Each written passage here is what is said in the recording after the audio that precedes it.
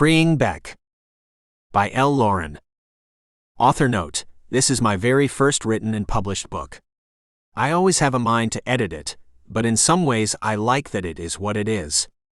This was published in 2018, and it's been over 5 years since I've started writing seriously. Please enjoy this book, written by baby Lauren. Part 1. Smile. You've waited your whole life for tonight. Beck's best friend kissed his smooth cheek as she laced his corset vest. He sucked in a deep breath. She pulled the long strings tight over his ribs and tighter over his belly. It puffed up the shirt, separating it from his sun-kissed skin. "No, you have," he quipped back, tucking dark curls behind his ear. "Hair up or down?" "Down. It frames your face nicely. Makes you look younger." "Is that a thing?" He pressed his lips together as Lila stained them with gloss. "Yes. Remember. Flirt with as many men as you can. And even some women. The more people interested, the higher the bidding will go." Lila's eyes softened. She added more red stain to the center of his lips. Lila reached maturity years before Beck, but they had different paths. She was a house pet, and she had been servicing men since her first cycle. The only reason she wasn't working tonight was because Beck requested her by name to help him prepare. She drew his bath, and they giggled as she told of the many men who requested her company, soothing Beck's tight nerves. She cleaned under his nails while confessing one of her client's darkest passions. He always requested for her to pee on him, no sex, but Daddy made him pay double for the service. Beck wrinkled his nose. Lila chuckled. She suggested his outfit of black and gold because gold framed his features well. "I don't want to leave you." Lila fussed with his hair again, spritzing water on the curls to lay them in place perfectly. "You will go on to something better," she promised. Beck was a beauty, or a moneymaker as Daddy called them, and he was special. Just before he reached puberty, Daddy and his brothers plucked him from the group of children and informed him of his future. He learned the art of delicate conversation, table manners, how to speak with eloquence, though he never left the estate. He bloomed late, needing more time to grow into his lanky limbs and slender body. Once his body matured, brown curls dusting his chest and between his legs, he resided in the main house, monitored by a maid assigned to guard his worth. She dressed him, prepared food for him, watched him bathe. She even observed him pleasuring himself, if he desired it. She refined his teachings, drilling into him a series of conversational topics should he ever find himself at a loss for words. "I hope so," he whispered. Lila kissed both his cheeks. "Oh, I almost forgot my mother's jewelry." She dug in her worn bag, pulling out a silver chain and several rings. She attached the chain to Beck's vest and slipped the rings on his fingers. "Now you're ready. I'd buy you if I could." After a light chuckle, Beck looked into the mirror, studying his heeled boots. His emerald eyes traveled up the straight leg of his pants to his tight vest and up to his gold collar. The gold collar framed his neck, mirroring his open shirt and directing the eye up to his youthful features. It had been 5 years since he matured, but to fresh eyes it was yesterday. He blushed and glanced at Lila, who shared his green eyes and dark hair. "You should go get dressed." Squeezing her hand, he kissed her cheek and passed her to leave his small bedroom at the end of a long hallway of doors. Beck was debuting with 3 women: Skylar, a blonde-haired, blue-eyed waif; Pritcha, a freckle-faced girl with a mane of red curls; and Isabel, a curvy female with thick, stable hair. Each of them wore outfits to highlight their assets. A backless silver dress draped Skylar's slender body. Her hair was in a classy updo, with only a few baby curls resting on the nape of her neck. A teal cocktail dress hugged Pritcha's form, showing off her lean legs and highlighting her festive hair. Isabel was in white, covered from head to toe with a slit up the left side. They exchanged polite kisses in the downstairs lobby. Singing nerves made conversation impossible. Hearing the crowd outside, Beck's heart galloped, and he was grateful Daddy was nowhere to be found. The workers added finishing touches to the women's outfits and brought small servings of food to the living room, placing the platter on the side table next to the couch no one sat on. The main house sat between 2 smaller houses on the massive estate. The house to the left was the second largest with 2 floors and where Lila lived. Men looking for a good time ventured to the left house, selected a marginally attractive girl, and led her upstairs. The house on the right was the smallest and home to the help, the women too ugly to be a moneymaker and too old to be a house pet. The front door led to a vast front yard. There was an auction block and an arena, and a sea of people between the 2 points. As a child, Beck spent his days streaking bare-assed through the front yard at Lila's heels.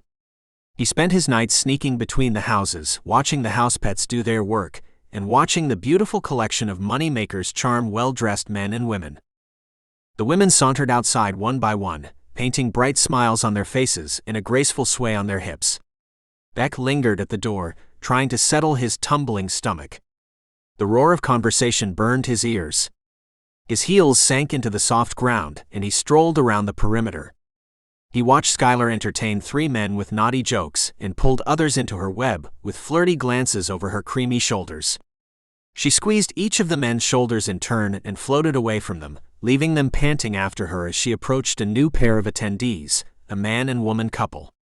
She charmed the woman first, batting her lovely eyes at the woman and casting a shy glance to the older man. Skylar was a chameleon, changing her colors to match everyone she encountered. "You're wasting time." A meaty hand squeezed Beck's shoulder. Welts bloomed in secret at the man's harsh grip. Beck smelled the alcohol on his breath, the tickle of his beard against his cheek. "I'm looking, Daddy." "Look faster. If no one wants you, you work as a house pet until you pay off your debt. The cost of your rice, your studies, your nice clothes." Daddy tugged the fine collar of Beck's button-down shirt. His lips brushed Beck's skin. "The cologne." Beck shivered. "I'm nervous," he confessed, voice quivering. "You find a mark now, or I will drag you inside." The color drained from Beck's face, healed wounds throbbing all over his body. The first time Daddy punished him, it was for talking back. It was stealth, and it started with denying him dinner. It escalated to a beating behind the house. He kicked him with steel-toed boots until he puked bile into the grass. The memory provoked a neurological response, the few bites of food jumped to his throat. The second time Daddy punished him, he drenched him in cold water and lashed him until his screams turned into pathetic sobs. Beck wasn't interested in a third time. "Yes, sir." The larger man pushed Beck forward. He stumbled, catching himself before his outfit was ruined. Maintaining a level of grace, he drifted into the crowd, feeling Daddy's eyes on him as he went.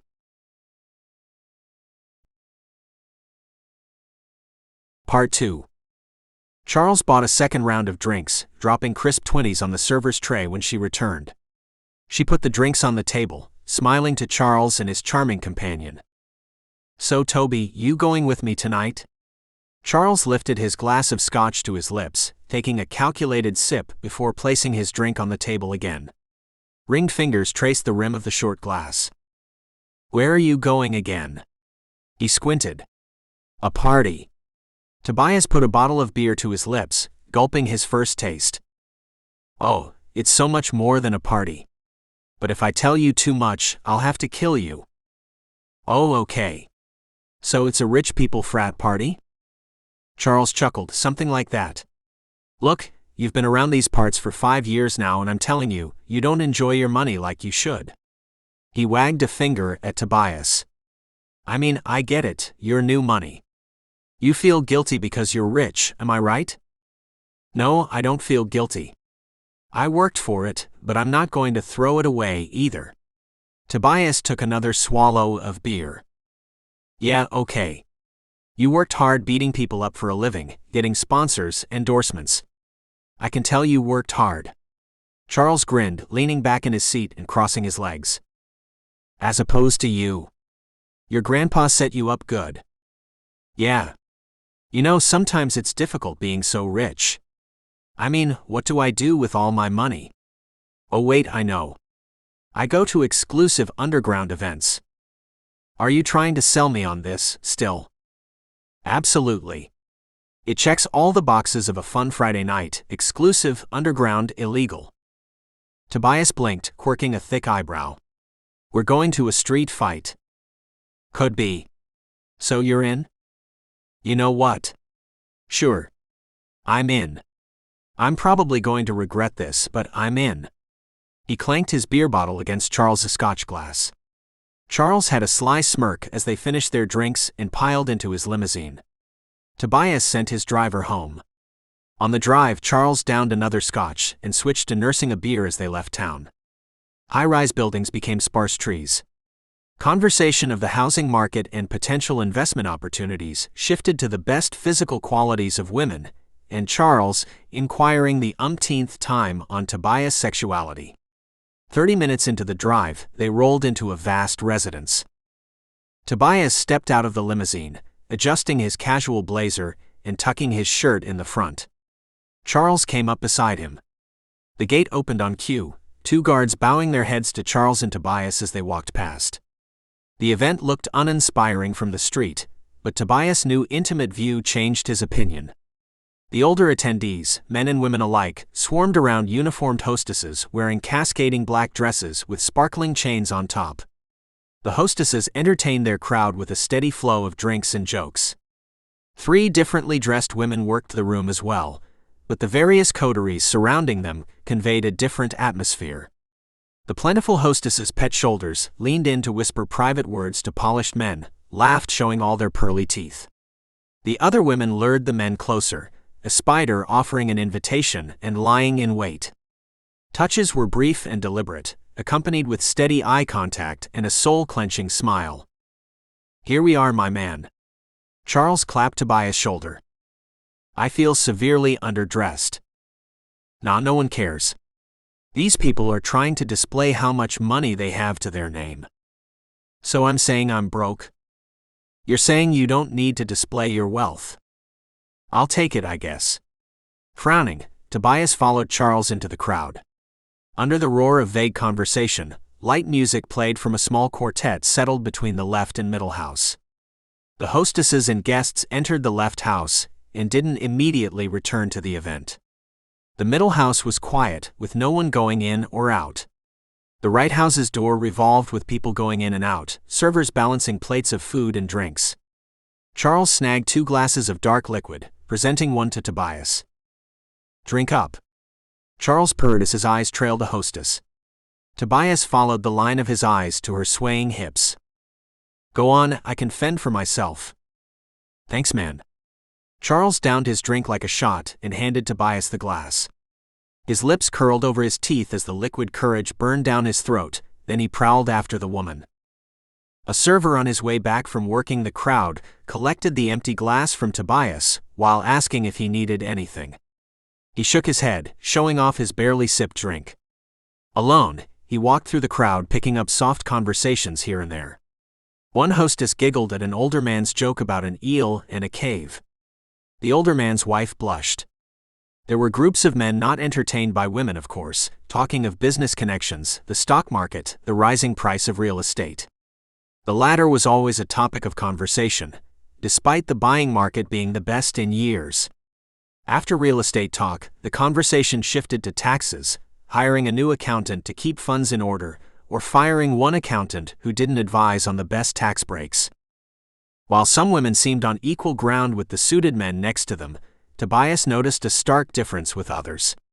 One girl who looked only a few hours older than 16 walked quietly beside a salt-and-pepper-haired gentleman, studying the ground as she tiptoed beside him. When the older man struck conversation with a familiar face, she stepped behind him, still not lifting her eyes from the ground. Instead, she balanced the intricate silver chain draped over her dress. Tobias noticed many more couples with the same dynamic. A balding man in the corner guided a tall, slender woman around. Her bored eyes aged her. She whispered to the man, bending to reach his ear. Without peering at her, he nodded to her secret request. "Tobias Carver Coleman?" Tobias spun around at his name. "Wow. I'm a huge fan." A well-dressed black man extended his hand. Tobias shook it, squeezing the meat of his hand in a firm handshake. The cool bands of the other man's rings kissed his palm. "Thank you." Tobias switched to celebrity mode, plastering on a charming smile as the man recounted his most famous fight blow by blow. "It's a shame you retired from fighting. you were amazing in the ring. Well, it's a bloody world. When you're at the top, better to retire than to fall from grace. He offered his pre-programmed response. I'm sorry, I didn't get your name. Chris Williams, but you can call me C. C's eyes glittered, a child meeting his hero. It's nice to meet you, C. Do you come to this event every year? Do I? I'd hope so, I'm the host. A booming laugh swelled from C's throat. Oh damn. Sorry, this is my first year here. Tobias blushed, scratching the back of his head. He tousled his brown hair as he looked away. Nah, it's all right. How are you enjoying your night so far? It's amazing, really. Your estate is beautiful. Your hostesses are beautiful. Tobias motioned to the women wearing onyx dresses with draped chains. Are they now? C's voice warmed. If you want a little special time with one, don't be afraid to ask. Tobias blushed even more. I will keep your offer in mind. Of course. Most people don't enjoy the refreshments their first time. Tell me what truly made you leave mixed martial arts. Honestly. Tobias shrugged, the pressure can be overwhelming. People recognizing you, loving what you do is nice, but you're in the spotlight. It's like a flashlight shining on you all the time. One wrong step, and every magazine in the world will know you pissed on the wrong wall. C chuckled, I get you. You know, from a business standpoint, I like your method. You worked your way to the top, got your paper and left. The endorsements and sponsors were luck, but definitely worth it. Don't buy Sky Kicks though, I regret signing with them. Tobias relaxed when the conversation shifted to entertainment again. Why so? Business practices. Cheap overseas labor. Product isn't great either. I got you. I'll keep that in mind when I look for new sneakers. C beamed. In his breath of silence, a hostess approached, standing to the side of them. She studied C, but her eyes didn't travel to his face. Instead, they hovered around his gold bow tie and pocket square to his three-piece suit. What's been your favorite endorsement? Tobias tipped his head to the quiet girl. C's easy expression dropped when he turned to her. Hard eyes narrowed. His hand twitched at his side. She shrank. Excuse me. I see, my friend. We can continue this conversation later. He promised C. At his exit, he heard the whisper of harsh words cursing her very existence, and a hesitant honorific. Tobias rolled his shoulders back, standing taller for the shy hostess. He spotted Charles entertaining two of the hostesses, a short plump one and a dark-skinned one. He had a hand around the darker one, and in between jokes, he nuzzled her neck. The plump one continued conversation, at ease with her colleague flirting right in front of her. Tobias lifted his drink to Charles after catching his eye. Charles winked at him and continued entertaining his small harem. Tobias rounded to the raised arena. It reeked of iron and sweat despite being covered by white canvas. Two rough men buttressed a table beside the platform, beckoning people over and chatting with them, words racing past their lips. They encouraged those looking for a fun night to sign up as a contestant, and everyone else to place blind bets on fighters. Tobias placed bets on 3 fighters and promised to consider fighting the winner. The men exchanged his watery drink with a cold beer. He hovered at the arena, taking lazy sips of his beer. More people recognized him in his natural habitat, and he engaged in many more conversations about sponsorships, endorsements, and retiring from fighting. He parroted similar answers to everyone and tossed his beer in the trash. He plucked another from a bed of ice and sailed to uncharted territory. 3 round tables sat behind the arena, and men at them holding cards between their fingers. The first table was on the river, the 5th card of a Texas Hold'em poker game. Rolling hills of chips separated each man from the other, and a mountain prize in the center. The dealer slapped a 9 of hearts on the table. The last round of betting commenced. Everyone folded except 2 men with goofy grins on their faces. Tobias migrated to the second table as they revealed their hands and shouting erupted. Laughter. Anger. The adrenaline kicked in, Tobias' heart fluttered, his eyes sparked. He turned to watch the fight and collided with something solid. His beer slipped from his hands and the solid thing gasped. "I'm so sorry." His voice fluttered, and he dropped to his knees in search of the beer bottle despite the chaos around them. "Don't worry about it." Tobias grunted, grabbing his arm and yanking him to his feet. "Should move." The table flipped, scattering cards and chips everywhere. The momentum threw the chairs backwards, and a circle formed around the two men. Bystanders cheered them on. Tobias heard the wet sound of a punch landing and a roar of noise. He pulled the boy close to him and ducked away from the mass of people. The boy stumbled to keep up, tripping on tree roots, bumping shoulders with people while Tobias cut through people with animalistic grace. The boy murmured apologies, one after the other. When they were free from the danger zone, Tobias let him go. "Sorry." Tobias looked back towards the horde of people, squinting, then he focused on the boy in front of him. "Ah. Hi." The boy's green eyes stole his breath. Tobias' brain demanded he introduce himself, but his mouth malfunctioned. Instead, his heart somersaulted through his chest, pinging against his ribs and his spinal cord, sending shockwaves through his nerves. "Hi. I'm Beck." Beck's emerald green eyes fluttered. His full lips spread into a little smile. Tobias." Tobias stammered, swallowing the knot in his throat. Warmth crept from his chest up his neck to his cheeks. "It's good you're safe." "Yes. Thank you." Beck recomposed himself, realigning his tight vest, petting his shirt collar, dusting his pants off. When his back straightened again, his cheeks were flushed crimson.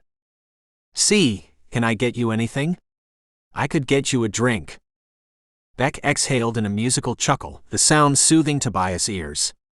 "I am one of the hosts of the party. If anything, I should get you a drink."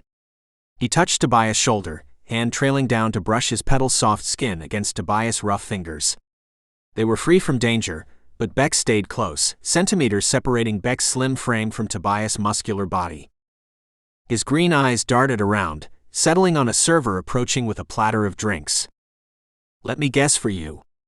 Beck tapped a finger against his lips, tilting his head and directing his eyes to the sky as he debated Tobias' drink choice. Tobias smiled. Beck's bronzed fingers hovered over the glasses. He plucked a glass with a dark chocolate liquid in it and offered it to Tobias. "This is brewed in-house. Chocolate and caramel flavor." Tobias accepted the drink and lifted it to his lips. Beck bit his bottom lip as he watched. He rocked back and forth in his boots, swaying closer to Tobias and then backwards, needing a reprieve from him. Tobias woke him up, made desire swell in his belly. Beck drowned in his hazel eyes, separating the warm hues around the pupil from the earthy greens in the rest of the iris. Beck drank in the rest of his form, the dark stubble on his chin and cheeks, his thick neck and meaty shoulders sloping into a tight waist. Tobias' shirt clung to him, outlining thick muscles over his belly and disappearing in his belted slacks. Beck glanced once at his crotch, lips trembling, and quickly diverted his attention. "It's good." Tobias' baritone voice rumbled. "So you live here?" "I do. I grew up here." "Really? The property is extensive." Beck smirked. "It's big, but once you get used to it, it's kind of nice." He purred, closing the distance between them and teasing Tobias' wavy hair. He combed Tobias' hair back, resting his hand on the base of his neck. "Oh." Tobias' lips tugged into a sly smile, catching Beck's tease. Beck slid his hand from the back of Tobias' neck around to the front. His light stubble was sandpaper against Beck's petal-soft hands. "The sunrises and sunsets are incredible. When we're not set up for an event, of course. I have a secret spot on the roof where I go in the mornings to see the sun wake up. I could show you." "Why, yeah. Yeah, sure. Let's do it." Tobias' hard features softened into a boyish smile. "Okay." Beck took his hand, lacing his fingers with Tobias, and led him around the edge of the front yard and around to the back of the houses. The bustle of voices and music faded once they were alone. Beck guided him to a lone ladder behind the smallest house. After checking their surroundings, Beck shuffled up the ladder, Tobias following. The top of the house was flat, built more like a warehouse than a residential place. Beck touched the front of his vest, pausing once on the roof to gather himself. He dug books from one corner, blankets from another, and snacks from a third hiding place. Tobias helped him spread the blankets and kicked off his shoes before sitting down. Beck nibbled from his bag of mixed nuts and chocolate, sinking down beside Tobias. He balanced on his hip and folded his legs in front of him. The books were teenage fantasy, simple reads with happily ever afters. Beck leaned against Tobias. "Can I ask you a question?" Beck's warm breath tickled Tobias' stubble. "Yeah." "Why did you come here tonight?" "Oh. My friend invited me. In his opinion, I don't enjoy my wealth enough." "How do you not?" Beck was thirsty for more information on Tobias, eager to read him from cover to cover. "I don't buy a lot, I don't spend a lot. No private jet, no lavish weekend getaways. I mean, I guess I would do those things if I had someone to spend the time with." Tobias shrugged. "Don't really date or whatever."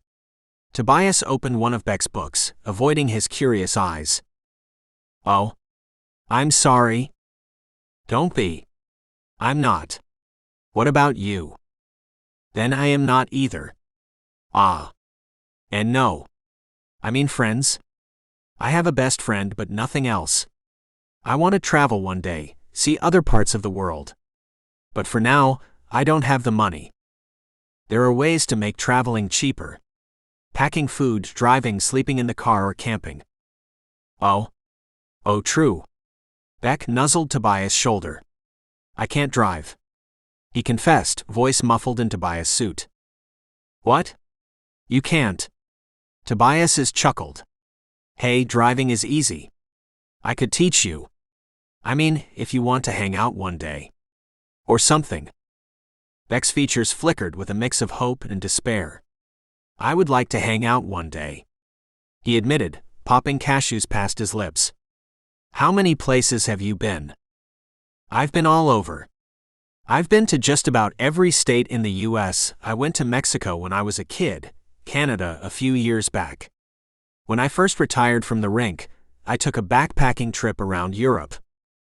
Eyes wide, Beck offered a nervous laugh. "Oh. You've been a lot of places." "I guess. Not as many as some." "Hang on." Tobias plucked his wallet from his pocket and opened it, pulling out funny-looking currency and weird-sized coins. Tobias offered them to Beck, who took them in his hands. He turned the coins over and studied the bright-colored paper money. "Where are these from?" "Mexico." "You keep these in your wallet in case of an emergency." Tobias grinned. "No. I think they're interesting. You can have it. In case you find yourself in Mexico and need some money to buy soda." Beck giggled. "A gift already. And I don't even know your last name or profession." "Coleman. Retired mixed martial arts fighter." Butterflies exploded in Beck's belly. "Tobias Coleman." "Yeah, they called me Carver in the rink." "Please don't call me Carver." "How about Toby?" "My friends call me Toby." "Am I a friend?" Beck's little smile grew. "Yeah." "Okay, Toby. Have you been to the beach?" "I go sometimes. It's not as fun if you don't have a partner or girlfriend or at least a dog." "Perhaps you should get a dog." Beck chuckled. "If you don't like going everywhere alone." "I've been thinking about it, but what if I want human conversation?" "Ahem." Beck tapped his chin again. "Take up a new hobby? Join a book club and meet them for coffee and take your dog." "What if I don't like reading?" Beck tossed his hands in the air, dramatically defeated by Tobias' rejection of his ideas. Then he fell into Tobias, hugging him around his neck. "You are funny." "I'm serious. I don't like reading." Tobias returned the hug, one strong arm wrapping around Beck's body and settling him in his lap. Beck's natural scent flooded his nose, sending his hormones in a frenzy. Beck rested his hands on Tobias' shoulders, picking lint off his blazer. "You haven't found the right book. Are you going to help me find it?" "I could. It won't have pictures and it won't read itself," Beck warned. Sounds hard. I'll stick to sports, I think." Ah, probably for the best. Hey. Tobias scowled. Beck smiled, cheeks dimpling. So, why such a fancy party? It's annual. Sort of like a tradition. Beck's smile faded, and he leaned into Tobias. I don't want to talk about it. Oh? Well, yeah, okay. What do you want to talk about? How are you rich? Whoa. Tobias wrinkled his nose, startled by the question. You're here tonight, and your shoes give you away. Ah, damn. My friend bought them for me for a birthday. I said I was a retired fighter, right? I was the top fighter in the league for a while. I got a bunch of endorsements and sponsorships, and when that replaced the money from winning, I switched out. Now I have a few properties, some endorsements still, and some investments. How old are you? Not 30 yet. Do you want? A loud gong drowned the last part of Beck's question. Tobias watched his lips move, but didn't try to make out the words. Oh? I need to, I have to go. Beck scrambled from Tobias' lap, tucking everything away again and rushing down the ladder, not waiting for him. Tobias descended the ladder sometime afterwards, joining the crowd gathering around the smaller circular platform. The women in black dresses disappeared from the group, leaving only the servers passing around drinks and numbered paddles. Toby lingered behind the mass of people. When a server approached him, she requested his drink order and offered him a paddle. He was number 385.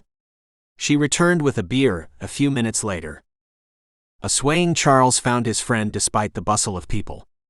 Vacant of a female companion, he returned to Tobias' side. My man.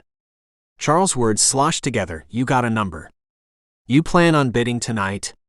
He shook his drink towards the white paddle in Toby's hand. Probably not, but just in case, right? Yeah, sure. His waterlogged chuckle rang in Tobias' ears. I was thinking about making a bid myself, but women. You can get them for free anywhere you want, why bid on one? Tobias pursed his lips, giving Charles a hard stare. New questions swirled in Tobias' mind. The white noise of whispered voices died away as a man took the platform. C surveyed the crowd, grinning at everyone in turn. He commanded attention by the way he waited for silence. He extended his arms, palms facing the group. Welcome. His voice boomed, magnified by a small clipped microphone at his collar. It's time to get the real event started.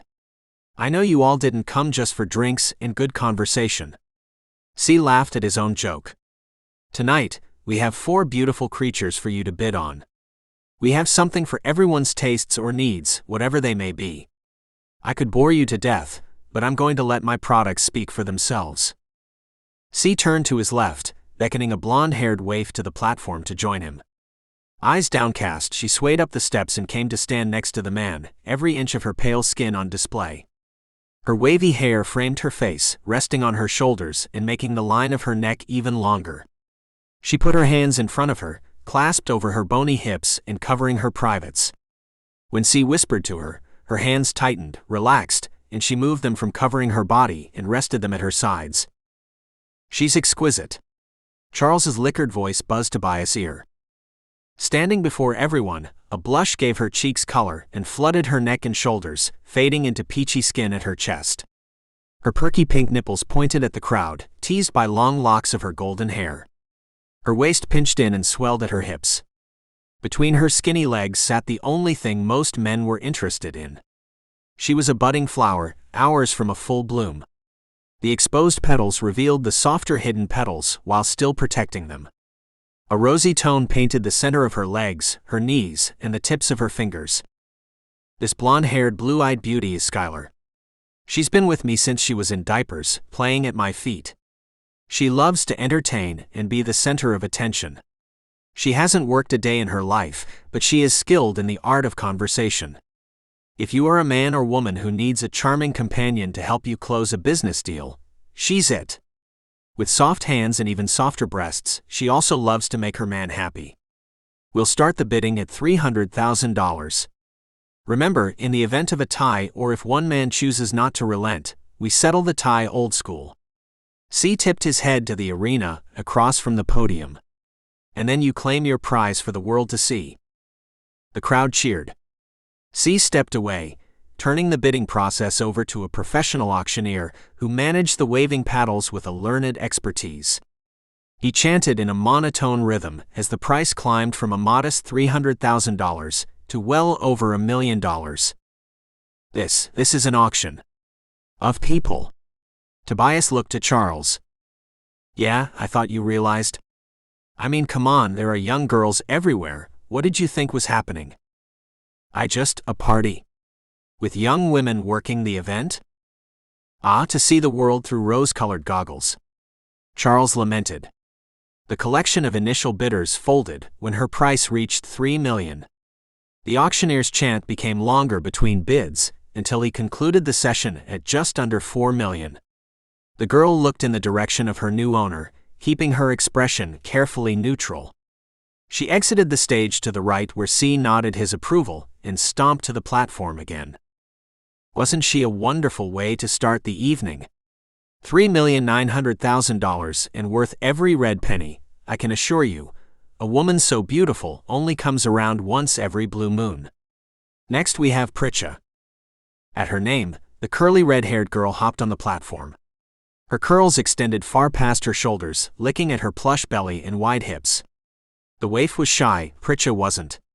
She placed one hand on her hip and let the other hang beside her. She looked over the crowd, smirking at the men she'd developed a relationship with earlier. She turned on her heel, waving her apple bottom at the group of onlookers before turning around again and settling, waiting for her formal introduction. Pritcha is a fiery Irish girl with a personality to match her flaming red curls. She loves taking risks and loves adventure, traveling, and all animals. If you're looking for the perfect weekend warrior companion, look no further. With youthful energy that never tires, she will outlast you every time. Applause followed C's retreat and the auctioneer's approach. Skylar only had to stand and let her bids roll in. Pritcha still worked the crowd as the auctioneer chanted. She laughed, she giggled, she touched her lips, feigning surprise as her price climbed from $300,000 to $700,000. When the bidding lulled, she plastered a sad expression on her face and it picked up again, climbing to just under $1 million before another lull. At this, Pritcha put her hands on both hips and scowled the crowd, fingers curling for one more bid. She received it, and the bidding ended at a solid $1 million for her. Tobias' attention wandered as the auction continued. C's booming voice introduced the third girl, the curvaceous one with brown hair named Isabel. She didn't stand completely still like Skylar, nor did she work the crowd like Pritcha. In the middle, she garnered bids because she was different.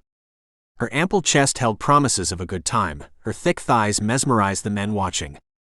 Her bidding started the same rate as the others, and her expression stayed neutral as her price inched above Pritcha's. "Let's get out of here," Tobias suggested, tearing his eyes away from the naked girl on the podium. Charles drank in her form, his eyes darting from her face to her shoulders and spiraling down to her delicate toes. "We're on the third one," he said. "4. We have to see the fourth." "We see the fourth girl, then we leave."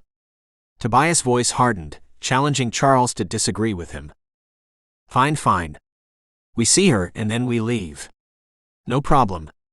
Charles waved a hand, gulping the last of his drink. He didn't request another. Pacified, Tobias listened to the tail end of her bidding. She sold for $1,200,000, which earned an approving nod from C as he ushered her off the stage. "All right now. We're down to the last one. If you don't bid now, you won't have the opportunity to bid again. Last we have Beck." C extended his hand, assisting Beck onto the stage. He squeezed the boy's slender shoulders, an attempt to soothe his shivering. "Beck," Tobias rumbled, warm breath hissing through his teeth. "Fuck, it's a boy. Didn't know they even auctioned boys." "Shut up," Tobias growled. His back straightened, hazel eyes fixed on Beck's form. Beck looked over the hushed crowd, green eyes glossing over the faces. Tobias' jaw ticked. He nudged people aside, disappearing in the sea of people and coming out in the front row of gentlemen wearing their Sunday's finest and holding single-digit bidding paddles in one hand and dark brown iced liquid in the other. Tobias gripped his paddle. Beck gasped when he saw Tobias' familiar face.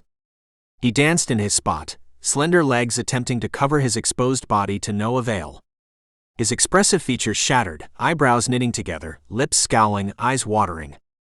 He balled his hands into fists as C presented him to the men. Beck is truly a rarity. C's hand pet down Beck's spine, resting in the curve of his lower back.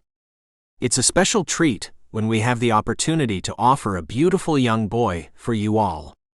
Beck's beautiful green eyes can stop any man in his tracks, even if he's not interested in the same sex. C's hand crept lower, fingers disappearing in the halves of Beck's buttocks. Tobias clenched his paddle tighter. Beck danced at the touch, arching his hips forward as his modest length stirred between his trembling thighs. Beck laced his fingers behind his back, ignoring Tobias' intense stare in favor of checking for other interest. He loves cuddling and reading. He'd make a perfect companion to anyone who enjoys quiet nights at home, with fine dinners and even finer desserts. With a voracious sexual appetite, he can provide hours of fun for the right person or couple. C slapped Beck's ass, causing him to shift his position again, knobby knees coming together and penis hardening with arousal. The auctioneer took the podium for the last time when C finally left Beck's side. Relief washed over Beck's features as the auctioneer called for bids, and his price swelled quickly from the starting bid to $1 million. Too ashamed to look in the faces of the men waving their paddles at the auctioneer, Beck fixed his gaze on the arena. $3 million. Tobias' cool voice spoke over the auctioneer. He held up his paddle. The auctioneer's eyes fluttered, but he set himself back on track, and the bidding continued to climb, Tobias topping every continuing bid. At $10 million, C stomped back onto the podium. Tobias and an older gentleman were the only bidders left. The salt and pepper-haired man stepped to the front of the group and focused pale blue eyes on his competition. Tobias' eyes traveled from Beck to the gentleman. Tobias loomed over him. "I will match your bid every time." Tobias' words were clipped as he kept his anger on a leash. "You're a child. I have more money than you, more net worth." The older man spat. Tobias curled his lips. Now men. The bidding is capped at $25 million. We wouldn't want anyone going into debt tonight. Do you both call?" C exhaled a chuckle. "Yes?" The older man nodded. Beck fluttered thick eyelashes when neither man backed down. Pritcha and Isabel golf clapped for him. Skylar turned her face away, diverting her focus from Beck's good fortune. "Well then. We'll move on to the tiebreaker. I will give you both 30 minutes to prepare, and then we will see you in the arena. Remember, the tiebreaker isn't just winning the fight. If you win the fight and do not want to claim your prize, then the other man wins by default. Are you two still in?" Grinning, C looked at Tobias. Tobias leveled his gaze with C. "Don't ask me again." He snarled. Beck sucked his bottom lip. C's gaze floated to the other man. "Bill, are you in?" "Well, I ain't had a good fight in almost 20 years, but I'll teach this young man how to respect his elders." Bill grinned, thin lips revealing his yellowed teeth. "All right. Let's get these men ready for a good fight." C slapped Tobias' shoulder, squeezing it as if they were old friends. Tobias shrugged his hand away, seeking out Charles, who came rushing up. "Why don't you let the old man take the kid? What are you going to do with him, anyway?" "I don't know yet." Tobias stalked to the arena, lifting one rope and stepping on another to enter. There were 4 ropes. The ring was a cross between the traditional octagon of mixed martial arts and the ropes with padded corners to secure the fighters in the ring from boxing. Tobias found supplies off to the side, cloth to wrap his hands and a primitive timer. The red digits flashed, waiting for direction. Tobias wrapped each hand in cloth, weaving it between his fingers and around his thumb and wrist. He covered his knuckles and flexed his hands as he offered the cloth to Bill, who snatched it from him. Bill attempted wrapping his hands like Tobias, managing a clumsy version of Tobias' tight dressings. The old man peeled off his jacket, his vest, and his shirt, draping each in order on the ropes. He untucked his ribbed sleeveless shirt and removed it too, displaying his doughy chest and curly white hair with pride. On the other side, Tobias shrugged out of his blazer and grabbed the hems of his shirt to pull it over his head. He tossed both aside and stretched his sleeping muscles. The herd of people migrated from the auction block to the fighting ring, placing bets on who would come out victorious, the seasoned old man or the brooding young one. Tobias' senses sharpened, his mind separating the mass of voices and discarding the ones of no importance. He heard C discussing the plan for the match with the appointed referee. He heard Beck's soft voice detailing the highlights of the bidding with a voice he didn't recognize, who giggled her replies. "You're crazy, man. I'm going to have a drink for you." Charles leaned against the ring on his side, snatching a glass of house-brewed beer from a server's plate. "Sure. You said you've never seen me fight. You're about to." Tobias rolled his shoulders, tilted his head from side to side, pumped his biceps back and forth. His muscles bulged. The soft floodlights washed over his cut chest, counting the 6 abdominal muscles in the center of his body and his sharp obliques on each side. Tobias unbuckled his belt, dropped his slacks. He stepped out of them and tossed them over his shirt. Left in his black-fitted undershorts, the women in the crowd whistled. He blushed as he kicked off his box-toed loafers and rolled his socks off. "This is more skin of yours than I ever wanted to see." Charles snorted at Tobias' shy display. "Comfort and mobility," Tobias explained in a whispered tone. The corded muscles of his thighs jumped as he bounced from one foot to the other, still sneaking in an abbreviated warm-up. In the last 5 minutes, Tobias threw test punches, slicing the air and his invisible opponent. Bill worked his few supporters, neglecting a proper warm-up to avoid personal embarrassment. He spoke of stocks and Monday's discussions, and how he would enjoy being the first man to enter Beck's precious cave. "All right, men." C and the young referee walked to the center of the ring, their steps imprinting the soft canvas mats. C beckoned them close. Tobias snorted. He rolled his shoulders back and surveyed the crowd from C's side. His eyes locked on Beck's, who only held his gaze for a few shy seconds. Beck was still naked, but now next to a girl dressed in a black dress. She held him close. "On this side we have Mr. Tobias Coleman. And over here we have Mr. Bill Truman." C mimicked a sports announcer's voice. "Now we have rules for this fight. No headbutting, no eye gouging, no biting, hair pulling, or crotch shots." C continued the list of typical banned actions in sanctioned fights, including kicking and kneeing the head of a grounded opponent, kicking the kidneys, and holding onto the clothing of another opponent. The rules marked Tobias' hot red blood like DNA. The code kept his heart beating. The weight of the fight shined in Bill's eyes once they were facing each other again. C vacated the ring, leaving the 2 fighters and the referee, who held a timer in one hand and a whistle in the other. For the onlookers, the referee explained there would be 3 matches of 5 minutes unless one opponent surrendered before then. Tobias danced, shoulders swaying from side to side. His eyes stared through Bill, burning a hole in the back of his skull, marking him as his target. Intimidation affected the fight, and Tobias was unflinching when they touched hands in the center of the ring and retreated again. The referee called the game and stepped out of the way as Tobias rushed Bill, who scrambled away, assuming a ready position only after adrenaline started pumping through his body. Tobias relaxed when there was distance between them again, slow steps trailing Bill, who bounced from front leg to back leg, arms up around his face. Tobias chased him again, threatening with a punch. Bill ducked in anticipation and circled himself back around for the next potential attack.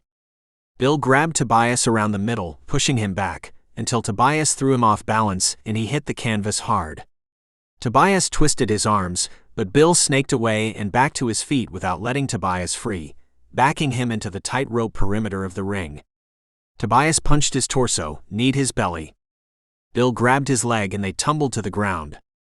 It was Tobias on top, then Bill on top, then a panting deadlock with Tobias' strong arms around Bill's neck and one arm and Bill straddled on top of him.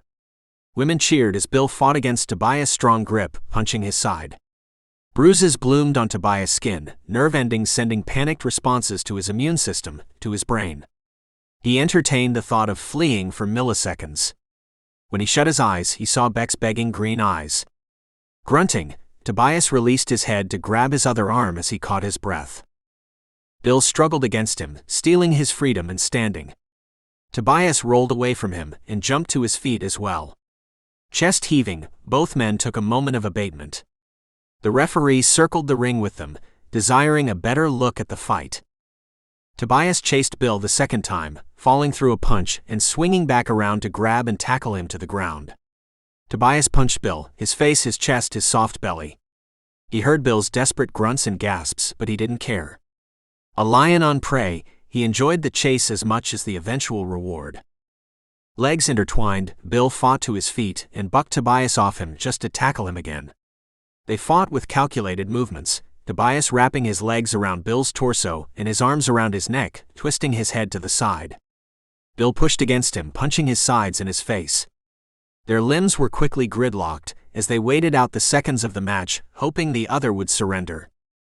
The referee called time and the crowd released their hushed breath. The men untangled themselves and stalked to opposing sides of the ring. Charles congratulated him on an exceptional first round. Tobias leaned against the ropes, shutting his eyes tight. He blinked them open to see Beck's green eyes, then shut them again, shaking his head. "I brought you water if you're thirsty." Beck's soft voice. Tobias opened his eyes again. "Hi.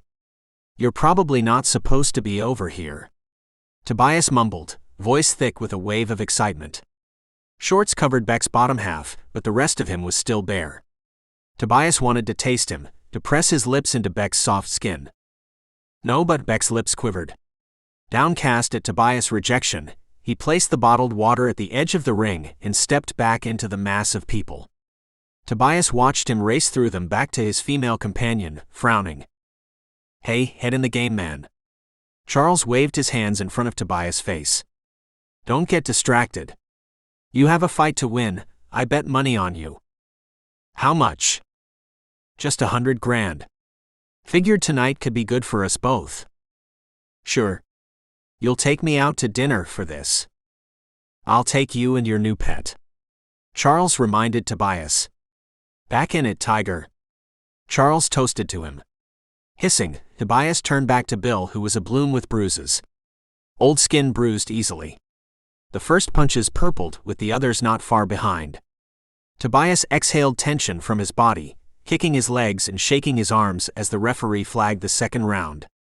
With renewed vigor, Tobias approached Bill. Hands up, Bill threw 2 punches while Tobias went for his legs, grabbing one and sending the old man to the ground with a hard slam. He grunted as they used raw strength to twine their limbs again. Their game was a test of strength and endurance, more than a bloody mess of a battle. Tobias rooted his toes into the mat, strong thighs locking Bill in place. Now the fight was slow as their energy stores depleted. Bill kneed Tobias' hard belly. Tobias punched the side of Bill's face. Tobias inched his hips up Bill's body. Bill wrestled him until Tobias' back kissed the mat, and Bill hovered over him. Tobias punched Bill's face several more times, pushing him down between his legs.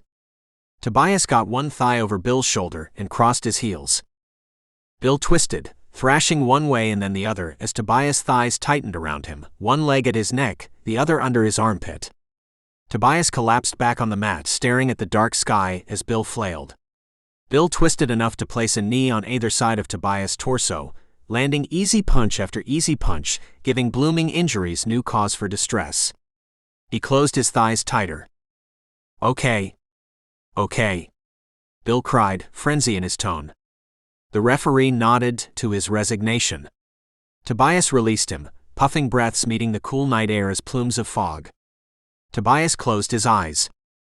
The onlookers exploded in a mixture of applause and angry curses. Tobias' body throbbed. His head pounded, his heart ached, every nerve ending screamed. He heard the referee announce his victory, heard Bill scoff but congratulate him on a fair fight. C's limping gait approached the center of the ring, his booming voice resolving the crowd's mix of emotions. He encouraged everyone to settle their bets and take another remission before the winner claims his prize. There was giggling. Tobias' mind went quiet for 5 minutes or 15 minutes, he couldn't tell. A reservoir of swampy blackness lived behind his eyelids. His body hard reset itself, heart slowing from the rush of adrenaline to butterfly flutters, chest barely rising. After dragging minutes, his heartbeat sputtered back to normal, his brain fog cleared. Toby? Beck whispered, touching his broad shoulder and sending electric shocks through his raw nerves. Tobias groaned. Leave him be, whore. C spat. He doesn't need you hovering over him. A force ripped away Beck's slight warmth. Tobias' brain rushed to flip all the light switches. Words formed in his mind, brewed at his lips. He's mine. Tobias croaked, raw voice a whisper. He's mine. He repeated, cracking his eyes open. He bolted upright, despite his body's warning. A hand stretched out to brace himself, fingers splaying against the canvas mat, back hunched as sore muscles refused to stretch again. Leave him. C's hand tightened around Beck's arm. Beck winced. Tobias stalled, challenging C. Cold as they were during the fight, his eyes were blazing with fire now. C bit his bottom lip, teeth denting his skin, and threw Beck at the other man. Ah! Beck cried, knees hitting the canvas floor in front of Tobias. He studied the faint cross-hatched pattern as he waited for instruction from his new owner. You brought me water? Tobias offered. A soft smile touched Beck's shocked features and he nodded, reaching to grab the chilled bottle. Servers rushed around them, mopping sweat from the platform and changing it from a fighting arena to its second purpose, a place to consummate Beck's transfer of ownership. They set up a small, slender table, a bundle of rope, and a bottle of lubricant in the middle of the ring. Beck cracked open the water bottle before handing it to Tobias, who thanked him for his efforts, making him blush and smile more. You're welcome. Beck pressed his fingers in the sharp edges of the cap as Tobias gulped the water. He watched Tobias' Adam's apple bob up and down. What are they doing? He finished half the bottle before he needed a breath, the cold water lead through his veins, heavy in his belly. They're setting up for the next part where you, Beck paused, eyelids fluttering, where you and I do it in front of everyone. Do what? Oh. It. I have sex with you in front of all these people. Right? He said that. Beck's nimble fingers picked at the fine hairs on his own legs. It's part of the penalty for not working something out before. Most guys don't want to have sex in public. I don't want to either. I didn't want you going home with Bill, or anyone else. Tobias' features knit together as he finished up his water. Once the color returned to Tobias, C approached him again. It's almost time. We need to get him ready. C tipped his head to Beck. Get him ready how? Well, C scrubbed his jaw with his thumb, pinching his chin between his thumb as first fingers. We're going to tie him to the table, so he won't struggle since it's going to hurt. Tobias rose his eyebrows and looked at Beck. Bloomed with a blush again, Beck avoided his gaze. He picked at his nails. Are you going to struggle? Beck looked up, losing himself in Tobias' hazel eyes, and no. Never. All right. No need to tie him down then. C clamped his mouth shut at their exchange, disapproving dark eyes shifting from one man to the other as they conversed. When the decision was made, he plastered a smile on his face. Beck stood, wobbly legs carrying him to the table. Beck perched on the edge of the table, shorts still covering his groin. Tobias delayed standing, first afraid his legs wouldn't support him, then hyper-aware of being in control of the situation. He got to his feet with as much grace as he could muster. His spotty torso made the rise painful, but he compartmentalized it in favor of studying Beck's lightly smiling face. The 6 feet between them was a chasm, threatening to swallow him forever. Tobias rubbed his hands on his undershorts, taking one step after the other, across the precarious distance between them. His cloudy brain recognized C's voice but couldn't bother identifying the words. His bones vibrated as the crowd cheered. 3 feet away from Beck. Nerves replaced Beck's smile, goosebumps patterned his bronze skin, fine hairs standing on end. Beck pressed his legs together, crossing them and arching his back. He alternated between watching Tobias approach and directing his eyes to the ground, knowing he shouldn't look his master in his eyes. C stepped off the stage as Tobias stopped in front of Beck, leaving them to their business. Tobias touched Beck's cheek, cradling his face. He urged his chin up. Don't be afraid to look at me. Tobias whispered. I wish I didn't have to do this. Beck lifted his eyes to Tobias' face. You don't like me. I do. But, Tobias glowered, this isn't right. The tension between them was palpable. Tobias' body responded to the primal nature of the task, his mind couldn't control the reaction. Beck arched into his hand, calmed by Tobias' gentle touch. Beck shrugged one shoulder. I want to be yours. Please do it. As Tobias stalled, Beck's heart sped up. Please. Anguish colored his words. Tears pooled at the corners of his eyes. I will. I'm sorry. Tobias sighed, both thumbs wiping tears from Beck's cheeks. He kissed Beck's forehead, enjoying 5 more minutes of simplicity before taking his innocence.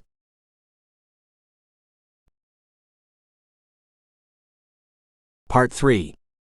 Tobias stood at the property's entrance as he waited for Beck to gather his possessions and meet him to leave.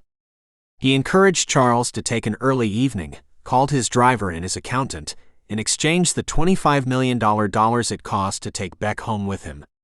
By the time Beck met him at the gated entrance, the night had bled into the first dregs of morning, sky beginning to brighten. The hostesses had long since retired for the evening, but the servers were scampering around, cleaning drinks and trash from the healthy green lawn. Tobias paced, hands tucked in his pockets, until he caught the boy out of the corner of his eye. Beck tramped up to him, loose shirt billowing in the morning breeze. He tucked his long curls behind his ear. Hi. Beck whispered, shoulders shrugging around his ears as he found difficulty in looking into Tobias' kind face. Tobias took the small bag from Beck's slender shoulders, throwing it over his own, and guided him to his limousine.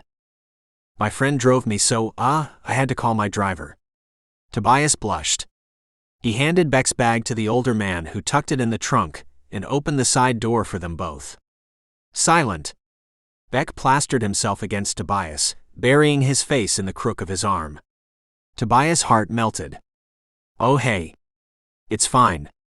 Tobias held Beck as he shuffled them both inside the car, and the driver closed the door behind them, careful to make the softest thump possible. Beck still jumped. Mr. Coleman, shall we go back to your residence? Yeah. Perfect. Tobias shifted Beck from burrowed uncomfortably into his side to sitting next to him. He pet Beck's spine and left his hand around his torso. I'm hungry. Beck murmured, resting his chin on Tobias' shoulder. Yeah? What do you want to eat? Rice? Beck blinked, whatever you want to eat. He changed his answer, lower lip trembling. I'm guessing you haven't had a lot of different foods, huh? A soft expression touched Tobias' face, and he touched Beck's nervous lip. There's nothing you can do to make me angry at you. Promise? Yeah. I promise. Tobias searched Beck's eyes, holding his gaze until he leaned forward. His hand gripped the leather seat of the limousine seat, supporting his corded muscles, his wide frame. He hovered just shy of Beck's lips, his breath kissing Beck's plump skin. Beck smelled of him still, but under that he smelled of Beck, like peppermint and innocence he couldn't shake. Can I kiss you? Why yes. Please. Beck lost his voice with Tobias so close. Tobias' heady natural scent of sweat and masculinity caressed his senses. Beck touched the larger man's shoulder, fingers walking across the back of his neck. With a quick inhale, he pressed his lips into Tobias and let his eyes flutter closed. Tobias tasted exquisite, his gentle touch numbed Beck and set his nerve endings ablaze at the same time. Beck froze under him, putting Tobias in the driver's seat. Tobias stayed chaste, keeping his lips pursed against Beck's. He pulled back to kiss both corners of his lips and his jawline, and he sighed, biting his own lip. Tobias sat back in his seat, leaving Beck in shock. Burgers. Have you had burgers before? What? Beck quirked his dark eyebrows, and no. Never. His hand slid down Tobias' shoulder, down his swollen biceps, across his chest, marveling at his subdued strength. Burgers. He relayed their decision to the driver, who veered on a new route. Tobias leaned back, closing his eyes as Beck explored him. Beck's touch lulled him into a brief nap, and Beck took advantage. He studied Tobias' sharp features, his thick eyebrows framing deep-set eyes, his slightly crooked nose, his peachy lips surrounded by prickly stubble. Beck swelled with a certain pride for his new master, and an excitement for his new life. "Mr. Coleman?" The driver's voice floated through the roof intercom. "Would you like your usual?" Tobias stirred, opening his eyes to see Beck's face, his dancing green eyes. "My usual, please. And a plain burger for Beck." The intercom shut off as the driver ordered as to avoid disturbing the two men. "What is your usual?" "A bacon burger with barbecue sauce and fried onion bits on an artisan roll bun." Beck blinked. What did you order for me?" "A burger dressed." "With clothes on?" Beck frowned. "I don't think burgers need clothes." "You sound silly." Grinning, Tobias pecked Beck's solemn cheek. "Dressed means with all the extra stuff on it. A burger with lettuce, tomatoes, onions, pickles, ketchup, mayonnaise." Beck straightened his back, perching on the seat. "What if I don't like those things?" "Then you pick them off, and I'll do better next time." "I can remove them if I don't like them." "Yeah, sure. Why wouldn't you be able to remove them?" The driver passed 2 greasy bags and 2 bottled waters back to Tobias. He grabbed them and popped up a table at the same time, resting the damp bags on the surface. "You see the darkness at the bottom of the bag?" Tobias pointed. "Yes. All the grease means it's good. Nice and fatty." Tobias' face lit up in a boyish grin. Beck peered at the bags, craning his neck to observe the dark craft paper and giggling. "I see. So much to learn." With a shy glance to Tobias, Beck peeked into the bags, shy fingers snatching a few steaming French fries. He chewed them, melting the salt on his tongue. He rolled the fry around in his mouth, memorizing the new flavors, the crunchy outside, the soft inside. "Do you like it?" Beck nodded rapidly. "Ah, yes. Very much." "Good." Tobias ate several French fries one after the other, before he tore the bag down the side, making a platter for them. 2 large containers of French fries spilled on the counter, fanning to reveal 2 boxed burgers. He opened the top one and set it in front of Beck, setting the other in front of himself. "You know, I was thinking about what you said earlier." Beck continued to eat fries, looking between the deep-fried potatoes and Tobias. "I think we should get a dog. It would be nice, you think?" "You are asking my opinion?" "Of course. So, what do you think? A lab or something?" "I heard there are places with homeless dogs. Can we give a dog with no home a home?" Beck blushed. "Of course. We can ask what dog never gets any interest and adopt it." "Perfect. Tomorrow?" "Not tomorrow, it's Sunday and those places are closed. Monday, I was thinking we could go shopping and get you new clothes and a doctor. A therapist you can talk to about whatever you want." "Therapist? I can talk to you about whatever I want." "This is true, but maybe there may be something you don't want to discuss with me, like if I piss you off. So then you can tell the therapist how I leave my drawers in the bathroom, and it annoys the hell out of you." Beck giggled. "Ah, master, you could never piss me off." "Ah," Tobias froze, a blush creeping up his cheeks. "You can call me Toby. Just Toby is fine." "But you are my master." "No. No, I'm not. I want you to have your own life and do your own thing, whatever you want. I'm going to help you get on your feet, you know, and then if you want to move out, you can."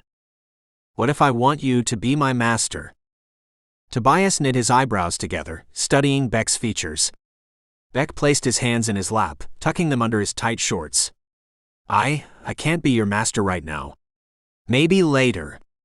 After therapy, after you enjoy your freedom." "After therapy, and after I enjoy my freedom. Then you will be my master." "Beck. We'll talk about it later. For now, try your burger. It's not as good cold." Now with both of them frowning, Tobias nudged the burger container closer to Beck. The top swung back, slapping the counter. Beck lifted the bun, tasting 1 pickle and 1 ketchup-covered onion. Nimble fingers pinched off a corner of the melted square cheese and put it past his lips. After tasting the individual parts, Beck reassembled the burger and picked it out of its cage. Beck chewed the first bite slowly, savoring the mingling flavors, then he pressed the burger flat and took a second bite. "What do you think?" "Very good, yes." He bobbed his head up and down, only rejecting the burger for more fries. "Have you thought about what you'd do if you could do anything?" Tobias resettled his toppings, lining the bacon up and piling lost onions on the top. When Beck finished half of his burger, he set it aside and reached for Tobias' burger. Tobias chuckled. Beck took a delicate bite. "I am thinking now." He took another bite. Tobias tilted his head, lips pursing together. His face reviewed a mix of emotions from surprise to amusement. Beck continued nibbling Tobias' burger. "I think I would enjoy learning." "Yeah? Have you ever been to school?" Beck shook his head. "No." "Okay. I can get you a private tutor, and they can get you caught up to speed, and then you can apply for college. If you work really hard, it shouldn't take but a few months to get you caught up. You can already read, so math and grammar, which should be easy." Tobias offered a reassuring smile. "I know basic math. Counting and numbers. They start putting letters in it and it gets real hard," says the man who doesn't read. Beck ate all the way around the outside of Tobias' burger before offering the middle back. "Ah. Thanks." Tobias chuckled, finishing what was left in 3 bites. "What about hobbies? Like sports or other things?" "Hobbies? You know no other examples besides sports?" Beck's initial anxiety subsided as he realized the honesty in Tobias' words. "I know more hobbies." Tobias squinted. "You could draw or write or," Tobias paused again, "play an instrument, garden, collect things." He ventured on the last one, unsure of the soundness of his own declaration. Beck's green eyes flickered with amusement. "What are your hobbies?" "Me? Well, I like fighting. Mixed martial arts." "I see. So, you do mixed martial arts fighting for your hobby?" "Yeah. And for work. I train these 2 kids, Tiger and Smash. You'll meet them. And sometimes I'll fight locally here and there, but I enjoy being retired." "Retired? You're young. Only old people retire," Beck informed him, confident in his knowledge of the working world. "Ah? Yeah, sorta. My career started when I was 16. I retired a few years ago before getting injured. From fighting." Beck's confident features fell when he was wrong. "Oh? I see. I was wrong, you can retire when you're young." "Not wrong. Most people only retire when they're old, but I had to make a career choice. If you wait until you're injured to retire, you can lose money, break contracts. I retired at the end of a good season." "And you make money from training?" "Yeah. Training and sometimes working on a movie set or endorsing products. Endorsing products is the easiest because I get royalties." "Royalties? Ah. I do it once and they pay me a percentage of the increased sales." Tobias tucked away the remains from their food. He drank his bottled water as he sat back and wrapped an arm around Beck's shoulders for the remainder of the drive. Beck leaned into him, head resting on Tobias' shoulder and eyes closing. "You work every day?" "Weekdays only, but matches are on the weekends and I'll often go watch the other kids in the gym fight." "I want to go to the matches." "Sure. They're bloody sometimes." "I don't care. If you want to go, then I want to go." "Did you like the fight tonight?" "When you were winning, yes. It was exciting, it made my heart race. The adrenaline rush. That's my favorite part too." Tobias combed Beck's curls. "I like when we have things in common," Beck confessed, gentle voice warming Tobias' neck. "Me too." Smiling, Tobias leaned his head back and closed his eyes. Beck next to him allowed him to slip into a comfortable deep sleep in the last few minutes of the drive. Beck was too excited for his new life to relax into sleep like Tobias. His body buzzed with excitement, the realization of what he was gaining settling in his brain. School, therapy, and even a home was more than he'd come to expect from his future. A man who saw him as an equal and not a possession was beyond his wildest dreams. His heart burned. The limousine rolled to a slow stop, different from the ebb and flow of traffic. The engine was killed, and the car sighed with relief. Tobias grunted, feeling the jolt in his body. He was reluctant to open his eyes. Groaning again, he turned to Beck. "And we're here." Beck's heart fluttered. The door on Tobias' side opened, and the driver lifted the trunk door, collecting Beck's things. He carried them just inside the foyer of Tobias' place and disappeared, leaving the men to themselves. Tobias climbed out of the limousine and extended his hand, helping Beck out of the limousine as well. The limousine parked at the side of the house, next to a sports car and an economy car. "Let me give you a full tour of this place before you settle in. This is the weekend car." Tobias patted the red two-seater. "This is my car." He jerked his thumb to the dirty silver hatchback. "The limousine can be yours, for now, until we can get you something different." "And mine?" "Yeah, sure. You have to go places, and the limousine and driver will take you wherever you need to go, if we're not together. Would you rather have a front door tour or a side door tour?" "Front door, please." Holding Tobias' hand with both of his, he let the burly man guide him to the front entrance. In the early morning light, the house glowed, each window showing golden light from the inside. It was 2 stories and bigger than any house Beck had ever seen. The front door lived inset between 2 cream columns, framed by dark wood matching its body. Beck wrung out his hands as Tobias lingered with his hand on the golden door handle. "Open the door," Beck shouted amidst excited sniggering. Tobias obediently opened the door. "Of course, Mr. Beck." He forced his words to sound formal. "After you." Tobias flattened his huge body against the door, allowing Beck to pass in front of him into the house.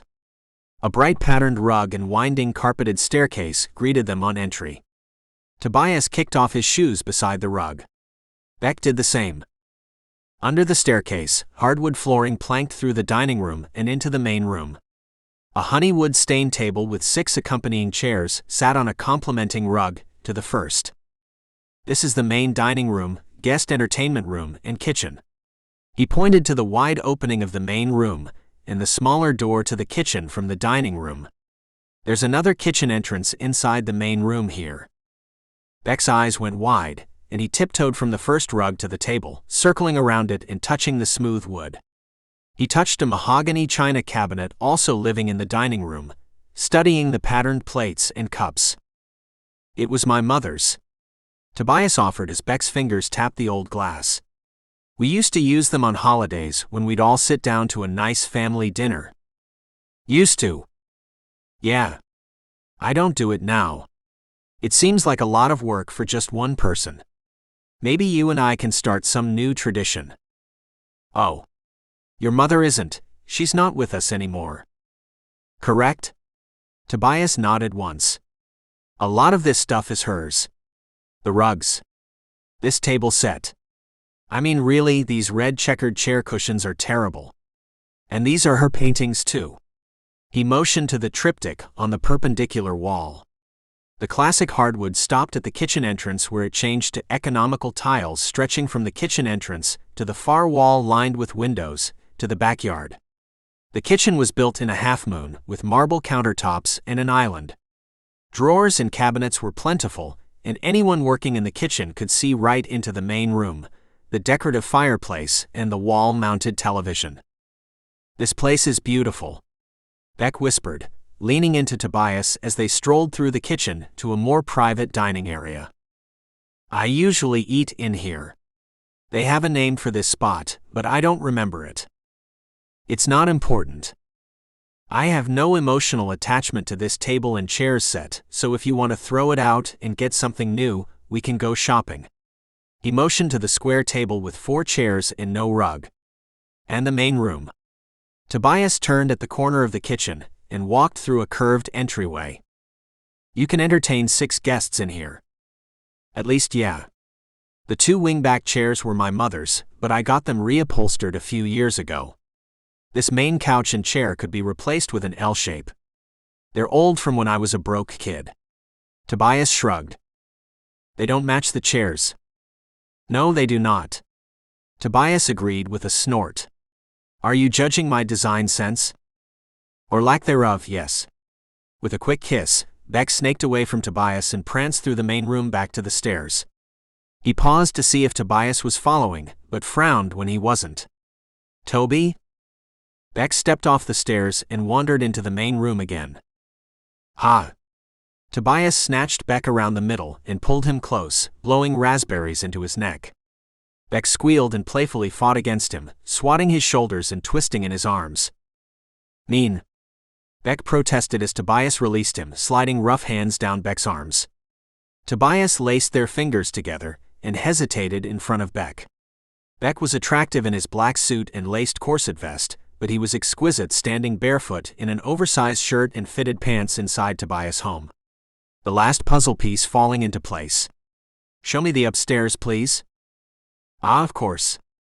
Tobias' voice broke with a surge of emotions and he cleared his throat, glossy eyes staring over Beck's head. Up the stairs, yeah. Don't let me forget the backyard.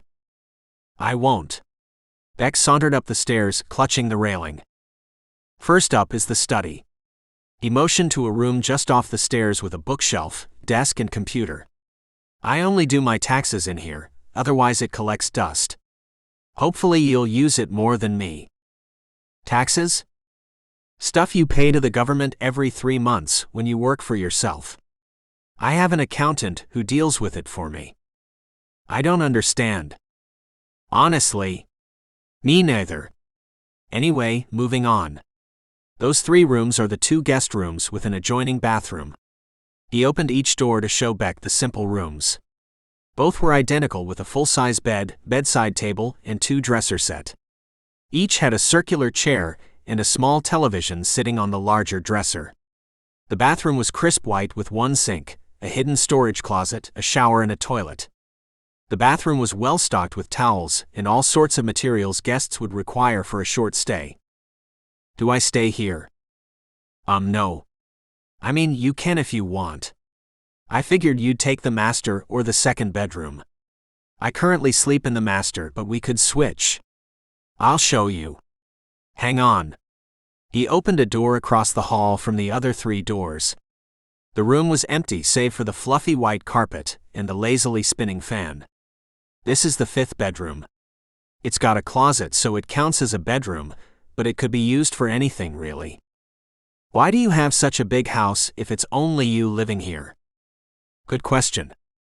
The answer. Beck rose his dark eyebrows, turning to Tobias as the door to the 5th room clicked closed. Tobias sighed. You know me, I want to know you. Yeah. I grew up in a trailer. They're really small homes designed to be able to move really easily, so they're not wider than the road. I know you don't really get it, but growing up in a trailer park, it's embarrassing. I promised myself when I got money, I would buy a real house. The kind you think about when you think about a house. So this is it. Beck's eyes fluttered. You are ashamed of the way you grew up? Why? We can talk about it more later, after I finish your tour and you get settled. Bristling, Tobias led Beck to the next bedroom. This is option 1. He flicked the light on to show a large furnished room. The room had another bedroom set, a bed, dresser, bedside table, and corner desk. There was a cracked door leading to a walk-in closet, and another door leading to the private bathroom. The bathroom mimicked the previous one, except it was private and contained less internal storage. This is the 2nd bedroom, yes? Yeah, it's nice, but the master bedroom is nicer for obvious reasons. Master bedroom. Beck smirked. Yeah, I just caught it. Thanks. So one of us will stay here. Tobias turned the light off and closed the door again, continuing down the hall, skipping 1 door to open the next. And this is where I stay now. The master bedroom was easily bigger than the one Beck just saw. It had 4 large windows spilling blue light from the fading moon inside the room. A couch backed up to the windows with a stack of books on the accompanying table, beside a patterned lamp. The large luxurious bed was flanked by 2 bedside tables and had a huge dresser across from it. They all matched. A television was mounted on the wall above the dresser. The 2 other walls supported a collection of art. The wall behind the bed contained 3 abstract art pieces, and the wall next to the door was full of photos of people. Beck assumed they were friends and family. This is the master. I see. Beck winked. Tobias flushed. Yeah. Yep. The bathroom. He led Beck through the bedroom to show him the bathroom. The bathroom had his and her sinks, one sink spanning 2 unique-shaped walls while the other was half the size and across the room next to a deep bathtub. A glass divide separated the walk-in shower from the rest of the room. Beside the shower were 3 doors. 2 closets and separate bathroom storage. Tobias explained. You would let me have this room. If I wanted it. Beck stepped fully inside the bathroom, standing in the center of it before turning back to Tobias, challenging him. Why yeah. If you wanted it.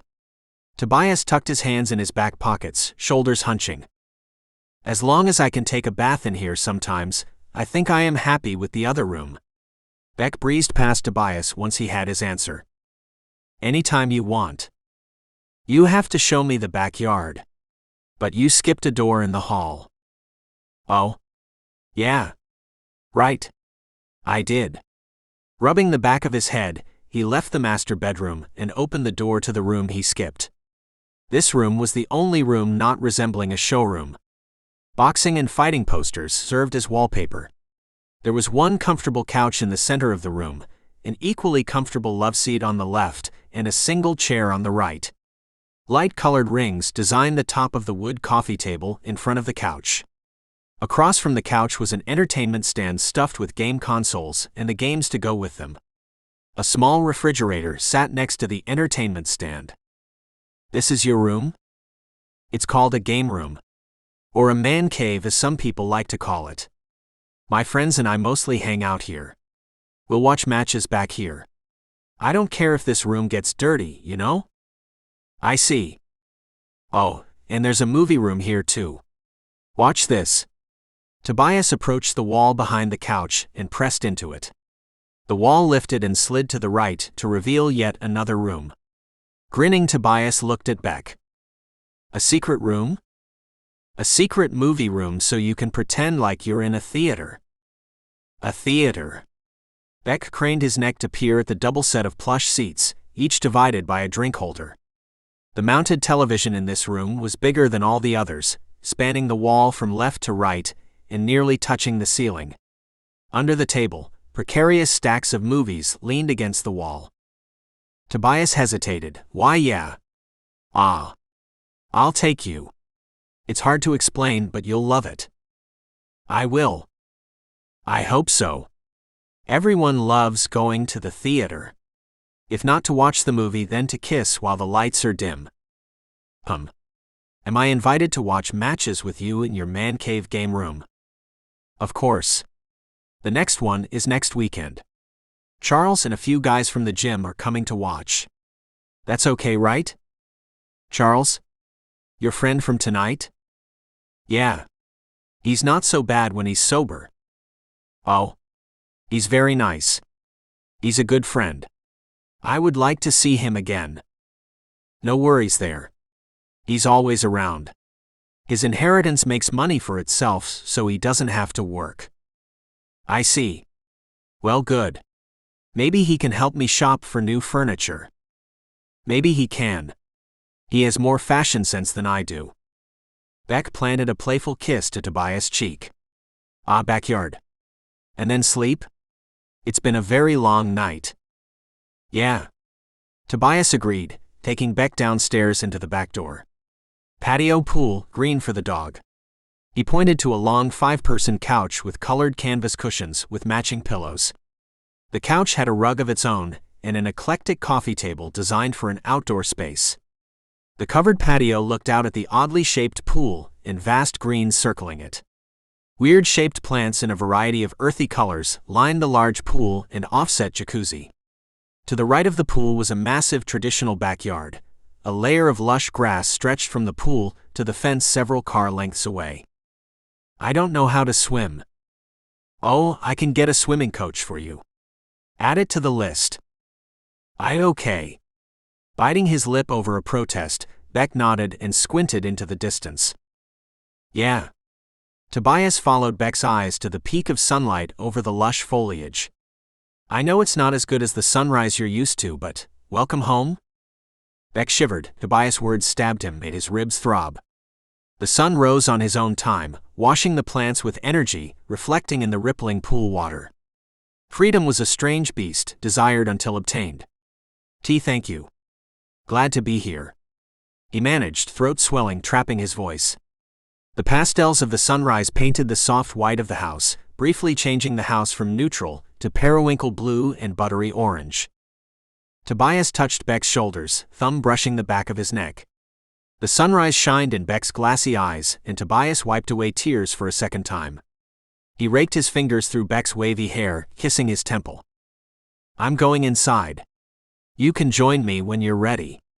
Tobias whispered before another kiss.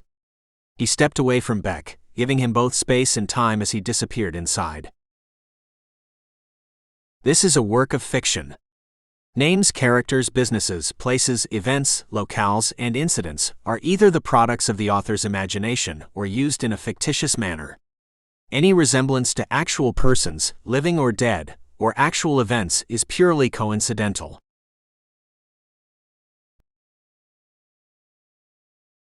Part 4. Beck sat on the worn couch in the small room. Across from him, his therapist sat cross-legged with a mug of sweet-smelling tea warming her fingers. Beck clutched a pillow to his chest, resting his chin on the pillow for support as he studied the abstract pattern of the carpet. It's good to see you, Beck. How have you been? Deborah, the therapist, smiled at him. His eyes floated up to her face, focusing on her faded blonde eyebrows behind her cat-eye glasses. Fine? He mumbled, eating up minutes with his delayed response, which was better than the responses she received for the first 3 months of sessions. Beck visited Deborah in her modern home twice a week. Sometimes he talked, sometimes he didn't. Sometimes he picked the threads of her antique couch, begging her to show annoyance, but she never did. 5 months into the twice-a-week sessions, Beck prompted conversation. He told her it was cold in the room, and asked if it were possible to change the setting on the thermostat. He flinched when she stood to honor his request. After, silence drowned him again. Deborah came armed with her own thoughts, watching Beck with an endless supply of patience despite his lack of responses. She studied him, and despite his lack of eye contact, he studied her. Convinced she was trustworthy, he relented, answering her introductory question and winding around to real conversation. How has your week been? She ventured further, curling into her seat and bunching silvery hair resting on her shoulders. Better. I finished high school this week. Congratulations, Beck. How long did it take you? 6 months. 8, actually. We've been seeing each other for 8 months. It seems so much shorter. Deborah lamented, taking a slow sip of her tea. Have you thought about the future? Yes. I rushed to finish the coursework to gain admittance to the local community college for freshman courses. Beck hugged the pillow tighter. Good idea. Community college is affordable, and you can always transfer to a university later, even in the middle of the semester if you would like. I read it can be a waste to start at a university because the first 2 years you take introductory classes. Pretty much. Deborah shrugged her agreement. What are you going to major in?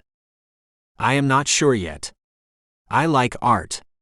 Toby suggested take a lot of different courses and decide later. Are you going to do that? Probably. The conversation lapsed into silence. Deborah waited until it was clear Beck was done with the conversation before prompting a new one. Do you want to talk about Toby? Sure.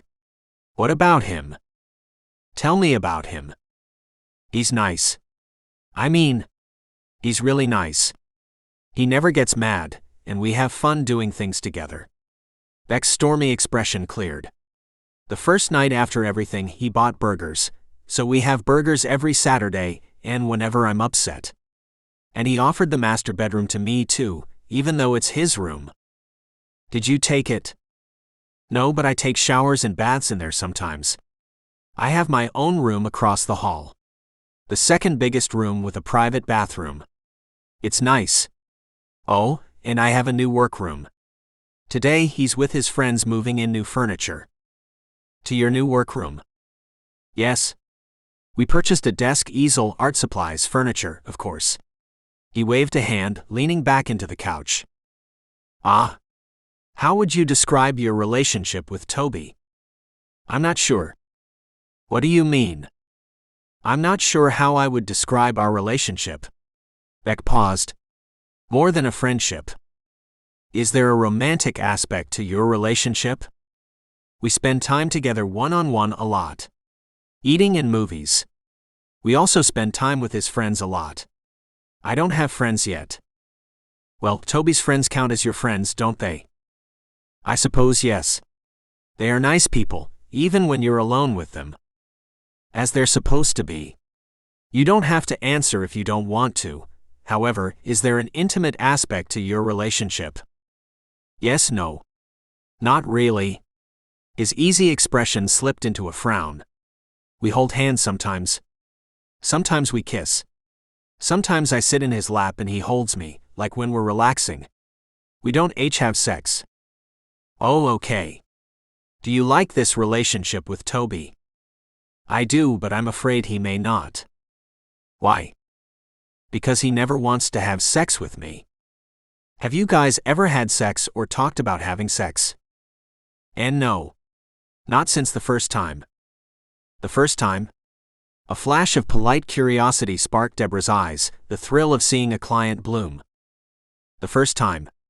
When we first met. Beck's words broke off. We had sex after the fight and the money. Would you like to take us back to when you first met? I'm not ready. Voice trembling, he turned shining green eyes to Deborah. Tears glistened at the corners of his eyes, threatening to slide down his smooth cheeks. Deborah offered him tissue. Take your time. He blotted the corners of his eyes, took in a deep breath, and exhaled. Fingers folded and refolded the damp tissue. We met at a party. Like a coming-out party, I guess. Me and 3 other girls, it was our turn to be presented to the world. I had on nicer clothing than I'd ever put on in my life. The shirt was soft against my skin in the pants. The shoes pinched my toes, but I couldn't be barefoot. And this custom corset vest laced up. I can't imagine how much Daddy spent on the whole thing. Who is Daddy? Daddy is the man who owned us, me and the other girls. He owned everything, and told us what he expected from us. What did he expect from you? Obedience, always. He was mean. He told each of us if we didn't make at least $1 million on our coming out night, we were worthless to him and to the person who bought us. I see. So you have the shirt and the vest and the pants, and then what? I was nervous and scared, but I needed to market myself, to flirt with men so later they will want to bid. I was flirting, actually getting rather inebriated, and a fight broke out over a cheating card game, and Toby pulled me away from the fray. The first thing he does when you meet is get you to a safe spot. Yes. Then we talked. We hid in this secret roof spot of mine, and talked until it was time for bidding. I thought he knew why he was there, but I don't think he did. Why not? His face. When he saw me up there and naked.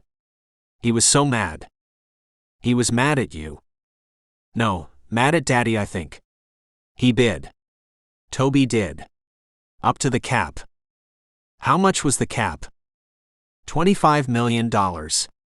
This other man and Toby wouldn't break the tie, so they had to fight, and then the winner had to have sex with me in front of everyone. The rules, they were made so men would be encouraged to break the tie before going further, but Toby wasn't budging. The rules are so primitive. Men fighting in public sex. I was afraid he wouldn't do it because it's so weird. But he did it. How did it make you feel? Good. I felt good. Not during because it hurt since it was my first time, but before and after. Once I knew I was his, I felt relieved. And I don't know, he's nice and very cute. Beck blushed, lifting his shoulders to hide his ears. Have you talked to him about the night you met? No. He doesn't bring it up, and neither do I. Like I said, I'm not sure of what we are. Do you think maybe you should have a relationship discussion with him? I guess I could. It makes me nervous. Discussing your relationship with him makes you nervous. Yes, because what if he doesn't want the same thing as me? What if I want a full relationship and he likes what we have now? Or what if he thinks I'm disgusting? You never know until you ask. Deborah's words were soothing, though inconclusive. True. Beck sighed, glancing at the clock as the second lapse in conversation began. Deborah did the same from the watch on her wrist. Is there anything else you would like to discuss? We have a few more minutes. I don't know. I'm just thinking about everything, and I don't know what would have happened if Toby hadn't been there. Daddy, Beck's eyebrows crunched together, Daddy's killed someone before for not making enough money. He said it was easier to give a man $1 million than to give him a worthless whore, and he shot her. On the platform. I thought about it, about seeing her fall backwards when I was on the stage. And he kept trying to show me off. I hate how my body responds independent of my mind. I got excited when Daddy touched me, my body did. But all I wanted was for him to go away. It's biological. Nerves respond to touch, but just because your body responded doesn't mean you consented to the touch. He would praise me for it, and tell me all the different ways I could please a man. And we practiced everything but the sex because he wanted me pure. I don't know if I want Toby to know these things if he doesn't. I wish I didn't know them. Understandable, but you do, and it's okay to know these things. I guess. It's not useful knowledge. I should have gone to school and learned things and read books. All the stuff I learned over the last 8 months, I should have learned as a child. You are right. It's not fair. Beck scowled, ending the conversation. Deborah nodded. You are right again. I think we've covered a lot today, a lot of good thinking. Yeah, but no solutions. Oh, we had one solution, I believe. Are you going to talk to Toby about your relationship with him? Yes. Yes, I should, so I will. Am I supposed to forget my past?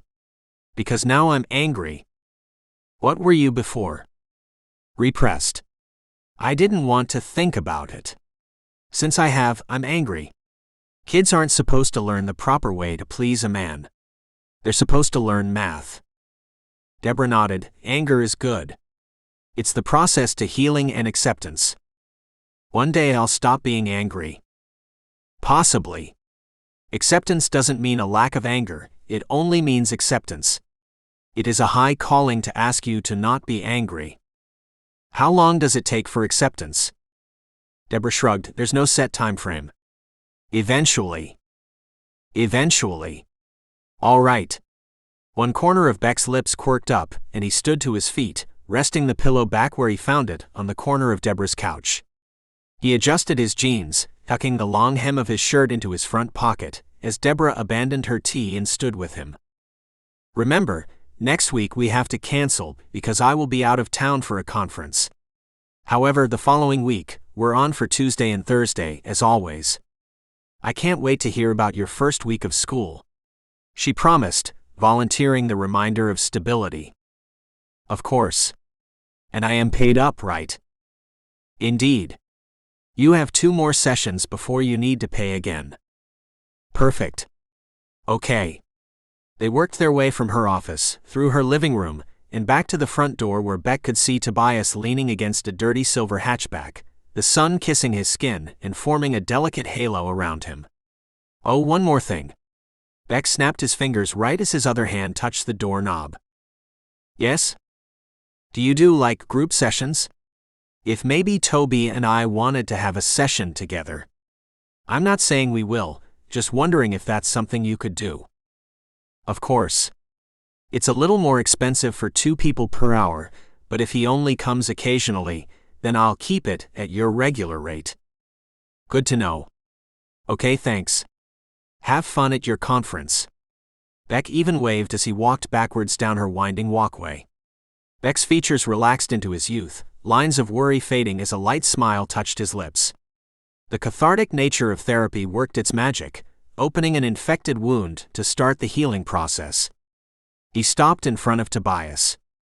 "Oh, hi," he teased, smile growing to touch his eyes. "Oh, hey." Tobias flashed his own dazzling smile. "How was therapy?" Actually, it was good.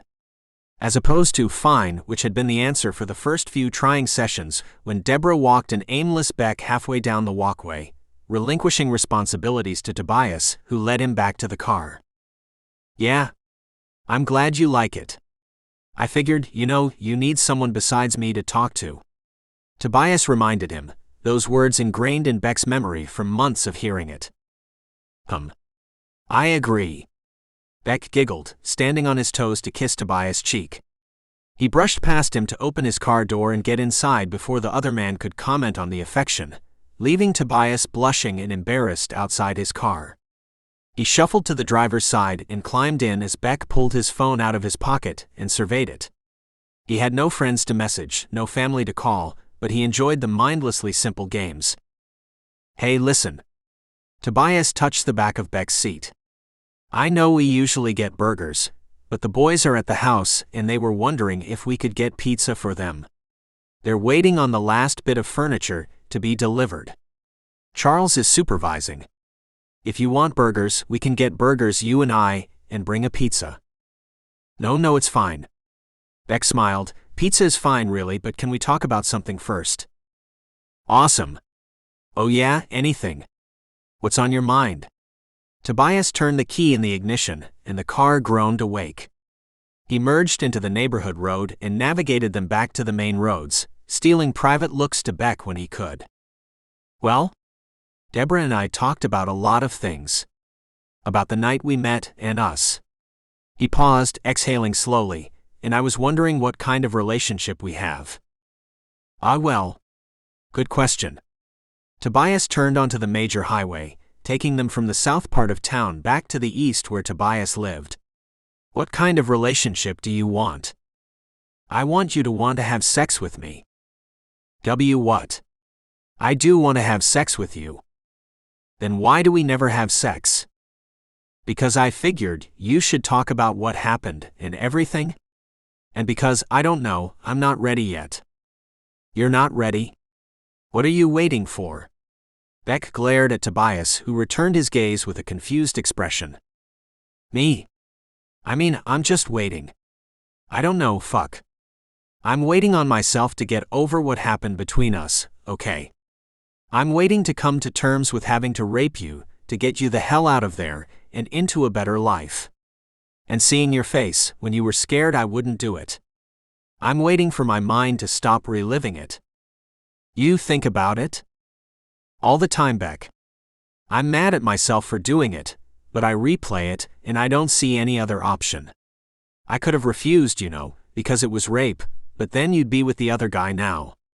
You probably wouldn't be in therapy, you wouldn't have a GED, you wouldn't be going to college. It wasn't rape. I wanted you to. It can't be rape when I wanted it. It can be rape if you wanted it for the wrong reasons, if you were manipulated into thinking you had no other choice, if you were under emotional distress. It's something I can't return to you, whoever you were before I did what I did. Toby, you don't have to feel guilty about it, okay? I wanted it. I wanted you to do whatever it took to get me out of there, and when you were next to me, I felt safe. The first time when you grabbed my arm to even the last time when we were in front of the crowd. I can't not feel guilty. Your first time isn't supposed to be in front of a bunch of people, or sold to any disgusting bidder out there. Fuck. Tobias cursed again, strong hands squeezing the steering wheel.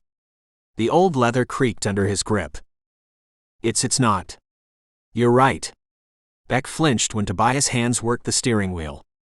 But you can't be upset at yourself, forever. I don't think of it the way you do. To me, sometimes we have to do what's necessary for survival. Did you know in some bird species the mother has 2 chicks but will eventually pick the stronger one and let the other die? Is she a murderer, or is she doing what she must do to keep something she cares about safe? Tobias drove in silence, miles passing as he stewed over Beck's example. She has no other choice. She can't feed 2 babies. If she tries to feed them both, they will both die. You could have told Daddy no, you won't do it, but then I would be with the other man, and you would be wondering if you should have made a different move. Beck forged on, determined to support his theory with facts and circumstantial evidence. Fine. Then. I still need time to know you're really okay before we go there again. Go where? Before we think about having sex. I want to do the second time how your first time should have been. Special, with no expectations attached and absolutely no one else watching. I will cancel the cleaning lady for the day and tell the driver to go home. It will be us, just you and I for the entire night, weekend, however long. Oh, Beck blushed. He blushed deeper, goosebumps puckering his skin. I approve this idea. So you want to be with me? I've wanted to be with you since the first time our eyes met, and you knocked over my beer and guessed my replacement. I need a title. For our relationship. Boyfriends if you want. I am with no one else, and I don't want to be with anyone else either. But I understand if you want something different. Boyfriends? So when someone asks me who you are to me, I can say you are my boyfriend. Even though we don't have sex. Yes. Yes. Sure. There are a lot of intimate things besides sex. Sleeping together, holding hands, cuddling. We don't do a lot of those things. We can if you want to. Tobias pulled into Tony's, the local pizza place, parking his car right out front. The automatic lights from the car shined into the clear display glass. Do you want to? Yes. Very much. Okay. But remember, I still need more time for the next step. I want to take it slow, no rules or set limits. I think we'll know when we're ready, right? Yeah. I think so too. I'll wait here while you get the pizza. Beck waved him on and then sat back. Tobias strolled inside, hips shifting with a natural swagger. He exchanged several crumpled bills and a handful of coins for a stack of 4 pizza boxes, 2 smaller boxes, and a bag of soft drinks. Tobias put everything in the back seat on his return. And beer. Oh shit, yeah. Beer too. I'll stop at the corner store by the house for it. Tobias blushed. The rest of the ride was uneventful, besides Beck achieving new levels on his game, and Tobias singing and head-bobbing to the majority of the songs on the popular radio station. Beck appreciated the normalcy. At the corner store, Beck stayed in the car again, but he couldn't watch Tobias from the inside. The first week of them living together, Beck refused to be out of Tobias' sight when they weren't home. This meant even simple stops required a pair of 2 going inside and coming back out. Tobias never complained. Beck had graduated to staying in the car as Tobias pumped gas, as Tobias ran inside for just one thing, and then in general while occupied with something else. Tobias returned with 2 six-packs of beer and 2 tall cans of iced tea for Beck. The boys were at the car as they pulled up. Smash grinned and waved, muscles stretching over his broad chest. Hey guys. He leaned against Beck's door, deep voice greeting them with a cheery smile. Primed for hard labor, both Smash and Tiger had their shirts tucked in the belt loop of their jeans, the sun kissing their bare chest. Beck, Coleman told me you're starting at the community college Monday? Tiger, Tobias, and Charles gathered the food and drinks. Charles grabbed the beers while Tobias and Tiger split collecting the pizzas and soft drinks, carrying it all inside as they talked about the game later, the arrangement of furniture and cars. Tiger opened the car door for Beck. Thank you. Yes. I am.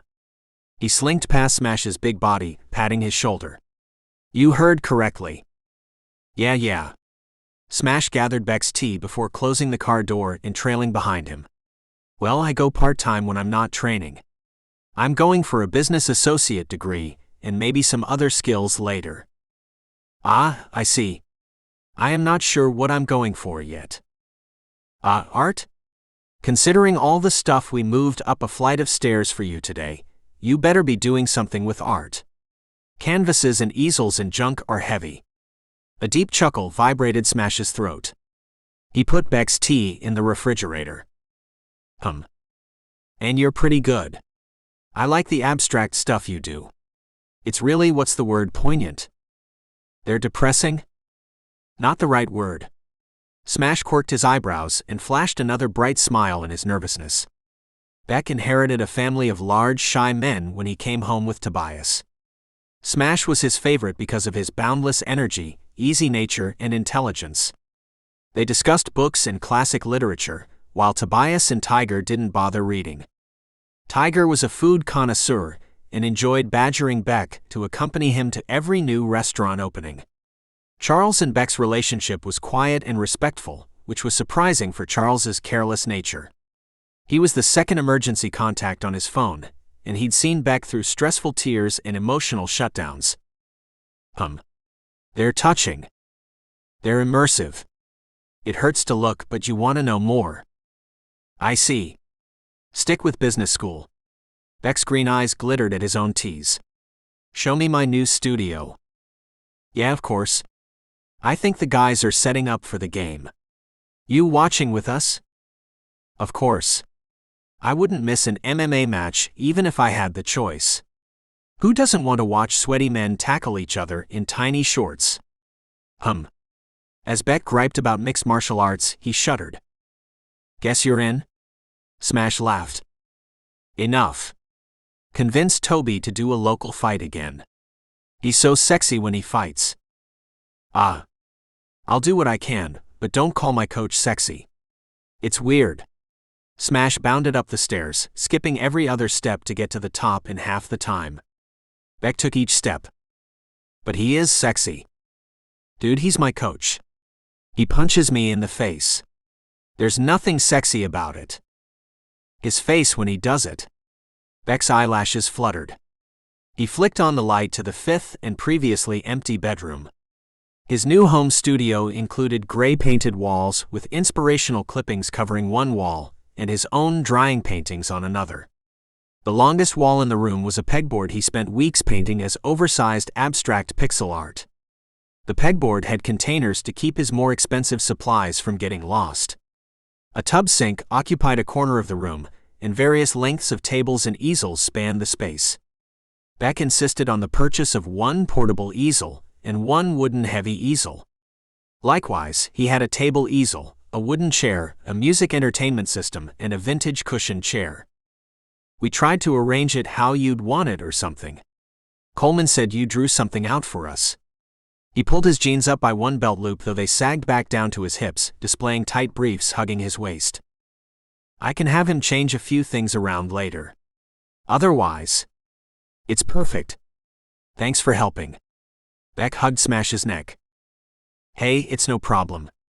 It's nice having you around. You're like a little sassy brother. Beck kissed Smash's cheek. Good.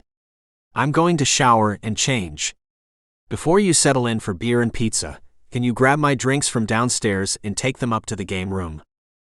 Sure thing, kid. Smash rustled Beck's hair. Beck pushed him back with a giggle and moved into Tobias' bedroom to shower. The men were already gathered in the game room, listening to pre-game information, talking about the players. Beck rooted for one of Tobias' worn shirts, lying it on the bed to wear after his shower. When he wanted a shower, he used his own bathroom. When he wanted to be enveloped by the steam and take time for himself, he used Tobias. The rainwater and glass door cloaked him with fog, allowing him the privacy to release the day's pent-up emotions. The shower water on his face was a catalyst and a disguise for his own tears. The therapist told him crying was okay. Crying was the building block to healing, so he let himself cry for as long as he needed to. Once his tears stopped flowing, he finished his shower, lathering with organic bath soaps, washing his thick curls with shampoo formulated for his hair. He collapsed into Tobias' bed after his shower, tuning into the men's voices again. The rise and fall of voices lulled him into a short nap, but the announcer's booming voice jolted him awake. His brain refused to forget Daddy's cold voice. He knuckled his eyes, tugging Tobias' shirt over his wet hair and slight frame. He settled for boxer briefs on his bottom half, and skipped down the hall to the game room. Ah hey! Just in time for the match. Tobias' warm voice greeted Beck first. He stood up to approach, kissing Beck's clean skin with a soft sigh. We saved pizza and breadsticks for you. Smash put your tea in the mini refrigerator. It's lightweight championships. Hey Beck. Charles wiggled his beer in Beck's direction, sitting in the lone chair. Heya bro. Tiger mumbled around a big bite of pizza. He occupied the love seat on his own, making Tobias and Smash share the couch. Hey guys. Beck leaned into Tobias, waving at Charles and chuckling at Tiger. He kissed Tobias' shoulder, squeezing his hand. Go sit and watch the match. I'll join you in a moment. Beck whispered. Tobias returned to his seat while Beck puttered around, grabbing one iced tea and a paper plate from the unused stack. He put 2 slices of pizza and 1 breadstick on his plate and walked around behind the couch to avoid disturbing the beginning of the match. He slipped into Tobias' lap, curling to rest his plate on his knees and his head on Tobias' shoulder. Tobias smiled. His arms wrapped around Beck's torso, petting down his back. Tobias nibbled Beck's leftover pizza crusts as he explained move after move to Smash and Tiger. The game was a lesson as much as it was entertainment. The second round, he let Smash call the moves and dictate how the fighter achieved success without leaving it to luck. The third round was Tiger's turn. Beck called time after the 6th replay of the fight, shooing Smash, Tiger, and drunk Charles to the exit. After a chaste goodnight kiss, Beck parted ways with Tobias in the hallway. Tobias disappeared in his room, leaving the door cracked. Beck stepped into his bedroom, doing the same before crawling into bed for sleep.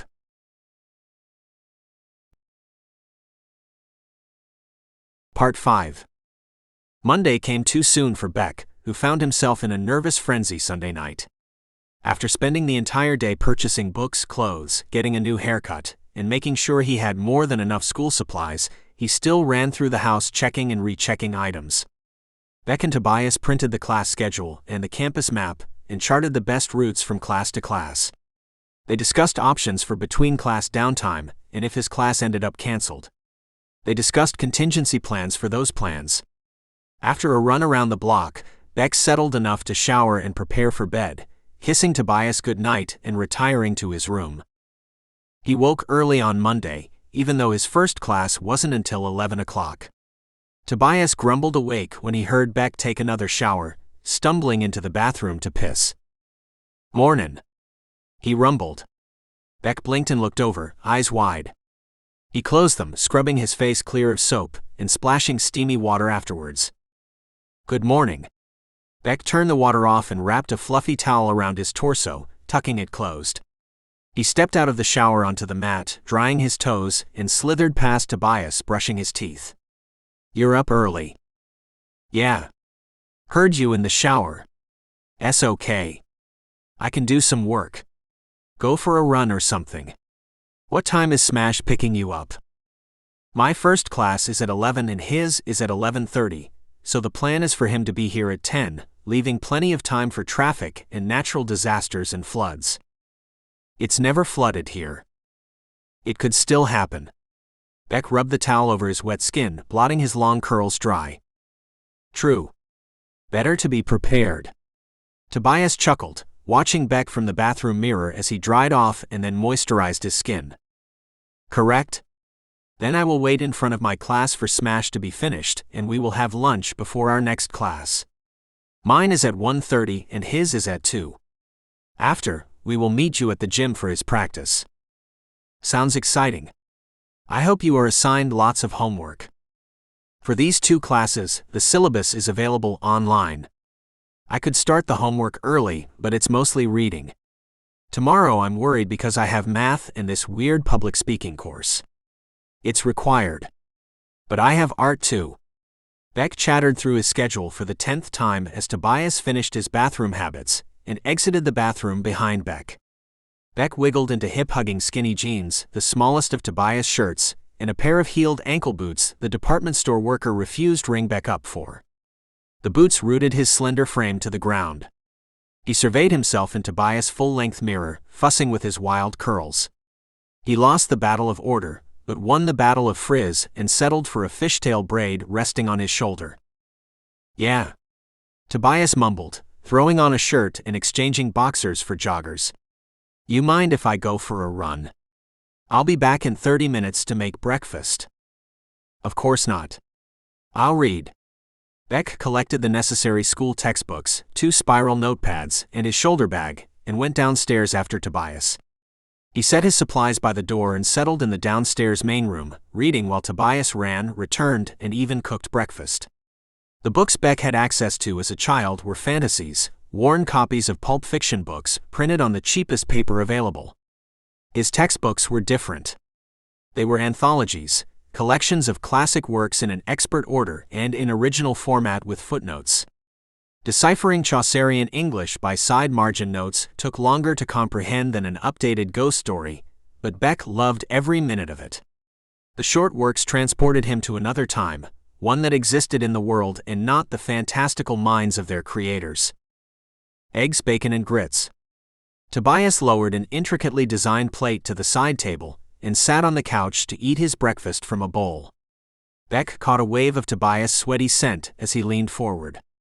It stopped him cold, ice sliding down his spine. Tobias smelled of salt and his own natural spices, pepper and mint. He pressed his lips into Beck's, teasing Beck with his tongue. Only the tip extended past their lips, and then stroked the underside Beck's tongue before retreating. Shivering, Beck pushed against Tobias. "Tea, thank you." Beck blushed, ducking his head as he reached for his plate. "Sorry. I need to shower still." "And no. You're fine. You smell fine." Beck nibbled his bacon in favor of more justifications. He ate each piece of the meal, the bacon first, then the scrambled eggs, then the buttery grits. Breakfasts were strictly rice and chicken as a child, the same as lunches and dinners. Tobias never made rice. Beck waited for Smash outside, pacing the driveway until Smash's old pickup rolled up behind Tobias' hatchback, and then he jumped in, settling his bag at his feet. They drove in silence, Smash still waking up from a late night, and Beck nervous for his first day around hundreds of strangers his own age. They arrived on campus in record time, and Beck was the first one to arrive at his lecture hall.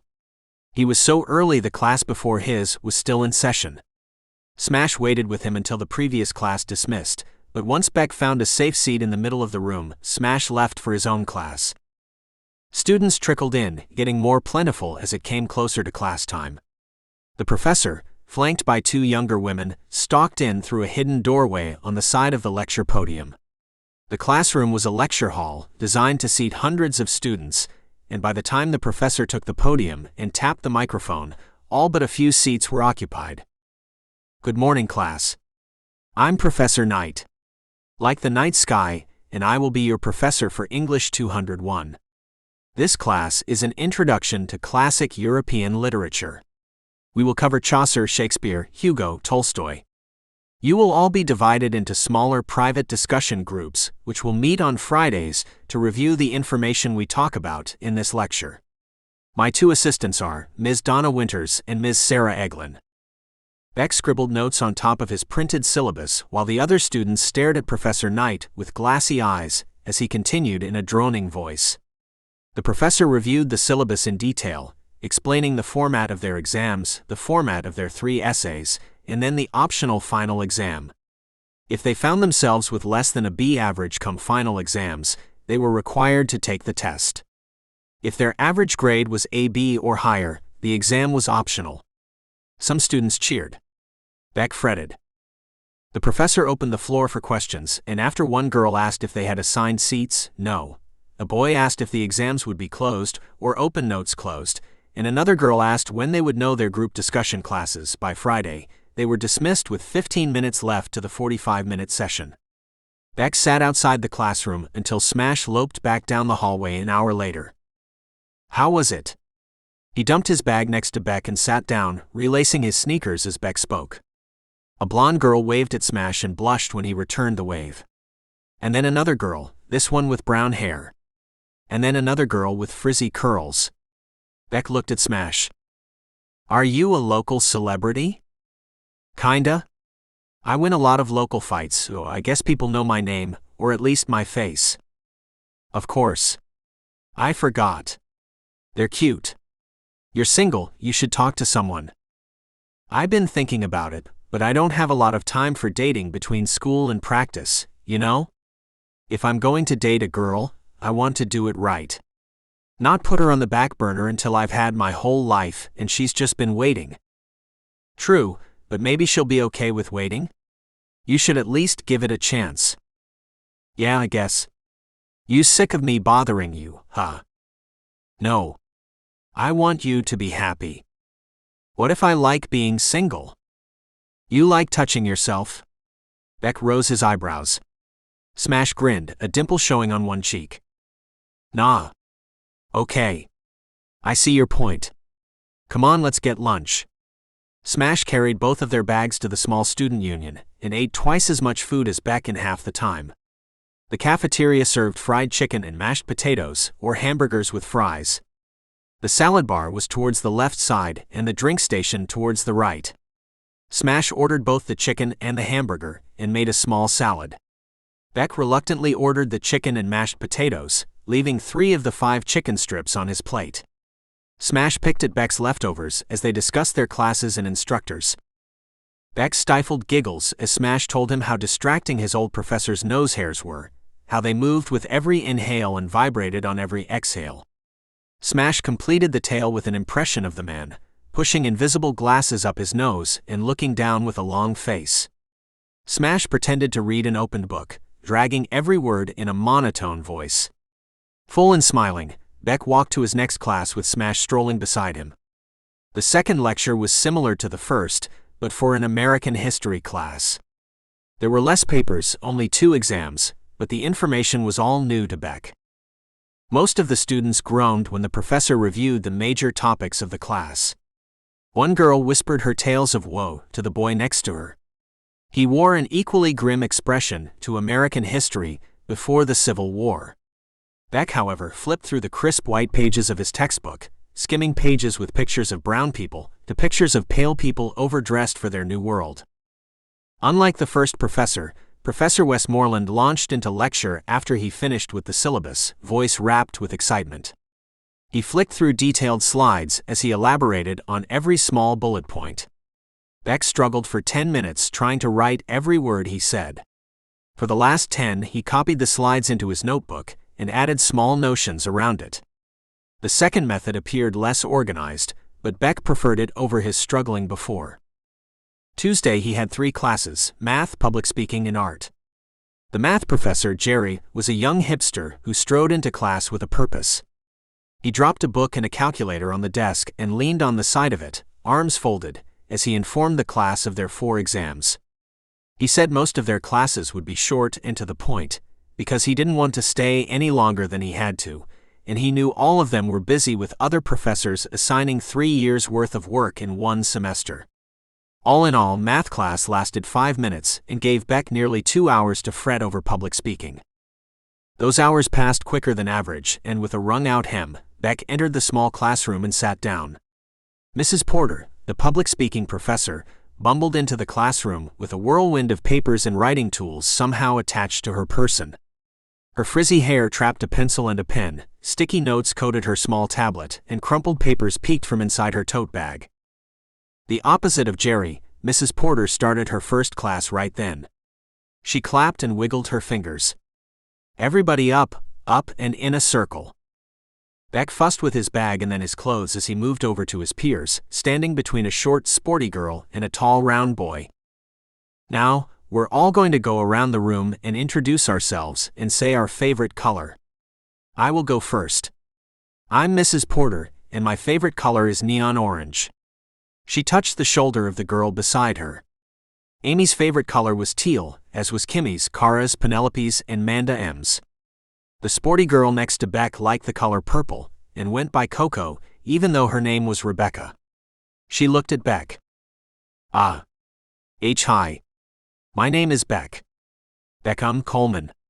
He blushed, feeling everyone's eyes heavy on him. My favorite color is hazel. Light brown. His heart raced as the tall boy next to him introduced himself.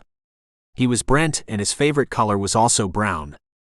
Mrs. Porter beamed at them all, as the last girl stammered through her greeting similar to Beck. The bouncy professor clapped her hands again. Awesome. It's good to meet you all, and I know we'll get to know each other so much better as the semester continues. For now, let's play some icebreaker games. She dug in her orange tote bag, pulling out a yarn ball.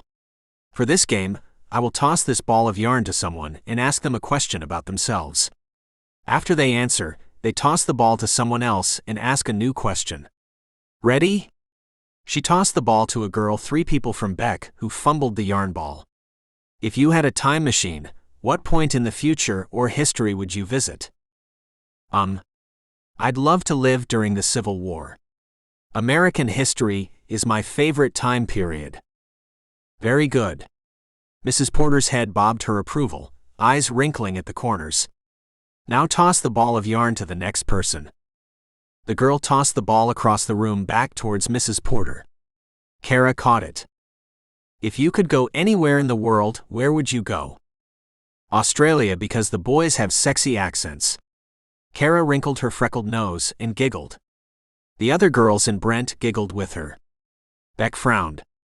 Kara tossed the yarn to Brent, who would save his computer, his family photos, and his cell phone if he were in a burning building. The game continued, forming a very complicated web of string between all the people. The yarn came sailing Beck's direction and he panicked, ducking and holding his hands up to catch the ball. What's the hardest thing you've ever done?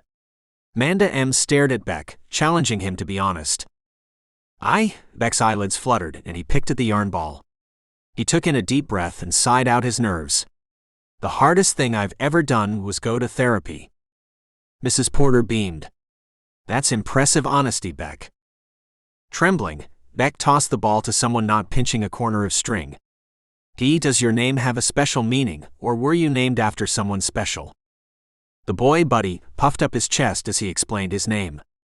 All the first boys in his family were named Buddy. It was a family name.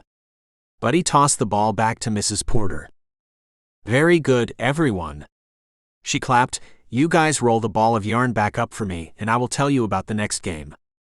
Beck dropped his pinch string, letting the extroverted students roll the ball of yarn up. He jammed his hands in his pocket, keeping his elbows at his sides and trying to make himself as small as possible. Mrs. Porter pulled flashcards from her purse of games. For the second game, they sat down, and she placed the stack of cards in the middle of the circle. They went counterclockwise, pulling a card, reading the question aloud, and then answering it as a short answer. Each person answered twice. Kara would spend $10,000 on ending animal cruelty and unethical treatment. Her dream job in 10 years is to be the head of an animal rescue organization, rescuing dogs, cats, and all other animals. Buddy wanted to buy a huge pickup truck if he could buy a car right now. He loved hunting and he needed a good off-road vehicle. He wanted to change the size of his feet because they were too big, and it was difficult to find shoes. Each answer brought Beck closer to his turn. His nervousness grew. He strummed his fingers on the floor, nails tapping the ground to no rhythm. Manda M. answered her 2 questions. Then Coco, and all eyes were on Beck again. He leaned forward, sweaty fingers grabbing a laminated card. If you sat down next to Jesus on a bus, what would you talk about? He didn't recognize his voice. I would talk about the nature of human cruelty. Because people worry about the safety of animals when children starve and sleep outside every night. Silence enveloped the group of young people. Beck tucked his card under the deck and grabbed another. If you could be someone else, who would you be? He blinked, staring forward. Seconds passed and then minutes. I'm sorry, I'm thinking. He flailed. Mrs. Porter's smile tightened as Beck's thinking wore on, shifting from natural to forced. A movie star. I would be a movie star. He blew out his breath, because I could help others and I could express my point of views in a large platform. He tucked the second card away. He didn't hear any answers past his own, just the lull of different voices. Mrs. Porter congratulated them again on a good round and peeked at the clock. Her face fell. Ah. We only have 5 minutes left of class, so I suppose you guys are safe from my last game. Next time, we'll play it, and we will talk about what you will be doing in this course. She called as the students collected their bags and purses. Beck wandered to his desk, throwing his bag over his shoulder with a frown. Mrs. Porter's class was group therapy Beck didn't ask for and didn't enjoy. The naive worries of his peers frustrated him. He chewed his bottom lip as he pulled his folded schedule from his pocket, mapping his last location. He walked all the way across campus to get to the 3-story art building, taking the stairs to the 3rd floor. He studied the art hanging on the walls until he reached an already bustling classroom. Unlike the traditional lecture rooms, the art room's collection of mismatched chairs littered a concrete floor. Wooden drawing horses leaned against the wall. An older gentleman stood in front of the chairs, and students were already sitting, bags at their feet. Beck slinked in, sitting in the closet chair and tucking his bag between his feet. He fished his history book from his bag and hunched over it, getting an early start on the history homework to avoid conversation. 15 minutes passed before the gentleman spoke. Welcome to Art 101, I'm Martin Jackson. You can call me Marty, Martin, Jackson, whatever. If you came to this class to learn how to draw, then you're in the wrong place. I can't teach you how to draw, but I can teach you techniques to improve. We'll go over some different styles, and you will have one project due per week, based on the technique we're learning. I will give you the option to resubmit projects as long as they were turned in completed on their due date. If you turn it in late, you don't get a redo. Beck exchanged his history book for the 3-page art class syllabus. As far as supplies, let's go over them. For in-class practice, newsprint is your best friend. You can get a pad cheap at the art store down the street. All your final projects must be submitted on drawing paper. You need to purchase a pack of soft charcoal sticks, hard charcoal sticks, an 8-pack of graphite pencils, 1 kneaded eraser, 1 white eraser, and blending stumps. You need a drawing clipboard with extra clamps and a plastic large-size portfolio for transporting your work. Any questions? How much is all this gonna cost? A boy in a cowboy hat piped up, arms folded across his chest, and slouched in his seat. If you're smart, not much more than $30. Report back to me how much you spend. Martin grinned, his pool blue eyes glittering against his weather-worn skin. Beck giggled, folding his syllabus and looking at the professor. Right on. He tipped his hat down, a grin of his own matching the instructor's. When are we expected to have all of the supplies?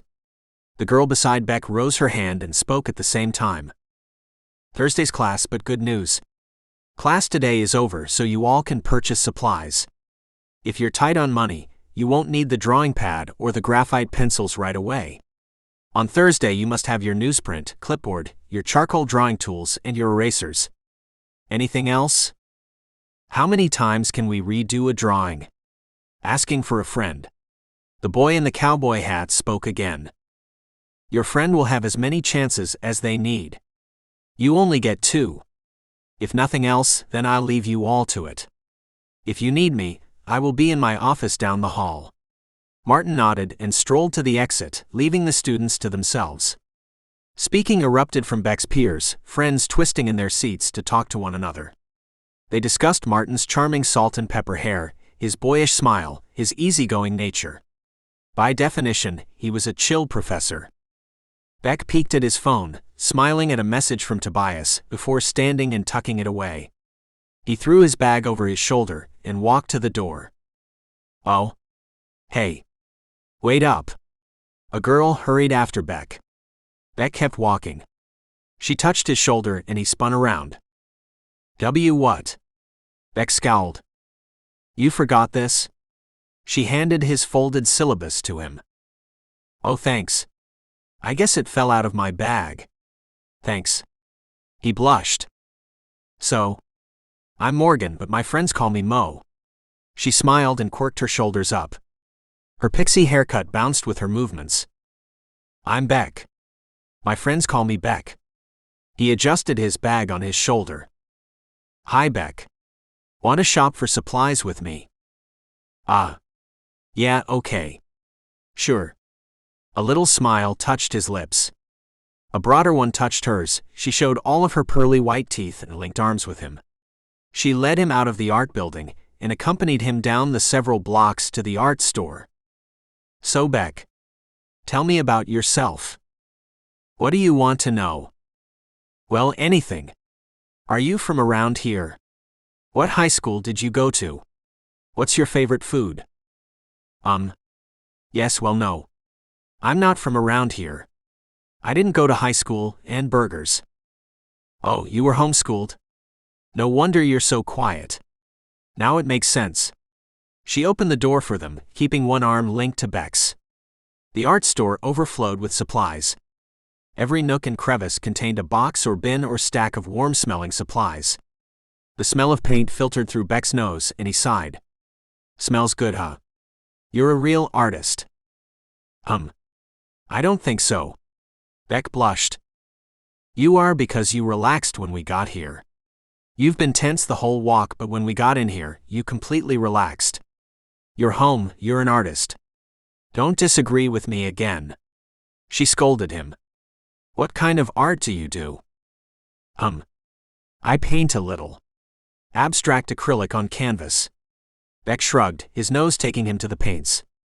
He passed the drawing pads and the charcoal and brushed his thumb over natural hair bristle brushes. Oh, good. I was worried you'd be into photorealism or something. Everyone thinks photorealism is so interesting, but if you wanted photorealism, take a picture. It's cheaper, and you can print as many as you want. Mo rolled her eyes. I guess so. What do you? A little of everything. Right now, I'm experimenting with printmaking and photography. I have a love for painting though, but I wanted to explore other styles of art. What's printmaking? She picked at palette brushes and tubes of paint, opening them to test the vibrancy of various colors. Printmaking is how it sounds. The process of making prints. Before we had computers to make copies, we had to design block prints and use ink to transfer prints. Oh, look here. Mo dragged him to a collection of art pieces for sale. See the numbers here? The first number means the order of the print, and the second is the amount made. Oh. It says 10 out of 50. Is 10 a good number? Well, usually the first couple prints are really blotchy because too much ink, and then the end prints are starting to run out of ink, so it's best to get the middle prints if it's traditional printmaking, of course. Makes sense. What kind of tools do you use for printmaking? You can use almost anything. Right now, I'm experimenting with non-traditional tools such as leaves or sponges or erasers. I did a few prints using the woodblock carving method. I could show you some time. Yeah. I guess I've never thought about trying other art stuff. Beck mused, biting the inside of his cheek. I want to try printmaking. We could hang out. Maybe? Hey, sure.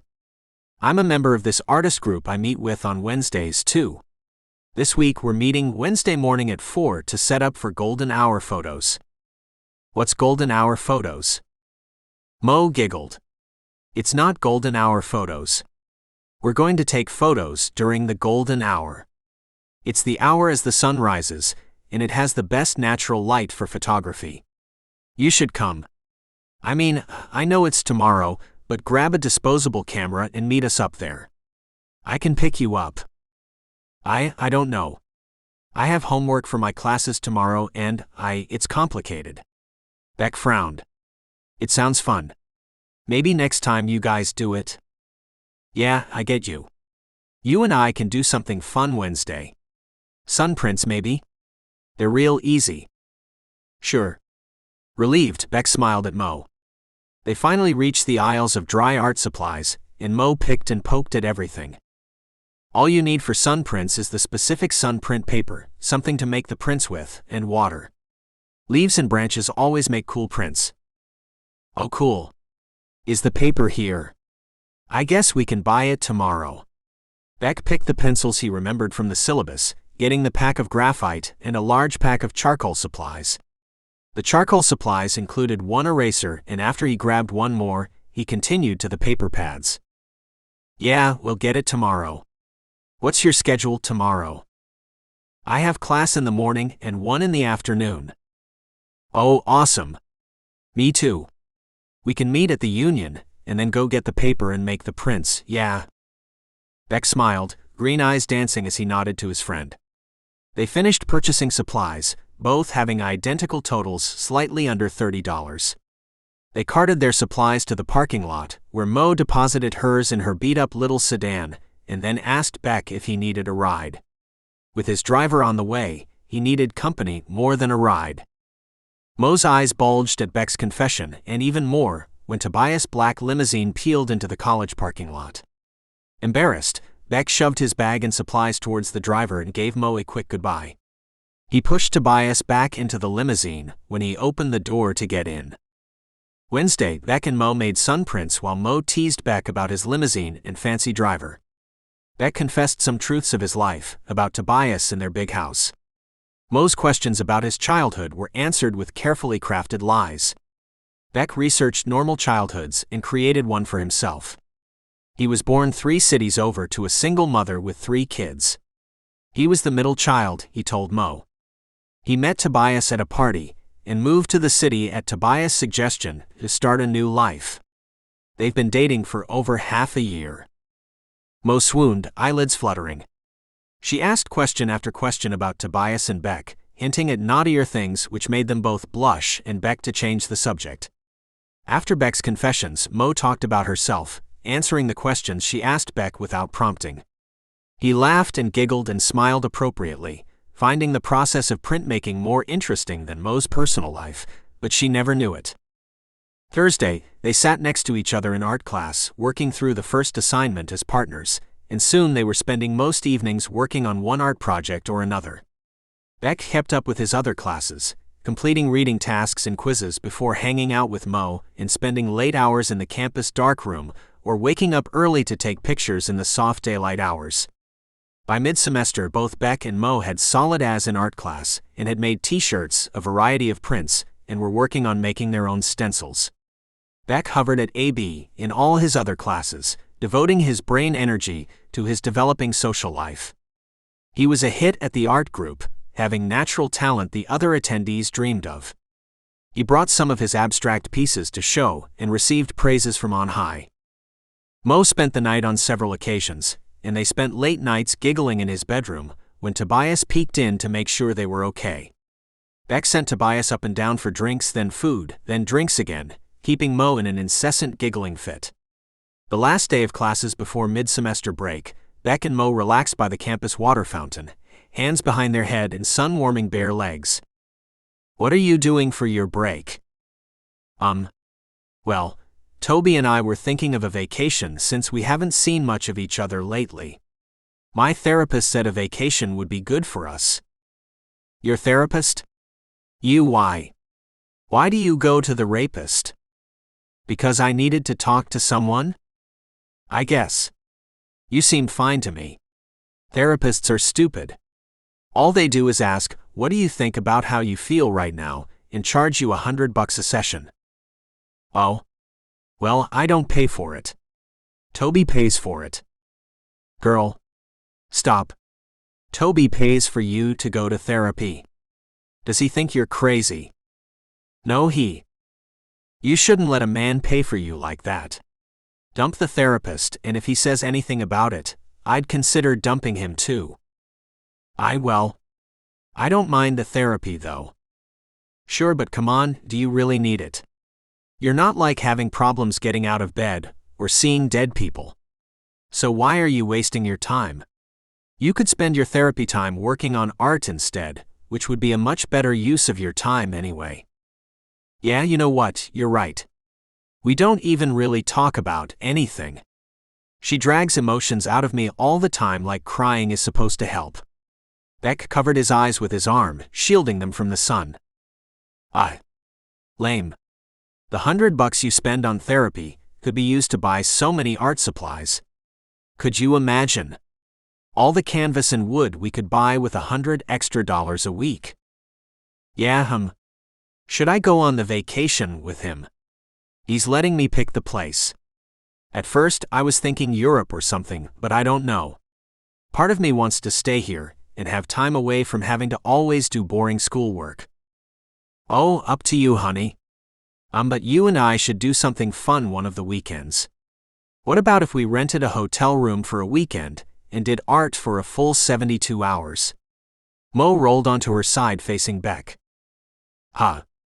An experiment on how our perception and our art changes over the course of 3 days of continuous creation. And of sleep deprivation too. 72 hours. No sleep, only art. What do you think? Sounds like a terrible idea.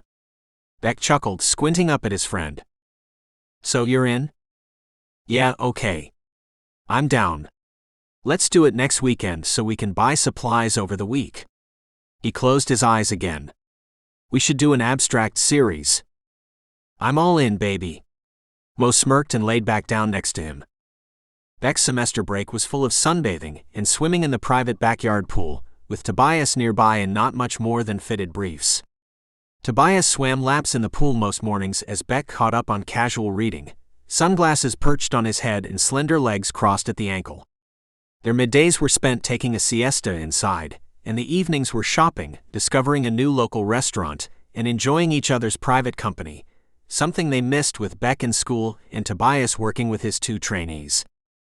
Thursday, they made dinner together after purchasing all the supplies necessary for Beck's weekend with Mo. Friday, Tobias was determined to enjoy the last few hours before Beck was gone for an entire weekend, and sleeping somewhere else too.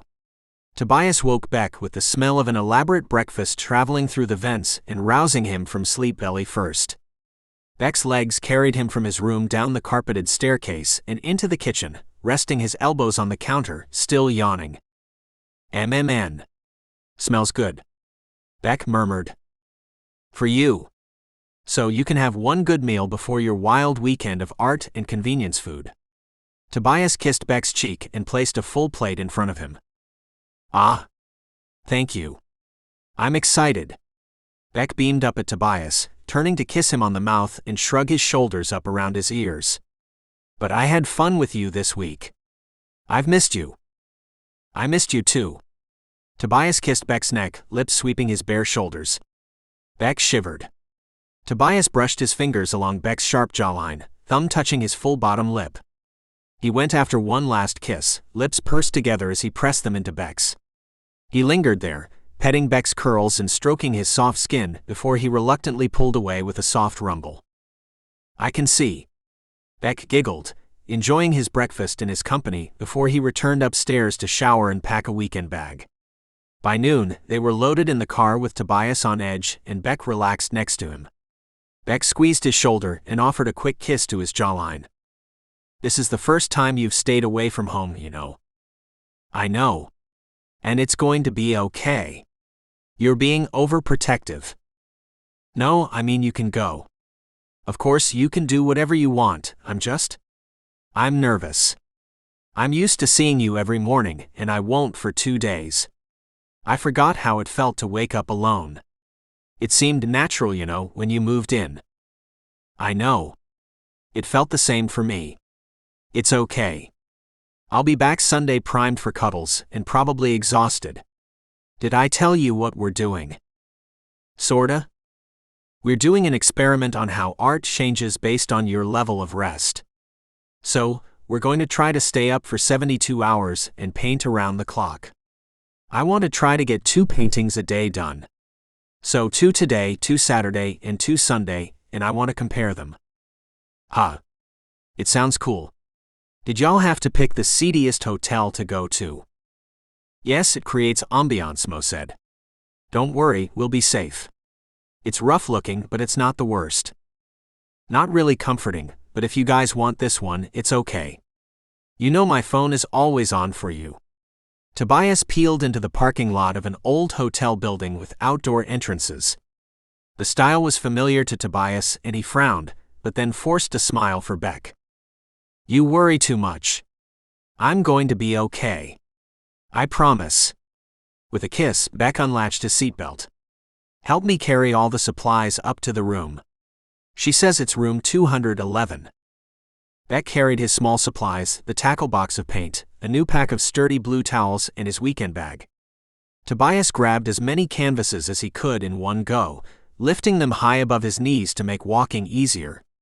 It took Tobias 3 trips to cart up all of Beck's huge canvases, and another trip for his smaller packs necessary for small-size studies and color practice.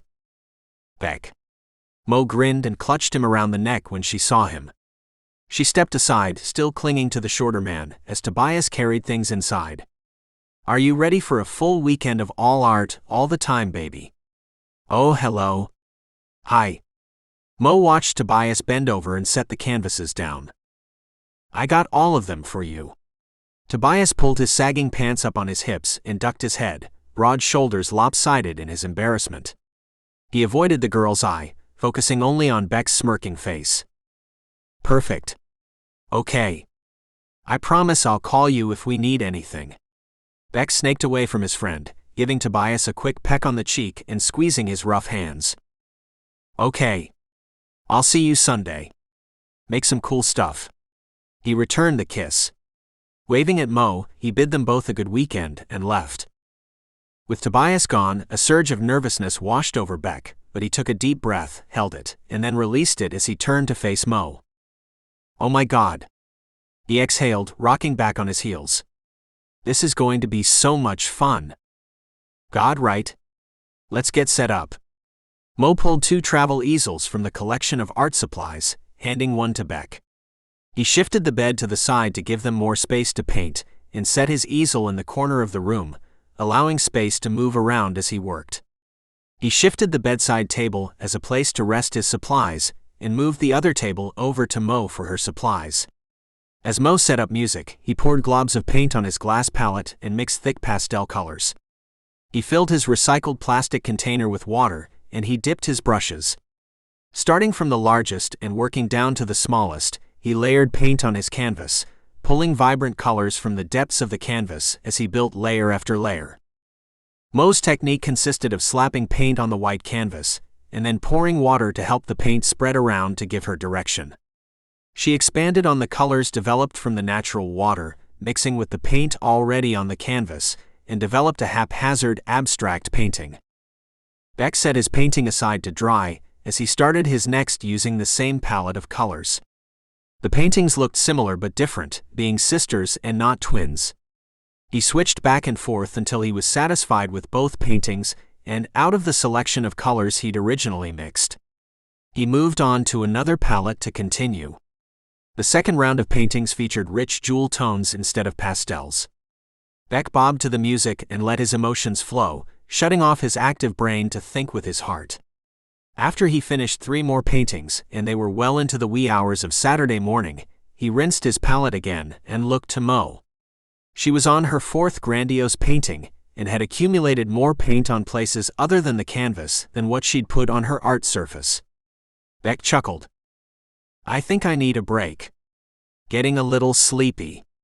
How are you feeling? Me? I'm good. I had a little coffee while you were working on painting 3 and 4, and a little pick-me-up. I could go all night, or well all day now. She smiled, eyelids fluttering. Oh. You should have grabbed me coffee, but I don't know if even an espresso will keep me up right now. I'm going to take a short nap. No, honey. You can't. Remember? The experiment involves no sleep. Well, I figured we'd nap at least. No one can stay up for 3 days. Technically, you could stay up for 11 days. Bullshit. No, it's true. This guy set the world record for most hours awake, and it was over 200 hours. I think you can handle 72. But if you really don't think you can, I can give you something to help. Mo snapped her finger and dug in her pocket, pulling out lint and multicolored tablets. She handed one to Beck. What's this? Molly. Or X or MDMA, also known as a damn good time. I don't do drugs. It's not a drug, it used to be legal. They used to give it to the military to help them stay awake. Mo giggled. Take it. Oh, take half if you're really concerned. If you don't like it, I promise I won't suggest taking it again. Cross my heart. Right? Beck frowned, looking at the pill with a butterfly stamped on it. He twisted it in his fingers, digging his nail into the middle to snap it in half. Whatever. He glanced at Mo again before popping it past his lips and swallowing it. He poked his tongue out as the bitter insides passed over his tongue. Ick. Okay. I'm going to go get something to drink. Be right back and I'll be ready for more painting. Sure thing. She waved him off. Beck purchased 2 drinks from the vending machine and returned as the high kicked in. Re-energized, he cleaned his palette and went back to painting. Time fell away as he kept working, his paintings going from dark and captivating to bright, flirty colors. He finished a series of 4 small pieces in record time, as the effects of the little pill wore off. The side effects were mild, he slipped from a giddiness back to calm and tired. He pushed through for a few hours, dragging his paintbrushes lazily over the canvas until he took the other half and his speed picked up again. Sunday came soon and late. When Mo called time on their project, Beck collapsed into the hotel bed. He sobbed. Oh. I could sleep for days. Oh my God. He groaned, curling into a fetal position. Right? I'm going to feel so terrible tomorrow. Mo flopped into the bed next to him. Okay, now we take all of our pieces home, but we don't look at them for at least a week. Then we'll critique them. Just. After a nap. Yes. After a nap. The tail end of his words slurred as he fell asleep. He slept for 5 solid hours and woke only because of the rhythmic knocking to their hotel room. Stop. I'm coming. I'm coming. He grumbled, trudging to his feet and to the door. Beck. I was getting worried, sorry. Tobias' kind voice throbbed in his brain. He leaned into him, burying his face in Tobias' chest. Where's Mo? Huh. She gone, I guess.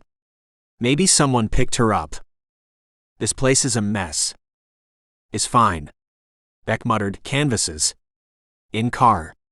Supplies. In car. Beck. In car. He nodded to his plan and rubbed his eyes enough to find Tobias's car. He wandered down the stairs and into the passenger seat as Tobias packed his canvases and supplies.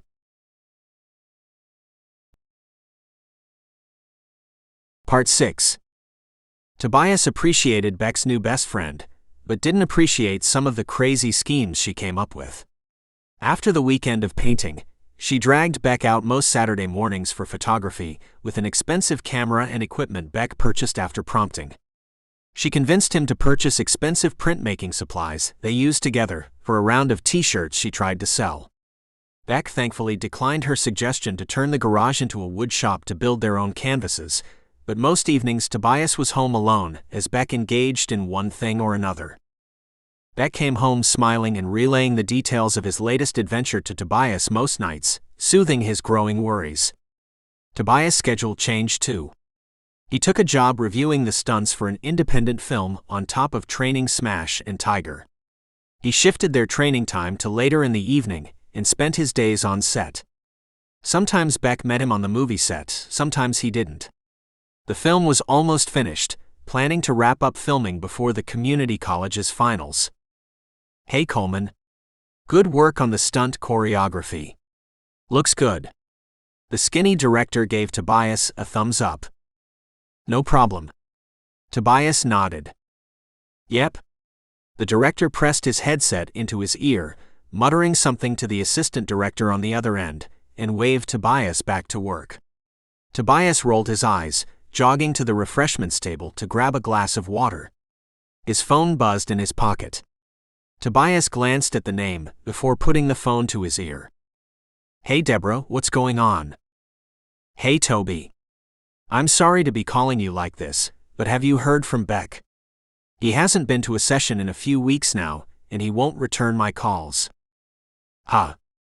I mean, yeah, I hear from him. He lives with me. Well, has he said anything about ending therapy? Maybe he told you, and I'm forgetting. I am human, after all. She forced a chuckle. He hasn't talked to me about anything. I'll have him call you, how's that?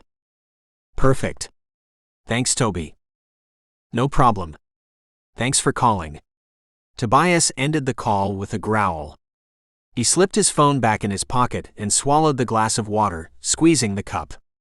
He shook his head, willing himself to calm down and get back to work. Finishing the fighting critiques distracted him until he saw Beck and Mo loping on set together, arms linked. He heard Mo's shrill laughter first, and Beck's soft voice touched his ears next. He excused himself from the actors and approached the pair. Toby. Mo quirked an eyebrow and the corner of her lips. Hey baby. Beck moved from Mo to Tobias, hugging and kissing him. Missed you. Hey. Yeah. I need to talk to you about something. Okay. Beck shrugged, sliding his hands down Tobias' shoulders and lacing their fingers. Tobias looked at Mo and then back at Beck. Well? You stopped going to Deborah. Yeah. I didn't feel like going anymore. The corner of his lips tugged into a half smile, challenging Tobias. Oh? Well, you didn't call her and let her know. And you didn't tell me you were stopping. Because I have to tell you everything, right? Beck narrowed his eyes. Well, I stopped because I realized something. I didn't want to go to therapy. You wanted me to go because you thought I had problems. I don't think you have problems. I just... Right. So then why did you make me talk to someone twice a week? Why'd you take me and drop me off for 4 full months? Because you can't drive? Look, Beck, I thought... Yeah, you thought wrong. I don't need therapy, and I don't need you telling me what to do. I can take care of myself. I have for my whole damn life, and it's not changing now. Beck pushed Tobias away from him, putting space between their bodies and tilting his head as he scowled up at Tobias. Beck. I would like it if you at least called her to say you're not going to go anymore. Why? Why don't you call her back and tell her what you decided for me, since she called you anyway? His eyelids fluttered and he scoffed, shaking his head. So messed up. Right. Mo agreed, resting an arm across Beck's shoulders and glaring at Tobias. Defeated, Tobias' meaty shoulders sagged. It's fine. Ah. I had a thing with Charles tonight, are you still coming? He misses you too. Charles is your friend, not mine. Beck tilted his head one way and then the other, touching his head to Mo's cheek. In other words, no. Well. Fine. Do whatever then. I'll see you back at home later. Yeah, maybe you will. I'll call you. Beck pursed his lips. Mo smiled, pecking Beck's cheek. Bye now. Devilish green eyes met Tobias. He strolled from the set connected to Mo. Tobias watched them both get smaller until they turned a corner and were gone. He clenched a fist until his muscles ticked and he stretched his fingers. He finished up with the set, going straight to the exclusive bar across town to meet his best friend. Charles sat in the back corner beside a stretched window. A lion in a suit, Charles surveyed his pride, brooding eyes clocking everyone in the room. When Tobias entered, Charles flashed a smile. My man. He pulled Tobias into a hug, slapping his back warmly. I already ordered your favorite. Cheap beer. Charles' rolling laugh eased Tobias' worries and he sat down across from his friend. Hey. Sorry I'm late. It's fine. I had plenty of time to, he paused, meeting the eyes of a slender gazelle. Think. She approached, dropping another scotch in front of Charles. Thank you. She slipped away again. Yeah.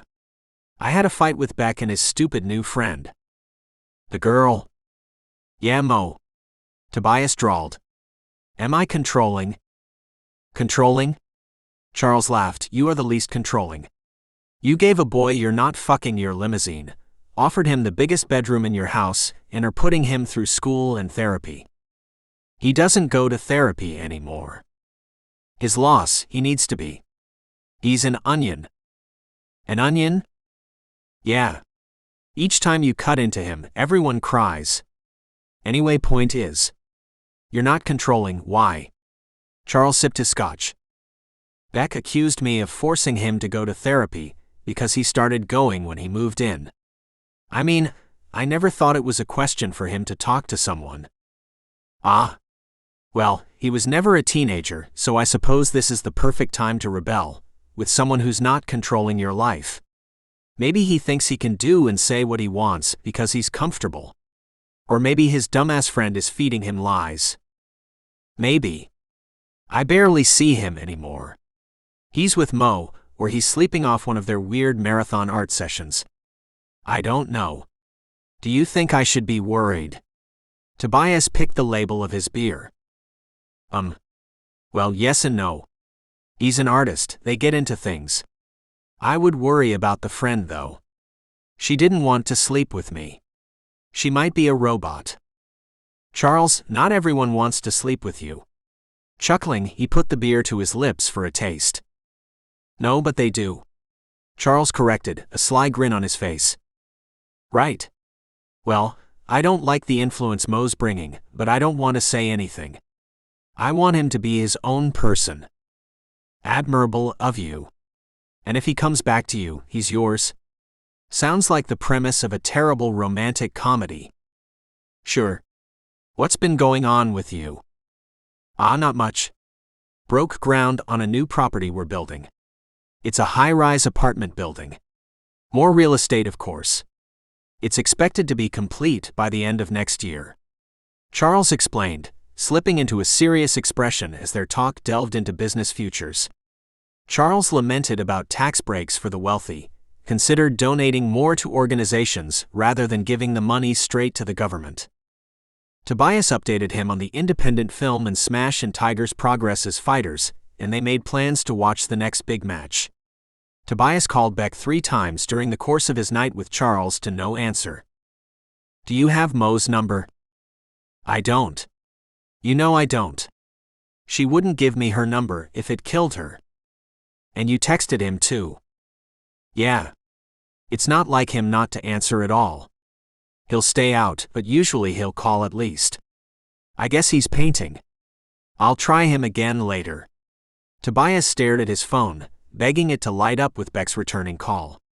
Anxiety formed in the pit of his stomach, pebbles building on each other until they made his walk to the exit heavy, his words few.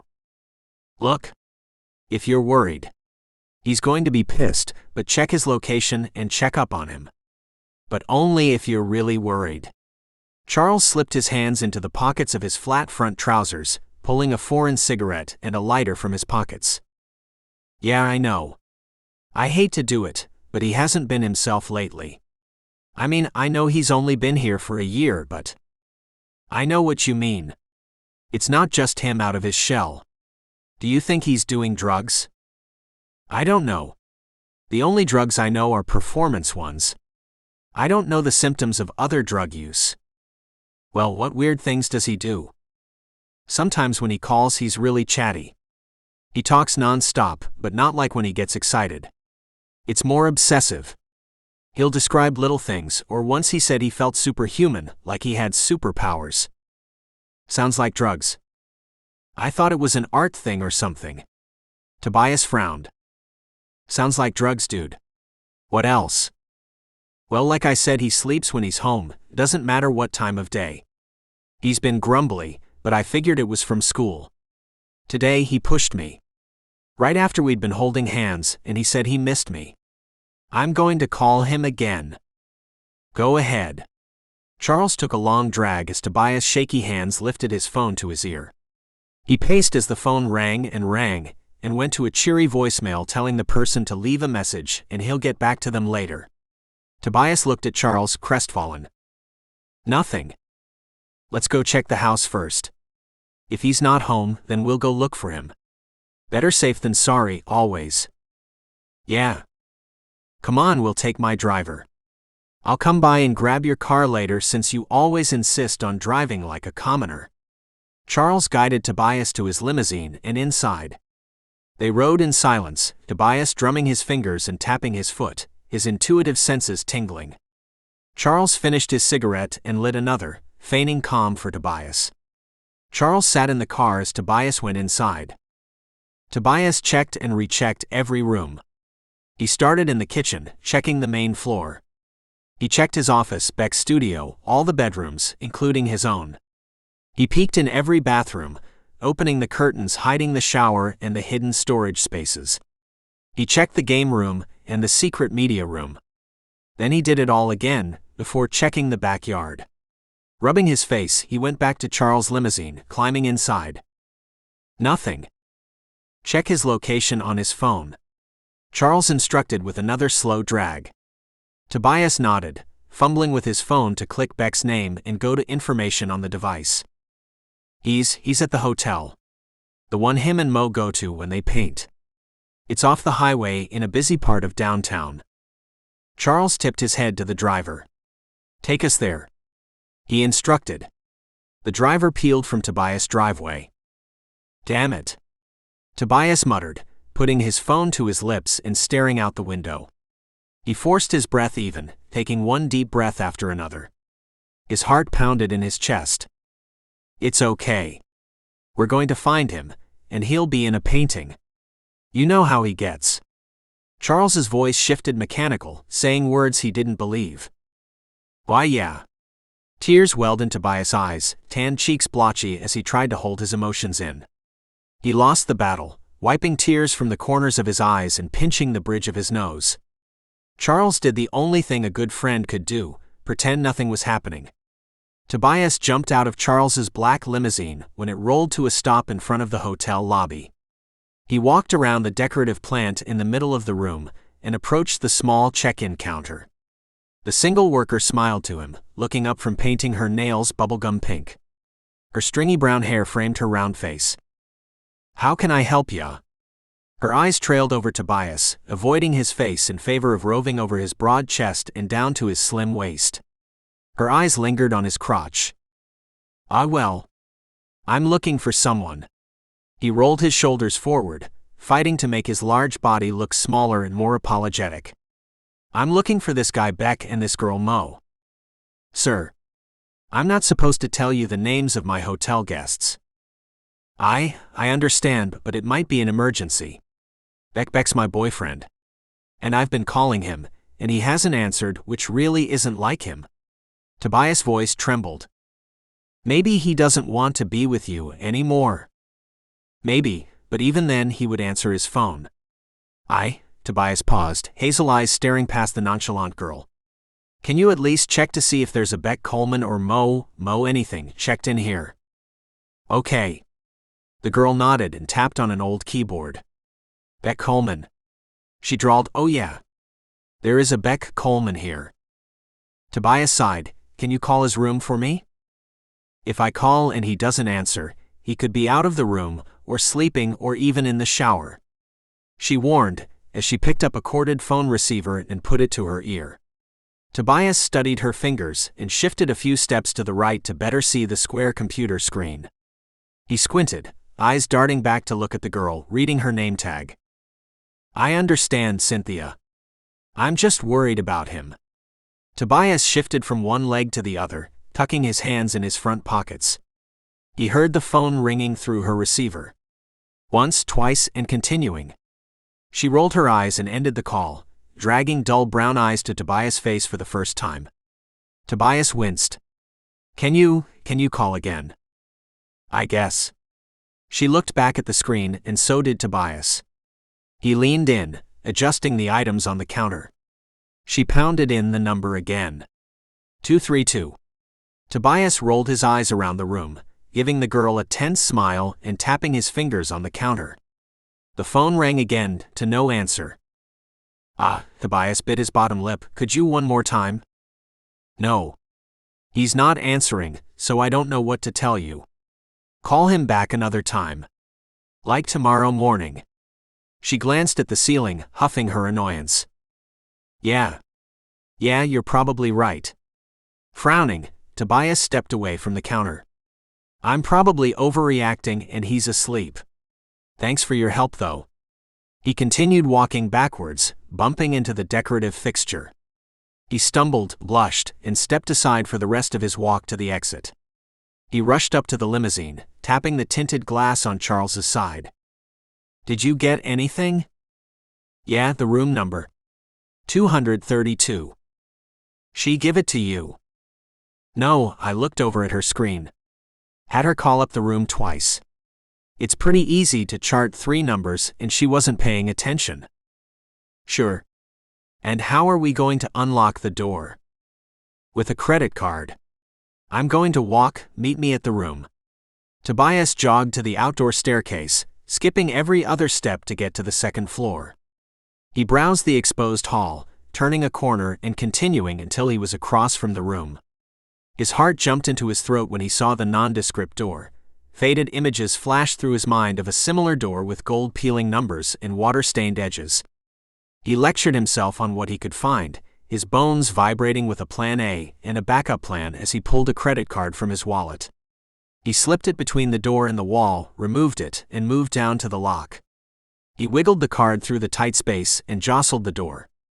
He held his breath as he pushed the door open, coveting every new piece of knowledge. Icy air rushed out of the cookie-cutter room. Tobias' eyes went from the ajar side table to the rolling chair in the middle of the room to the billowing curtains. The first twin bed was empty of a human and stacked high with canvases, a duffel bag filled with paint beside it. Beck rested on the second bed, splayed awkwardly on his side. His legs dangled off the bed. Damp curls stuck to a sweaty forehead. Beck. Tobias darted over to him. He touched his steaming forehead first, then hovered his fingers over Beck's nose and mouth, checking for breathing. Rapid puffs warm hair touched his skin.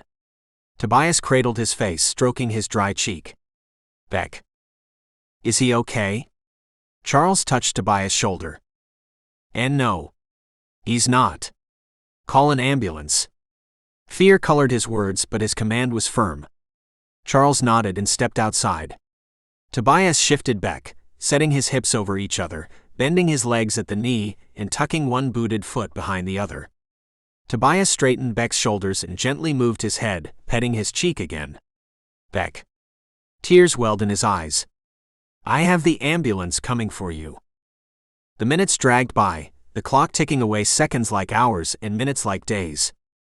Tobias memorized Beck's features, the gentle slope of his forehead, the thick eyebrows framing his sunken eyes.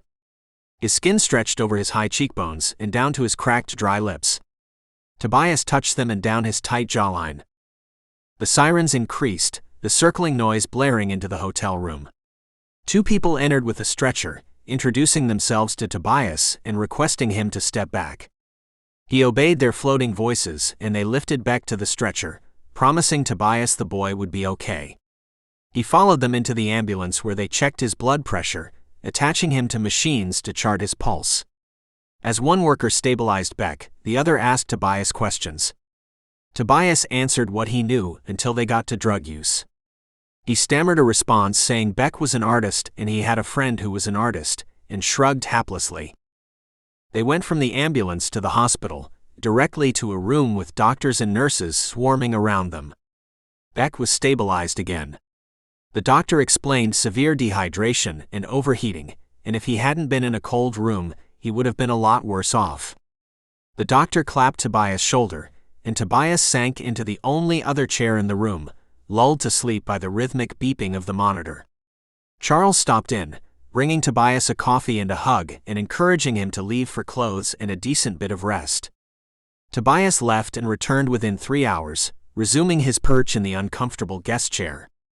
He covered himself with his mother's old blankets. Beck woke once after several hours with a sputtering breath.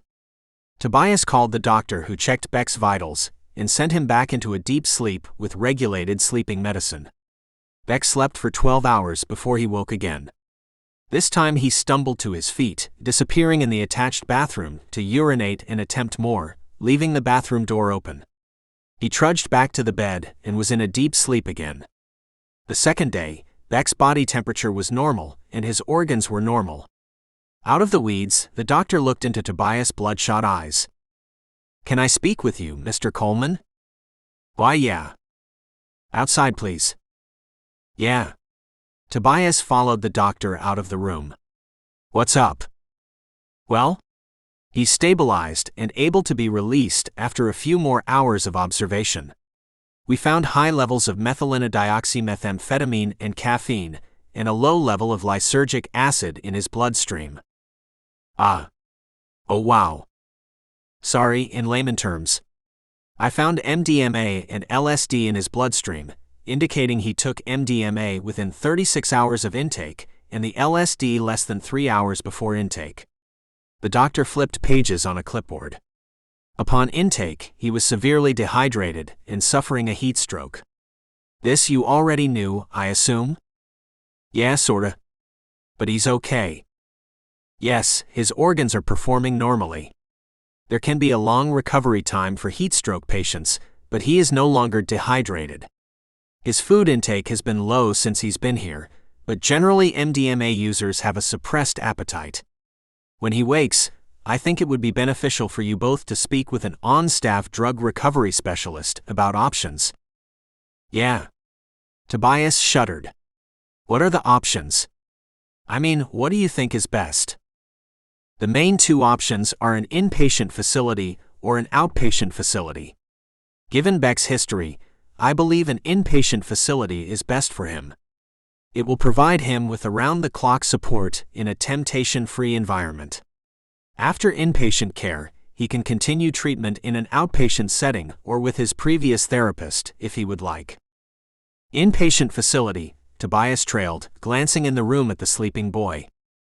Because oftentimes these sorts of drug use problems accompany mental disorders, and it can be difficult to re-establish sobriety without intense therapy.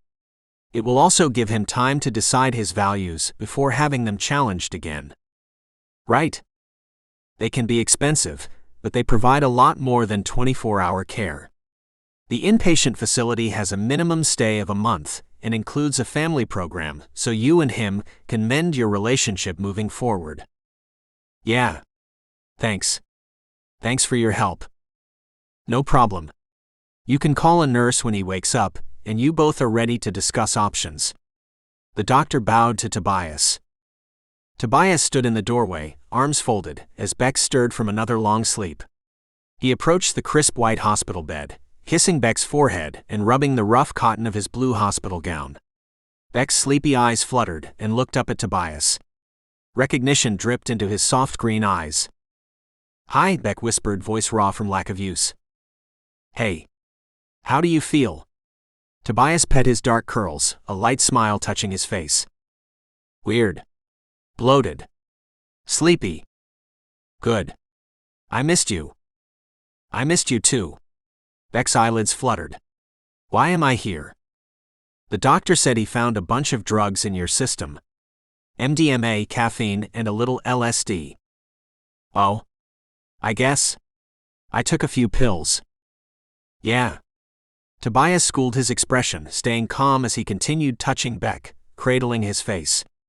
Was Mo with you? Is she okay?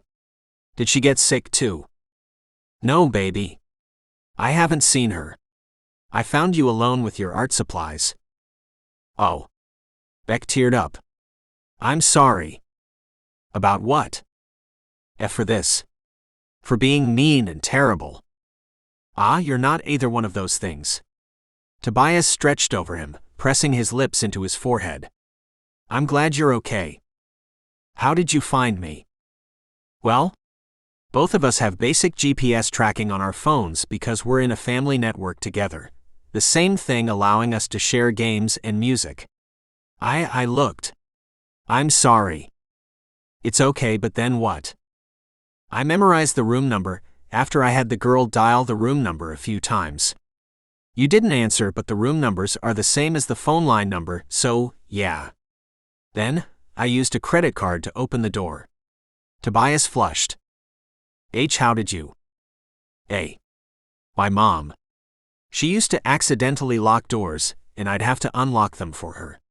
You can use bobby pins on doors with keys, but overall a credit card is the easiest way. Ah. Gee, good to know. Baby. We have to talk about what you want to do when you come out of here.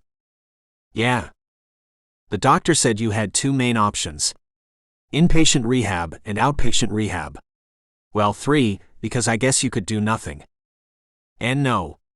I I don't want to upset you and scare you. I don't want to be in the hospital again. Beck sat up, holding Tobias' hands. I want to do what you think is best.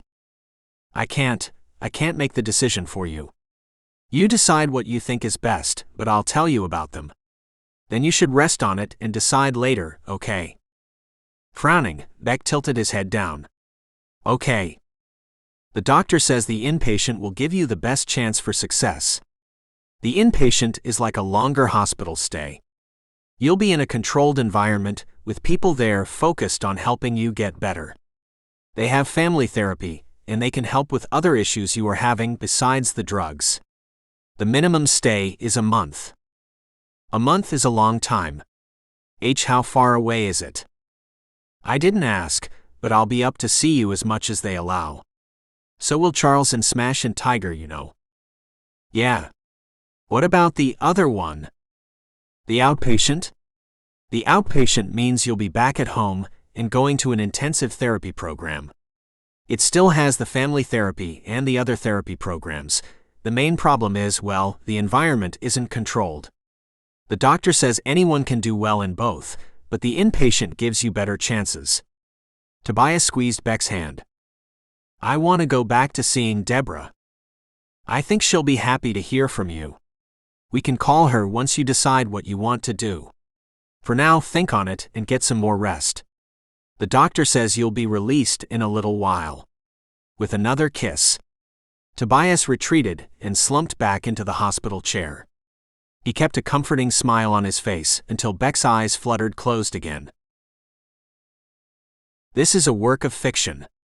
Names, characters, businesses, places, events, locales, and incidents are either the products of the author's imagination or used in a fictitious manner. Any resemblance to actual persons, living or dead, or actual events is purely coincidental.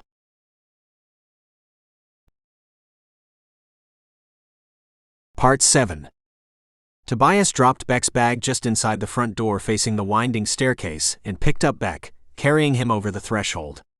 Beck giggled, wrapping his arms around Tobias' neck, kissing and nuzzling his jawline. Welcome home. Tobias purred, setting Beck on his feet inside patterned rug in the foyer. He kissed Beck's forehead and his lips. Thank you. It's good to be home. Beck rubbed Tobias' shoulders, hands sliding down his arms and fingers lacing with Tobias. He stood in front of the man, smile growing, brilliant green eyes glittering. Soft fingers pet Tobias' warm skin. Tonight it's just me and you. Tomorrow is the appointment with Deborah, and a party the boys wanted to throw for you. It's a surprise party. You've ruined the surprise. You can still act surprised. Tobias hinted, so what do you want to do? Tobias rolled his shoulders forward. Honestly, get in bed and sleep. I've missed being home, and I didn't sleep well at the rehab center. Can I sleep in your bed tonight? Beck pulled Tobias close to him again, their bodies meshing together. He released Tobias' fingers, walking his own back up his shoulders and resting his palms against Tobias' neck.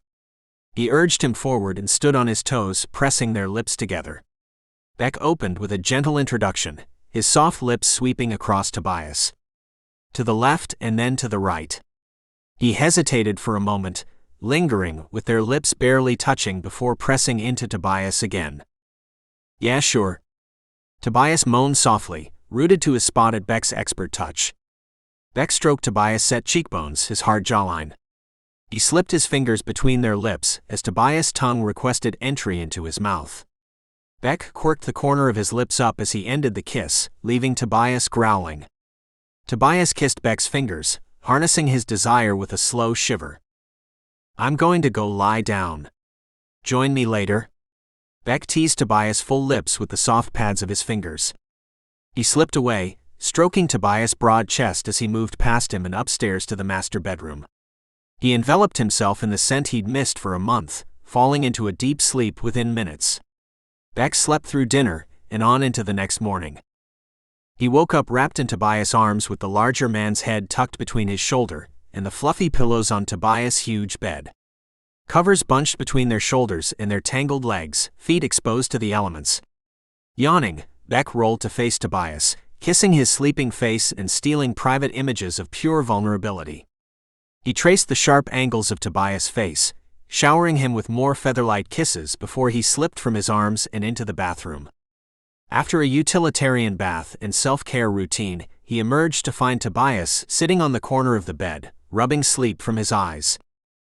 "Hi there," Beck smiled. "I have therapy in an hour. I almost had to wake you." Wrapped in a towel, he approached Tobias, settling in his lap and kissing him good morning. Tobias tasted the minty toothpaste on Beck's lips. "Huh," Tobias grunted, wrapping one arm around Beck's back. "Ah, so sleepy. Want me to wake you?" Beck rubbed bare legs along Tobias' legs, waking his body up before his mind. Beck touched the crotch of Tobias' pants and pressed his hand into him. Tobias spread his legs, giving Beck's roaming hand more access. The hand moved away, nails kissing the insides of Tobias' thighs on its retreat. "I think you're awake now. Get dressed. I will make cereal." With a kiss, Beck buzzed around the room, throwing on a shirt and stepping into a pair of jeans.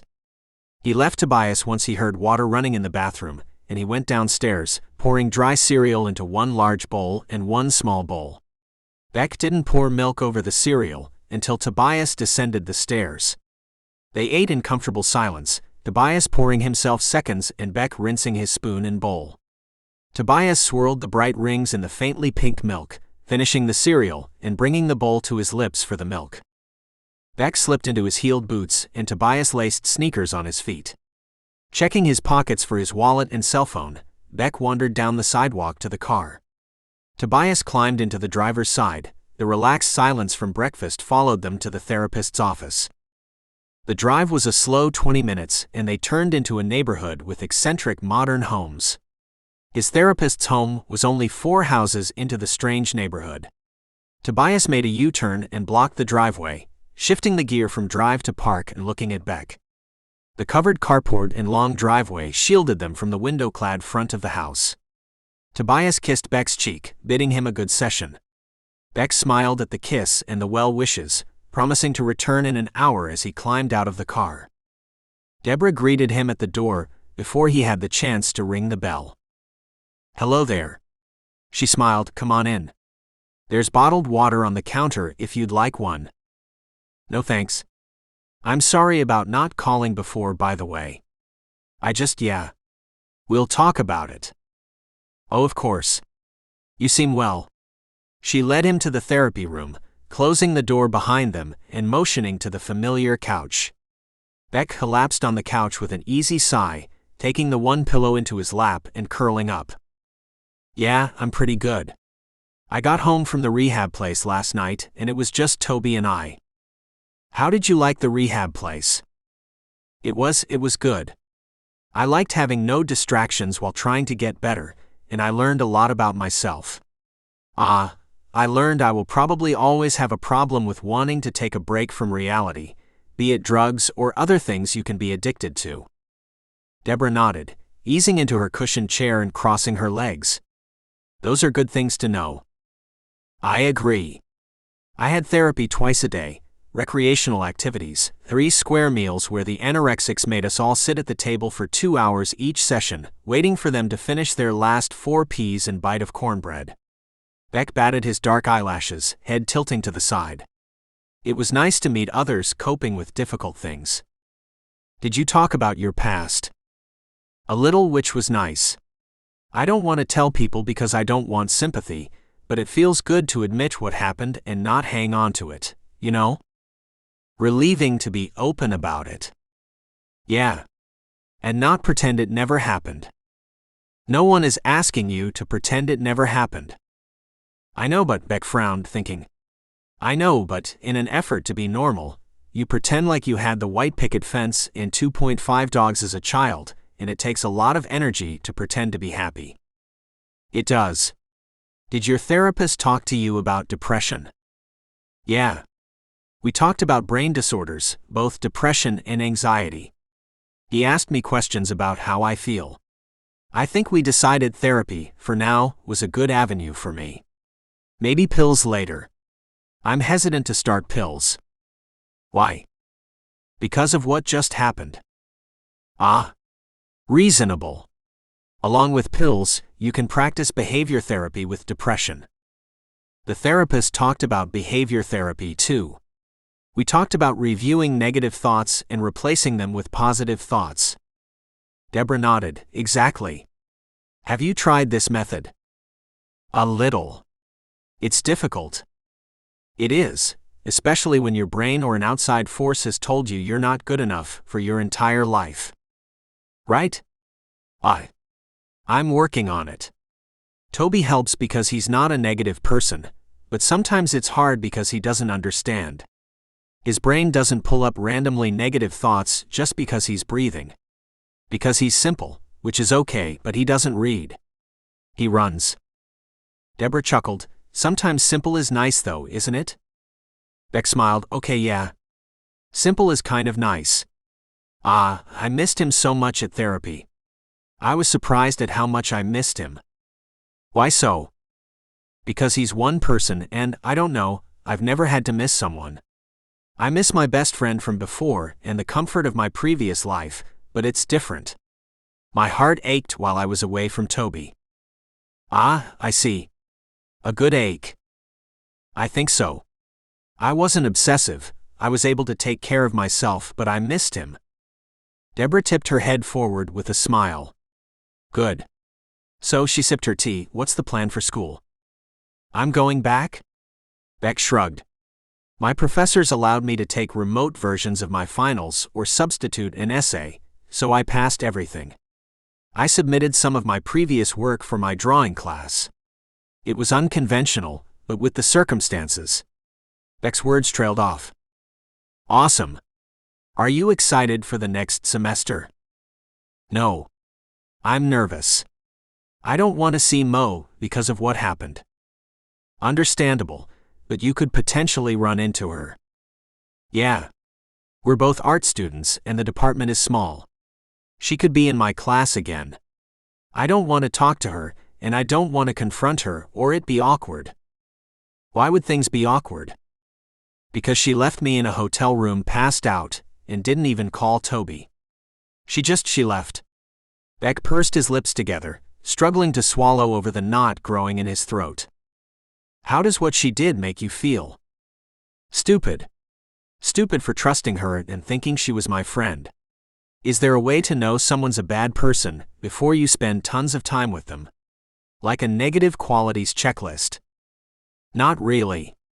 Well, there's no such thing as a checklist, but your gut helps you with these things.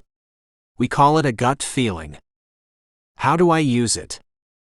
Deborah flashed a smile. You become in tune with it. Did you ever feel weird about hanging out with Mo? Did she pressure you into things? Yeah. I don't know if I would call it pressured, because most things were fun, but I didn't always want to do them. We did these weekend art challenges where she'd insist we stay up for 3 days and make art. It was fun, but she wanted to do it every weekend. She's the one who gave me the drugs. Did you feel pressured to take them? Yes and no. She didn't tell me what it is. I guess it's my fault for not knowing drugs, but I don't know. Is it my fault for not knowing what drugs are and taking a random pill? Deborah watched Beck for a moment. What do you think? I think I should have asked more questions, but I didn't at the time, and now I know. Good answer. She smiled. What is your plan? I'm going to focus on schoolwork.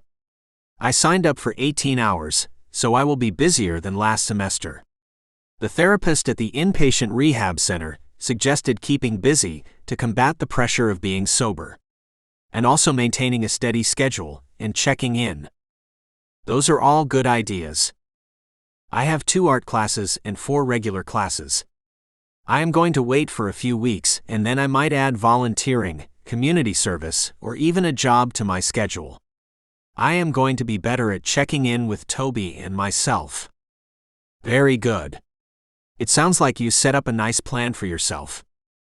I'm also going to resume seeing you twice a week, if you have the space available. Oh, I do. Our old schedule? Yeah. Beck fell silent, squeezing the pillow. She called you the rapist. It made me angry because I felt good after our sessions. She made me question it, like maybe for you it was about money and not helping people. Well, this is my job, but I love what I do. It's like Toby. Toby is a trainer, right? He loves fighting, and I'm sure he loves training, but he gets paid for his work. True. You can do both. No one should work for free. And you're good at it. You're a good listener. Deborah smiled. Thank you. That's a high compliment from a client. Have you considered what you would do for work? I haven't. I like creating art. I wish I could make it a career. Maybe teaching art. Or something to do with children. Oh. I know, if I can't just work as an artist. I remember in the inpatient facility, some people who were initially resistant to therapy were sent to the art room. I want to be able to decipher people's memories and feelings from what they draw. Oh. You have to have a degree in psychology. I could do psychology. I like knowing the way people think and what motivates people. I like to learn too. I heard psychology is a lot of schooling. It can be. There's a lot to learn. You have to like learning to do psychology. I like learning. I will look into it. Beck sighed, leaning back on the couch. Can I talk about something personal? Of course. I want to get further with Toby, but I want to do it right. It's been over a year since we've been together, I guess, and I want to go further with him. I don't know where to start. We talked before, and he said it was up to me, basically. All right. Do you like this arrangement? I appreciate him waiting for me. The thing is, Beck pursed his lips, I know I'm not supposed to like the idea of being controlled or being owned by someone, but I like the idea of it. I don't want him to tell me what to do all day or be mean, but the intimate part. The intimate part appeals to me. Okay. Have you talked to him about this? Not yet. I realized it recently. In the inpatient therapy? No, a little before, but I didn't sort it out until therapy. Well, I'm going to remove my therapist hat and give you friend advice for a moment. I think you should do something special for him instead of tell him you want more. Special. Like candles and roses. Something he would like, but yes. And back with my therapist hat, I want you to think about what it means to open this door with him. You are going to have to be open, especially with what you've been through. It's new territory for both of you. If you don't think you can be truly open with him, then you should wait. Yeah. You're right. It's not just what I want. If he's willing to wait for me to be ready, then I should be ready. Does my advice help? Yeah. Yeah, it does. I feel better having direction. I feel good. Perfect, because we're out of time. What's the focus? Keep busy, stay positive, and be able to communicate with Toby before you enter into a relationship. Perfect. Deborah stood with Beck and walked him to the door. Where am I with billing? You paid in advance for some sessions you never attended, so we're letting the money roll over. Next session is already paid, but after you can pay a few sessions again. Okay. See you next week. He stepped back into the bright sunlight, walking down the path to Tobias' dirty silver hatchback and tapping the window. Tobias jolted awake with a groan. Therapy over. Tobias rolled the window down. Yes, sleepyhead. Beck kissed Tobias and moved around, hopping into the passenger side. To burgers and school supplies for next semester. You have to buy supplies every semester?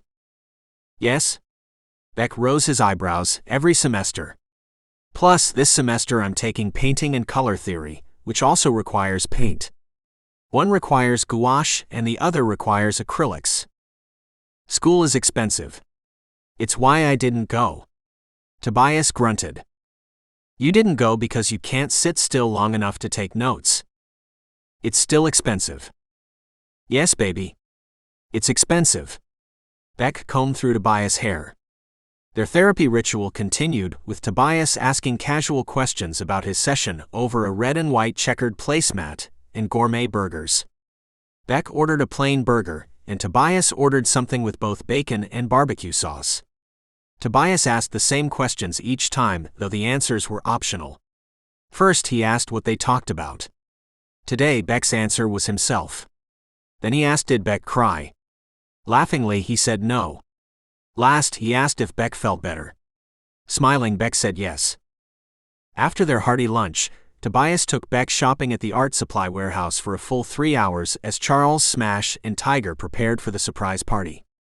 Tobias pushed the cart as Beck threw item after item in the basket. They began their journey on the first aisle, and Beck was determined to purchase one thing off every single aisle in the store. He picked up fresh charcoal pencils and graphite pencils, new erasers, and new pads of newsprint and drawing paper for his personal sketches. For school, he added the required paint colors in the finest acrylic paints and the finest gouache paints, a selection of brushes for the separate types of paint, and replacement brushes for some of his older ones. Beck dropped a collection of canvases in the cart too, a variety of small and medium sizes as indicated on the syllabus.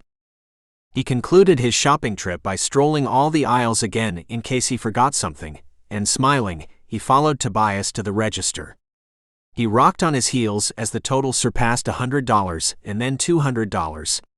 Tobias paid for the supplies in cash and Beck swooned, resting his cheek on Tobias' broad shoulder. With a few minutes to spare, Tobias took the longest route home, driving slowly to point out his favorite houses and his favorite parks, and finally, they rounded to his driveway, where Charles's limousine was parked beside Smash's car. The party was everything Beck could ask for from their 3 friends. It included pizza, beers, and iced tea, and watching reruns of famous mixed martial arts matches with Beck and Tobias' lap, and the 2 younger boys detailing every play. They partied well into the night, and all ended up passed out in the media room until Sunday morning when Charles roused them all for a lavish brunch. Beck's nerves kept him tied in knots Sunday night until Monday morning, anxious about his first day of the semester for new reasons. Prepared for boring professors in large lecture halls, he worried about friends, making good friends, or running into Mo. His non-art classes were uneventful, each one similar in how the teacher introduced the class. The teacher introduced themselves and proceeded to review the syllabus. Some were more thorough than others, going over the basic layout of the class, then the exam and homework schedules. Others kept it brief and read over the syllabus, asked for questions, and dismissed the bored students. Beck brought his supplies with him to the color theory class, keeping the gouache paint and brushes in his tackle box. He sat in the middle of the room by the window as the students filed in, holding his breath until the teacher came in and started talking. Mo wasn't in the group of fresh-faced art students around him. The art professor's smiling face detailed the point of the class, which was to learn the rules of color and color theory. She gave them spaces in the room to tuck their supplies away, and after a few questions about final projects and in-class work, she dismissed them to go buy supplies. Once his peers left, he moved over to his assigned space and tucked his supplies away, making the organization of a few paintbrushes, paints, and art pads span over a full hour. He exhausted the amount of ways he could organize the items, with an hour still to spare before his next art class. He peered down the hall both ways before leaving the classroom and settling in the next one to read. Tucked in the back of the class, he completed his English literature assignment and started his history assignment before chatting students entered the room. He shut his book and watched, again holding his breath. He moved to the front of the class as Mo bounced into the room. Beck's blood ran cold, green eyes locking on Mo's smiling face, her pixie haircut. "Beck. You're looking good." She chuckled. He stared at her, pursing his full lips together. He looked past her and then focused on her again. "Morgan." He stepped to the side and slumped into a seat, fixing his eyes on the front of the room. His lips curled as anger bubbled in his chest. A mop-haired older woman introduced herself as the professor and a well-known abstract artist. However, the class wasn't focused on abstract art, the class was focused on the art of painting what you see. The projects for the class were a series of still lives with a limited palette focus, starting with ultramarine blue and burnt umber. Mid-semester and on was full color. Each student got a rolling cabinet of their own to stash their painting supplies, snacks, and whatever else they chose to put in there. The rest of the painting class was spent with students picking the best of the worst rolling cabinets and labeling them. Beck ignored Mo's loud laughter as he claimed his cabinet and deposited his supplies inside.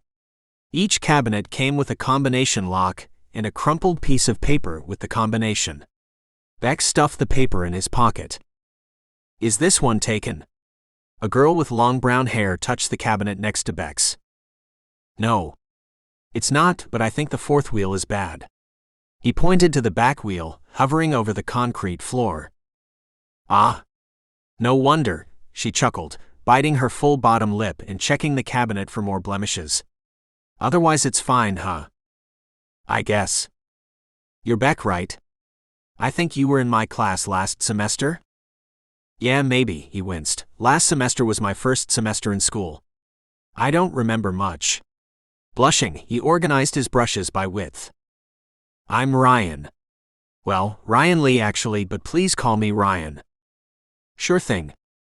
"You already purchased all of your supplies?" she ventured, as her slender fingers fumbled with the combination lock. I hate these things.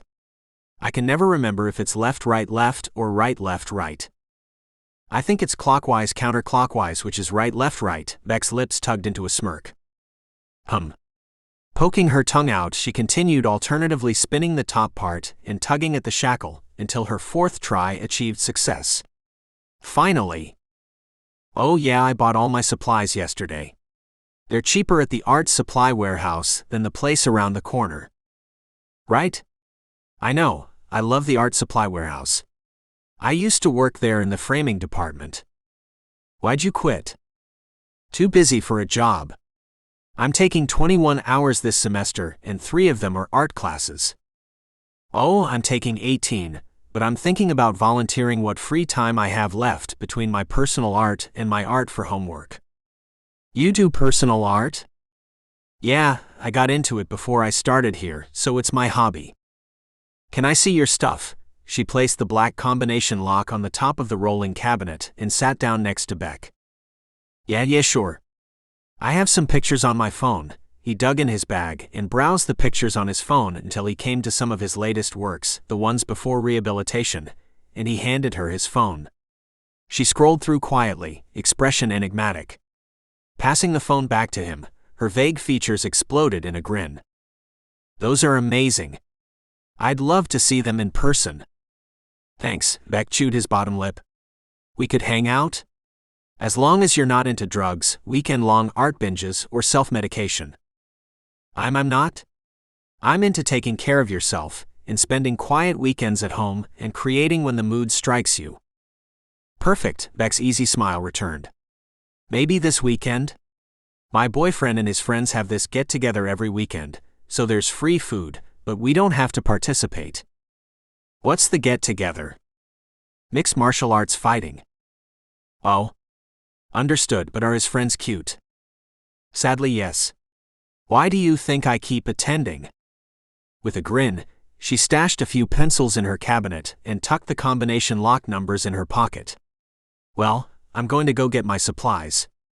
I'll see you Thursday, okay?" "Sure, see you Thursday." Beck locked his cabinet as well. Narrowed eyes landed on Mo, who was chatting animatedly with skinny blue-haired girl. He grit his teeth as he shouldered his bag and walked to the exit, putting on blinders as he passed Mo and her newest conquest. Beck and Ryan hit it off on their first friend date. Thursday after class, they sat across from each other, discussing the first art project and picking at the stick-to-your-bones food offered at the campus cafeteria. Calmer than Mo, Ryan's sultry alto voice flowed harmoniously with Beck's soft tenor voice. Their patient conversation extended from the cafeteria to the plush lounge chairs in the lobby. Ryan and Beck exchanged favorite inspirational artists. Beck told her all about last semester's projects, and she told Beck about her own casual experiments. Excited by his enthusiasm for art and his beginner experience in many different forms, Ryan suggested they revisit screen printing and utilize the rest of Beck's supplies. He agreed but insisted on scattering and relaxing nights, and their standing Friday night plans were established. Ryan arrived at Beck's place well after the boys settled with their weekend tradition. Beck sat cross-legged in Tobias' lap as the men cheered and booed alternatively. He pet through Tobias' hair gently, curling fine hairs around his finger as he rested his head on Tobias' shoulder. The whistle for round 2 blew as Ryan buzzed Beck's phone, and he jumped from Tobias' lap, administering a kiss before rushing out of the room and to the front door. He yanked it open with a smile. "Hey. Did you have issues finding the place?" "No, not at all. Sorry I'm late, I got caught up in a family thing." Ryan stepped inside and slipped a backpack off her shoulders. "Where can I put this?" "Here for now. Are you hungry?" "Yes. Starving." "Awesome. The pizza is in the game room, and I can introduce you to the boys. Then we can get one of them to take your bag to the studio." Beck winked, leading her up the stairs and down the hall to the only room with noise. Smash looked up first, chocolate brown eyes connecting with Ryan's pool blue ones. With a shiver, Ryan tucked herself behind Beck, waiting to be introduced to Smash and the crowd.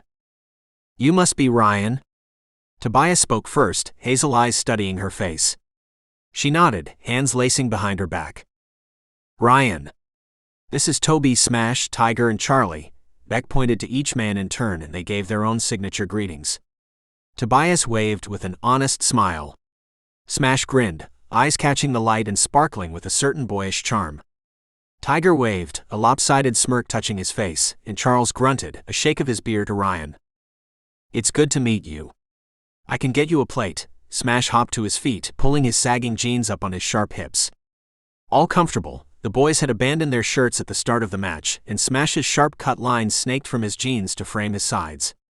Tight muscles stretched over his chest, flexing and relaxing as he grabbed a plate and a beer for Ryan. "Ayo," Ryan flushed when Smash played host. "She prefers tea," Beck shrugged. "Tell him what pizza you want." "Tea, yes." "Thank you, and cheese would be fine." Still blushing, she accepted her plate from Smash, thanking him again softly for helping.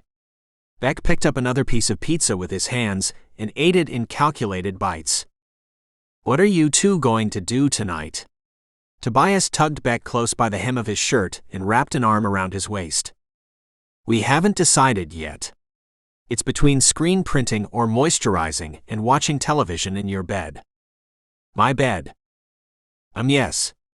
Yours because it has the bigger television, and you boys always pass out in here anyway." Beck tapped Tobias on the nose, "and you have the fancy bathtub." "I vote moisturizing, but I do want to see your art still," Ryan chirped between bites of her pizza. "We're going to moisturize after she sees my work." Beck finished the body of his pizza, giving the crust and a quick kiss to Tobias, and exited the room with Ryan at his side. She finished her food too, sequestering her plate to the side in case of second helpings. In the hallway, Ryan turned to Beck with wide eyes. "What?" "Smash," she breathed, squeezing Beck's hand. "What about him?" "He's cute." "I guess. I don't see it, he's like a brother to me." Beck pranced down the hall to his studio, flicking on the light. The scent of paint rushed out of the room, filtering through Beck's nose and making his head spin. His eyes floated over the collection of supplies left in the room, stacks of canvases in one corner, screen printing supplies in another, and a small amount of woodworking tools occupying another. Eyelids fluttering, he ventured into the room towards the finished paintings leaning against each other. "You didn't tell me your boyfriend's friends were semi-famous mixed martial arts fighters." She followed him into the room. "Oh, I'm sorry. I suppose I forgot the detail. My boyfriend's friends are mixed martial arts fighters." "Too little, too late." "Oh wow. These look better in person." Ryan squatted and thumbed through the smaller canvases, tilting her head as she browsed. "Thanks. I did them last semester. Have you considered entering a contest with these? They're so moving and passionate." She moved to the next batch, this time pulling her favorites from the bunch. She laid them out on the open floor of the room, stepped back, and then rearranged them again. "What are you doing?" "I'm making a collection. It's not enough to just make the art, you have to think about how to display it too." She replaced one piece with another one, and once she had 3 large pieces, she designed smaller pieces around them. Beck folded his arms, watching her take pieces from various collections and interconnecting them. She assembled 11 pieces, 3 large ones and 8 smaller ones of varying sizes, and stepped back to admire her work. She squinted her eyes, got a chair and stood overhead, and even looked at the grouping upside down before calling herself finished. It's a collection now? Yes. The goal with a collection is to make them flow together and trap the eye, making the eye go back and forth over all the pieces. You do this by pulling the focus. See how my outside pieces all focus inward? Oh yeah.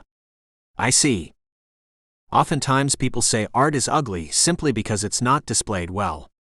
You can influence a lot of people with the placement of your work. Noted. Beck took a picture of the placement with his cell phone and walked to the door of the room, standing in the doorway and turning to Ryan.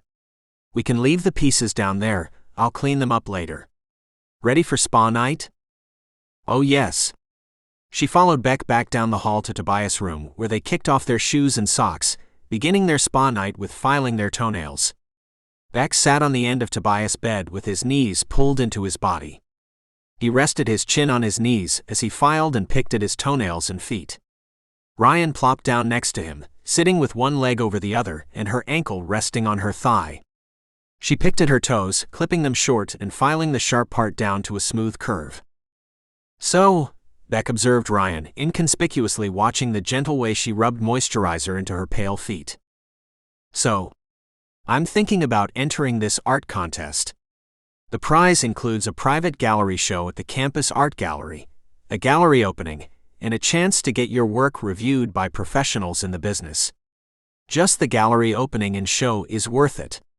You should enter too, she nudged Beck with her elbow. I don't know. That stuff is just work I worked on when I was getting high and doing whatever. Maybe, but it's brilliant. Those pieces speak to your soul, they express things you can't express with words. Yeah, Beck rubbed healing serum into his bony toes. If I enter, will you be mad? Honey, why would I be mad?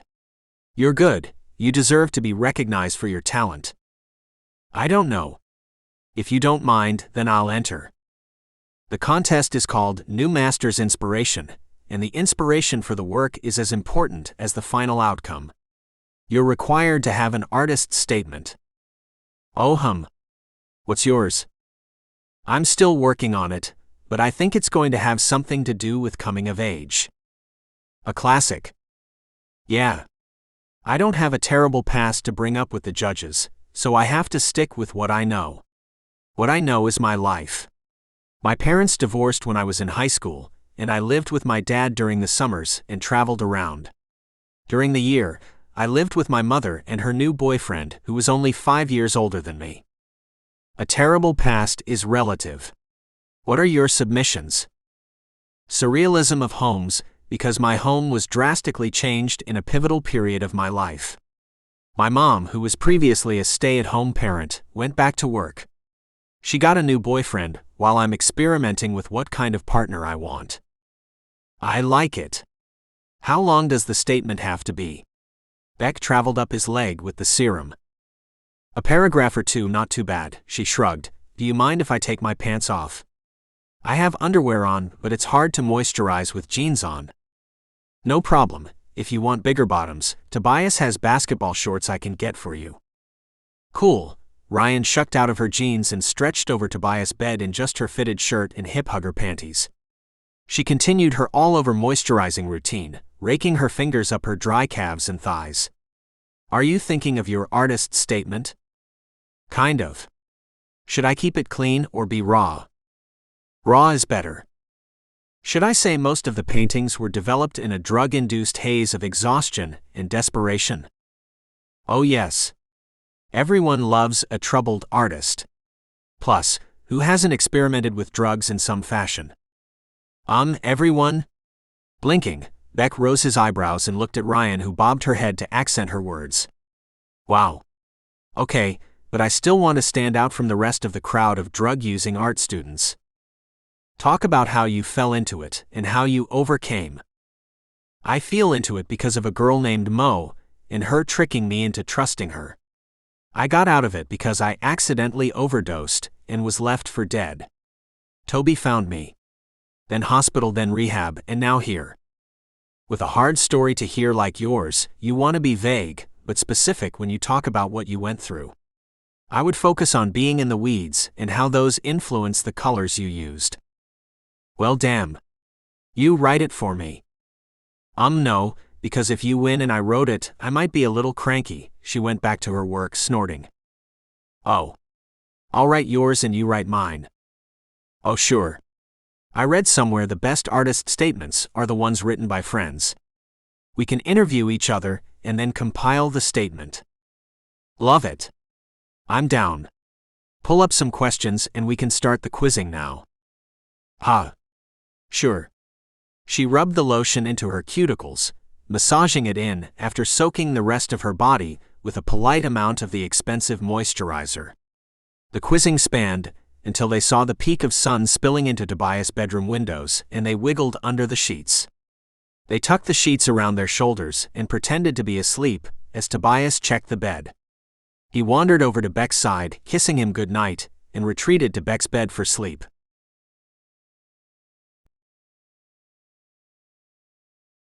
Part 8.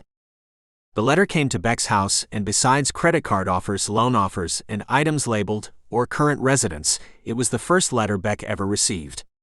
He clutched it in his fingers, rereading the label and the return address on the thin envelope, before he called Ryan. Did you get yours? Beck leaned against the kitchen island as Tobias cooked dinner, offering him tastes of sauces and vegetables. Yes? But the letter is so thin, I'm nervous. Ryan's voice mimicked Beck's nervousness even through the invisible phone lines. Me too. Let's open them together. Toby's cooking, and the boys are coming over. Smash'll be here, Beck taunted, kissing Tobias' shoulder and exiting the kitchen to continue his conversation in private. They submitted their applications one late night 2 months ago, with expensive wine and cheap glasses, and between conversations about Smash's sexual history and Tobias' penis size. Really? I don't know, I look like shit today. Meaning you look like a movie star. Oh, come on. I have a secret. What? He asked about you. Beck bit his lip over a spreading grin. What? What did he ask? You tell me now, B. Nothing serious. He asked if you were single, and he asked how you felt about guys who were busy a lot. What did you tell him? I told him he'd have to ask you about the latter one, but you're single. So, I guess I'll see you in a few minutes. Okay. Let me do something with my hair and I'll be over. Women, Beck smirked and ended the call, returning to the kitchen. He danced his letter across the counter before abandoning it again, when the doorbell rang. As Tobias carried platters of food to the backyard, Beck opened the door for Smash, who was carrying cases of drinks, and Tiger, who was balancing desserts. Charles strolled in behind the two meaty boys, carrying nothing. Without direction, they filed through the large main room to the back door and outside, depositing drinks and desserts and high-fiving in greeting to Tobias. They huddled around Tobias' new grill, discussing all its basics and specifications. 30 minutes into the grill discussion, the doorbell rang again, and Beck opened it for Ryan. Oh, thank God you're here. Toby bought a grill. Beck pulled her into a tight hug. I'm sorry, you should have told me on the phone and I would have been here sooner. Where are they? Ryan glanced around the quiet foyer, peeking into the dining room and the kitchen. They're outside with the grill, Beck rolled his eyes. Toby's been grilling things all day. If it can be grilled, honey, it's getting grilled. Come on. Letters first and then we can join the boys. Right. She pulled her letter from her shoulder bag as she moved into the kitchen after Beck. She picked at marinating vegetables, resting her elbows on the counter and placing her letter down across from Beck's. Same weight. So stressful, Beck groaned, melting against the counter. Let's trade. You open mine, I open yours. Ryan handed Beck her letter and inched his over in front of her. She picked it up and turned it over, breaking the pointed seal by slipping her thumb between the letter and the flap. Beck copied her calculated movements, opening her letter and pulling out the folded piece of paper. Faint text bled through the thin paper, but he couldn't decipher the words. 1, 2, 3. Beck and Ryan unfolded the letters, eyes scanned the formal dialogue. I'm sorry. You got in. Ryan tossed Beck's letter on the counter and leapt into his arms, squeezing him around the neck. Oh my God, this is awesome, Ryan kissed Beck's cheek when she finally released him from the tight hug. You didn't get in. Beck put her letter on the table, pushing it towards her to confirm what he read. He looked down at his bare toes, curling them. It's okay. There will be other contests. She hopped onto the kitchen island and read the rest of Beck's letter aloud for them both. The letter praised Beck's personal statement and the way he arranged his work in the submission. Ryan paused there, looking up at Beck with raised eyebrows before continuing to the details. Beck's opening was in 2 months, and it was Beck's job to hang and design the gallery the way he wants it. He had 24 hours to hang his work before his exclusive opening. They folded the notices, returning them to their envelopes and setting them aside before joining the boys outside. With a hug, Beck told Tobias about his gallery opening and secured 3.5 men to help him hang and organize all his pieces. Ryan hung back at the entrance, shyly discussing fine arts with Charles, while watching Smash out of the corner of her eyes until Tobias was done playing with his grill. They ate grilled meat and grilled vegetables as they watched the sunset. Ryan and Beck nibbled the leftover fruits and desserts and enjoyed iced teas as the boys ripped off their tops and bottoms and jumped into Tobias' private pool. 2 and 2, they played pool games well into the night. 2 months flew by with Beck and Ryan hard at work laying out a plan for his opening, setting prices for his pieces, and designing new pieces to fill holes in the design. Beck created 3 new abstract pieces, adding gold leaf as flickers of hope to the dark canvases, and Ryan worked them into the design. She tagged them with numbers on the back, and Beck painted the sides a deep black to keep uniform and lower distraction. Because the boys were busy the day before, they only had 1 day to hang the pieces, a few hours to change and rest, and then a night of talking to other artists and potential patrons. Beck dragged Tobias awake Thursday morning with a sweet kiss and even sweeter words. Baby, Beck whispered, lips pressing into the corner of Tobias' stubbly jawline. Today is my gallery opening. You and the boys have to help us hang the pieces. HNN, Tobias groaned, rolling into Beck and tucking his head away, shielding his sensitive eyes from the soft morning light. Beck rubbed his legs along Tobias' muscular calves and thighs, knee pressing into his crotch. Tobias' hips arched into Beck's teasing touch, humping into his smooth knee and moaning into his neck. Oh, good morning there, Beck giggled, hands disappearing under the sheets. His fingers walked along Tobias' tight muscles, palm pressing into his hip and combing the fine hairs dusting his chest and exploding between his legs. He swept his soft lips over Tobias' shoulder and down his chest to his firm nipples, and walked his fingers up to pinch Tobias' soft flesh. Ah, awake. The touch to his nipple sent shockwaves through his body, jolting him wide awake and reminding him of his sudden painful arousal. He pet Beck's curly dark hair, glancing into his sparkling green eyes. Damn. Awake. Do you want me to continue? Beck bit him, denting him with his teeth. And have me thinking about you all day? No thanks, Tobias winced at the bite and rolled out of bed. With a quick shower, he was calling Tiger and Smash to meet them at the gallery, and loading smaller pieces with cardboard between each of them into the back of his dirty silver hatchback. Beck choreographed with Ryan, meeting her right outside. Toby's parking and Tiger and your man are on the way, he hugged Ryan.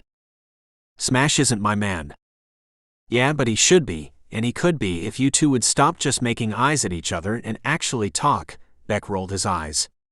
Did you already do the walk-through? Yes, I did. I set your artist statement in the front next to the business cards we made for you, and I put sticky notes where I want each piece to go. I think the boys should rest the piece on the floor next to the sticky note, and once everything looks good, we'll start the process of hanging them. Sounds like a plan. Moving inside, Beck browsed the gallery, reviewing what Ryan had done while remembering the plan they designed over the last 2 months. His heart turned over in his chest and butterflies hatched in his belly, wings fluttering inside him. As the boys arrived, Ryan and Beck instructed them to place paintings in correlation with the numbers on the wall and the numbers on the back of the canvas. Charles, who refused to do any heavy lifting, was the checker and the ruler. He He checked to make sure the numbers matched from canvas to wall, and he began the slow process of taping the measurements for exact hanging. Getting the paintings to location and taping measurements occupied the entire morning. At noon, they stopped for a siesta and for lunch, cracking open a few beers and discussing the plan for the rest of the evening. They had 4 hours for hanging, which should take 2 to 3 because of their exact measuring beforehand. With the opening starting at 7, Beck had 3 hours to leave, get dressed, and come back refreshed and ready to entertain. Okay guys, there's 6 of us. If we split up in threes and each take one side of the room, we should meet in the middle. Yes, you will have to hang some pieces, Charlie, but don't worry, you won't break a nail, Beck winked. How about Charles and Toby on my team and Tiger and Smash with Ryan? Ryan blinked, mouth opening and closing as she gulped air. Tiger and Charles shrugged, indifferent to their assigned teams.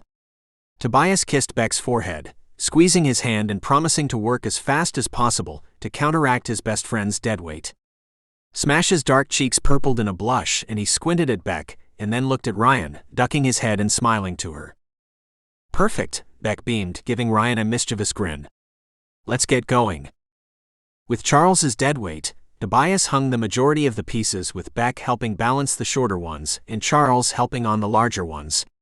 Most often, Charles stood 20 feet away to confirm the pieces being level and straight and approached to double-check himself once they moved on. Beck and Tobias exchanged giggling kisses as they pretzeled their bodies during the process of hanging, and after 2 hours of solid work, they had a third of the gallery done. Each piece was secured to the wall, double-checked for levelness with Charles's eyes and a leveling tool. Charles tacked titles and prices to the wall beside the paintings. They worked on his red series and his pool series. Beck kissed Tobias' cheek, allowing him a brief break as he checked on Ryan and her boys. Ryan's team was a little further along, only slowed by Ryan's obsessive nature and Smash's desire for the pieces to be hung perfectly. Tiger stood with his hands on his hips, mopping his sweaty forehead as Smash and Ryan fussed over another piece. Hey guys. How's it going over here? Almost. Nudge it a little, Ryan motioned to the right. There. Perfect. It's perfect. With a satisfied smile, she turned to Beck. I bet we can get this all done in about an hour. Agreed. Are you changing at my place? Did you pack clothes? I did, if that's okay. Of course. We can even get a bite to eat so we're not starving when we come back. Are you bringing anyone, like a man? Beck. Ryan's cheeks flushed crimson and she shoved Beck's shoulder as Smash stepped off the small ladder, waiting for further instruction. Smash? Ryan needs a ride to and from the event. Can you? Yeah. Smash's tired features broke into a smile at the suggestion. Eyes focused on Ryan, he nodded his consent. Sure. Definitely. So, we should get back to work. I might get back to work. A matching blush crept onto Smash's face as him and Tiger picked up the next piece to hang. See? There you go, Beck tapped Ryan's shoulder, cheeks dimpling with a smile. And you will have an awesome first date and then get married and then have kids. Straight people stuff. Date 3 at least, before you start talking about marriage, weirdo. Yep. Okay, back to work. Still grinning, Beck skipped back over to his crew, clapping his hands to prompt them back to work. In a rhythm, the last paintings hung quickly, and in 45 minutes, they were all breezing through the gallery doing last checks and making sure everything was perfect for the opening. Ryan and Beck did a second, third, and fourth check before Smash and Tobias dragged them from the building and hustled them into respective vehicles. Buzzing with nerves, Beck chirped all the way back to Tobias' place, up the stairs, and even during his long shower. He donned a custom suit for the event, tailored to fit his slim hips and long legs. The patterned jacket hugged his form, complementing his burgundy shirt and golden bow tie. Tobias clung to his casual style, wearing a t-shirt with a solid gray suit. Untucked, the bunched hem of his shirt hid belt loops and gave him a rugged look. Beck purred. Hi, Daddy. Beck traced his fingers along Tobias' soft cotton shirt.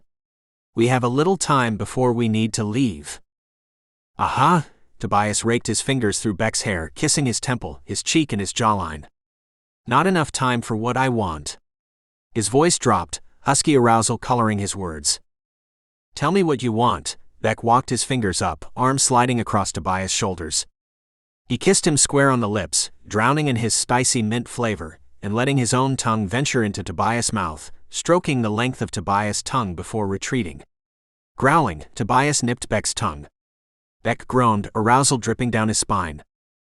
You, Tobias sucked Beck's bottom lip, eyelids hooding. Both hands rested on Beck's hips, sliding under his suit and across the silk of his shirt, thumbs denting his plush belly. How do you want me? Do you want the sweet answer or the naughty answer? Naughty answer, Beck whispered, cheek burning with embarrassment and arousal as he arched his hips into Tobias. I want to rip your suit off and turn you over the dresser. Tobias' hands cupped Beck's ass, keeping their bodies connected. And bury my cock in your ass, Tobias rumbled, and fuck you until I'm tired. What about me? You said naughty answer. Squeezing his soft ass, Tobias kissed Beck's high cheekbones. He straightened Beck's shirt, tucking it and smoothing the wrinkles, and his jacket with a grin. We should go. I thought you wanted to arrive early. I do, Beck scowled when Tobias reminded him of their tight plans. Afterwards? Yeah, Tobias' hazel eyes softened. I'm proud of you, for being the person you are. He stroked Beck's cheek, thumb touching his lips. He kissed him again, touching his lips to Beck's in a featherlight connection. Thank you. Beck braced himself on the counter, legs shaky from Tobias' sound kiss and honest words. Car. Yep, Tobias took Beck's hand, lacing their fingers as he led him back outside. He walked around his silver hatchback to his classic red two-seater and opened the passenger door for Beck. Beck blinked, pausing at the hatchback before stumbling over to the shining other car and inside. He sank into the leather seat as Tobias got in the driver's side. The engine hummed all the way back to the gallery. Beck's anxiety grew with every mile, until his fingers were drumming his thighs and his muscles were throbbing with tension. What if everyone hates my work? Impossible. I don't hate it, and neither does Ryan. You don't know anything about art, though. Beck wrinkled his forehead in a frown, Tobias' words doing nothing to resolve his worries. Exactly. Neither does anyone else for the most part. So you're safe. Tobias parked the vehicle safely away from the growing collection of cars. And your stuff is actually good too. Thanks. Beck rolled his eyes and blew his breath out in a heavy sigh. You're right. It's a professional gallery. My work speaks to someone after all. Tobias allowed Beck to work through his anxiety, getting out of the car and walking around to open the passenger door for him like a true gentleman. Beck linked elbows with Tobias, walking alongside him to the already bustling entrance. Even though Beck spent all day preparing the gallery opening, it looked different when he came back at night. The gallery loomed in front of him, the doorway dwarfing him. Patrons browsed his pieces, pausing in front of them and discussing the brushstrokes and the fine application of the paint. Beck found the gallery owner, who clapped him on the shoulder, impressed with the organization of the pieces and how fast it all got done. Beck volunteered to speak on his work at the owner's gentle push, but only after another hour and towards the end of the evening. He wandered away from the owner and met up with Ryan and Smash, whose arms were linked. Ryan touched her cheek to Smash's broad shoulder and Smash beamed down at her. After whispering to Tobias, they chatted and strolled the gallery together. They split off when Ryan and Smash were approached by other art students and trapped in a conversation about the differences between abstract and non-representational art. Smash's eyes glazed over as he followed the conversation. Tobias and Beck continued through the gallery, turning the rounded corners of the room as Beck explained each piece to Tobias and anyone else close enough to overhear.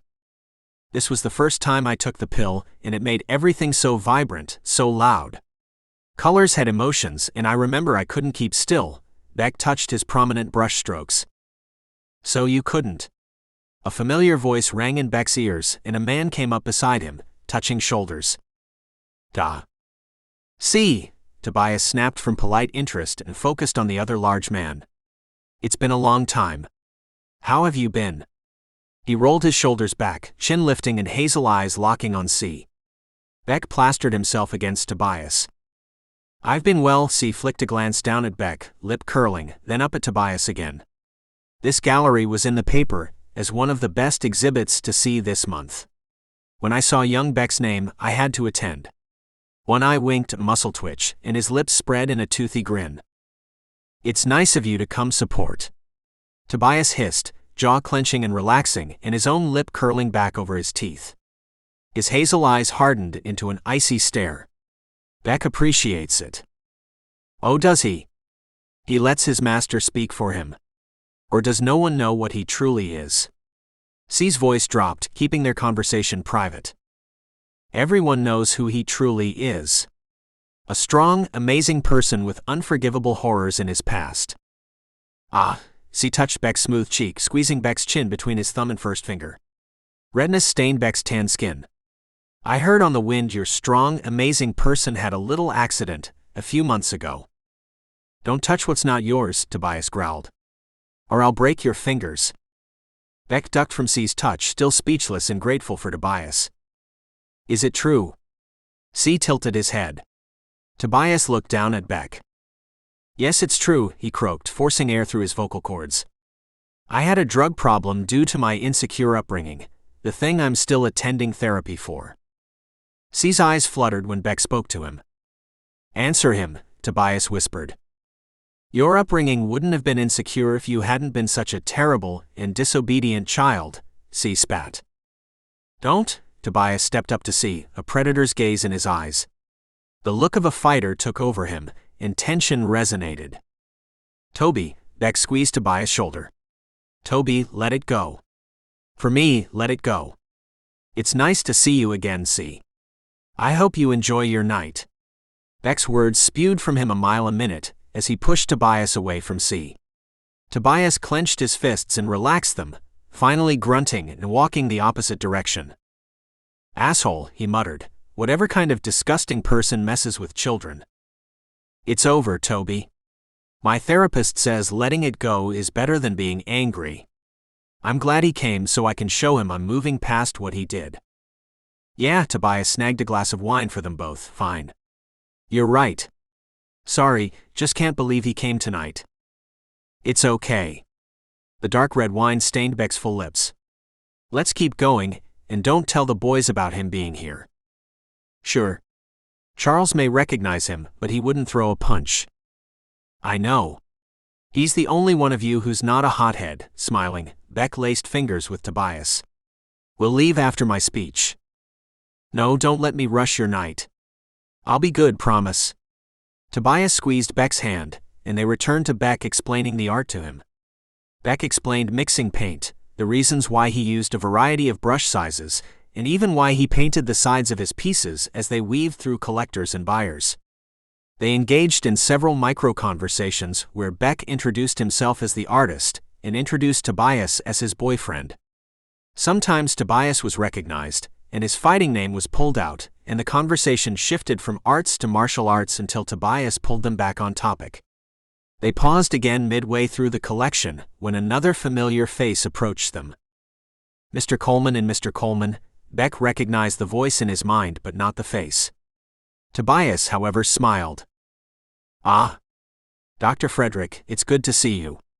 A softness touched Tobias' eyes as he extended his hand. And Mrs. Frederick. The older woman flashed a smile, leaning into the plump doctor who shook Tobias' hand. The decision to go into inpatient rehabilitation was an excellent choice, Mr. Coleman. I am glad to see you public about your experiences. We need more people talking openly about mental health. Thank you. It's difficult to bring up, but it's necessary. I don't think my situation is so unique no one can understand it, you know? Indeed. It's truly admirable. When I read about your opening in the paper, I had to come. Your artist's statement. It's touching. Thank you. My friend helped me with it because it was such a delicate subject. Beck flashed an honest smile. She also helped me put together the whole thing. If you're ever looking for someone to help make a design decision, she's the one. Oh. Honey, the doctor looked at his slender wife, weren't you thinking about redecorating the something or other? The downstairs, honey. She touched his shoulder and exhaled in a musical laugh, unfazed by her husband's lack of understanding. Watching their interaction, Beck smiled even more. I can give you her information if you would like? Yes, please. Beck dug in his pocket, pulling out a square business card and passing it over. So, Mr. Coleman, how did you enjoy inpatient rehabilitation? You know, it was perfect for what I needed. I needed a break from my life to work out some things on my own. I needed the 2 therapy sessions a day, the sanctioned recreational time, and even the group sessions. Even though the overdose, if you want to call it that, wasn't intentional, I still needed to be at the center. It wasn't an overdose? Well, not technically, was it? I didn't take a bunch of pills, I took what I normally take with adverse reactions. I mean, it's short or long straws, but I needed to recognize I didn't attempt to kill myself as much as I was being reckless with the life I've been given. I see. I understand what you're saying. It wasn't a conscious effort to end your life, it was more you didn't care one way or the other. Correct? However, what I noticed about my paintings is the paintings I did in an altered state were more open than the ones I did sober. I mean, weirdly, I had better access to those deep emotions. I can feel it, especially in the Pool collection. Have you seen those pieces yet? Well, no. Please lead the way. Why is it called the Pool collection?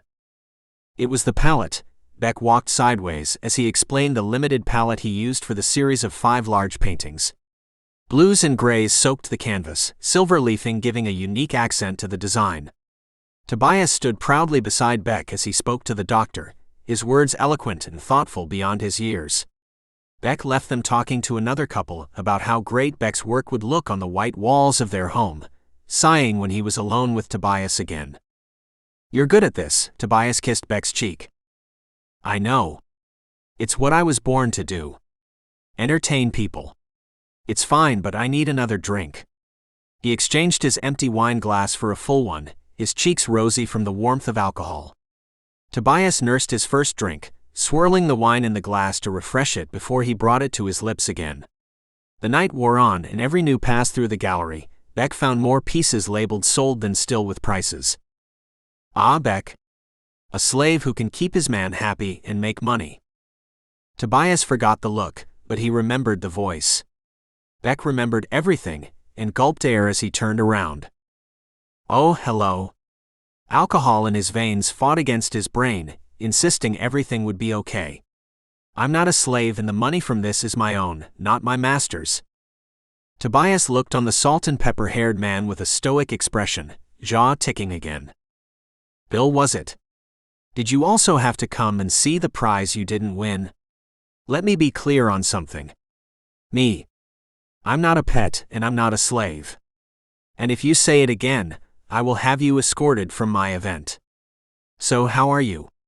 Still thinking you have the right to own people? Tobias blinked. Bill, he muttered after Beck's saucy words. Well? Beck's words rendered Bill speechless, at a loss for what to say when he'd seen the boy naked, thin, and unforgivably pathetic. Bill didn't know how to respond to this new version.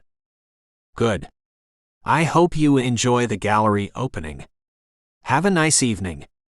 Beck downed the second glass of wine in 2 large gulps, stalking away from Bill with Tobias wandering behind him. It's time for my speech. Then we're leaving.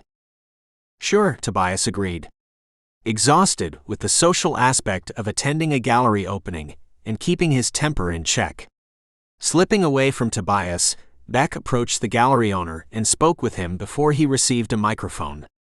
Beck's speech thanked everyone for attending and for purchasing pieces if they did. He spoke about the importance of mental health and the importance of being true to yourself and your loved ones. Beck's speech was touching, encouraging those who have ever felt alone, off, or scared to talk to someone about it, because making art from pain was one thing, but staying in pain for fear of change was another. Beck thanked Tiger, Charles, and Smash for helping him set the gallery. He thanked Ryan for helping him with the design and encouraging him to apply for the contest. Last, he thanked Tobias for everything, eyes tearing up as he searched Tobias' face. Tobias returned a loving gaze. The crowd exploded with applause at the conclusion of Beck's little speech, and he bid everyone good night, and met Tobias again. He rushed up to him, wrapping his arms around Tobias' neck and kissing him. Tobias tasted the wine on his tongue and lips. They didn't leave right away.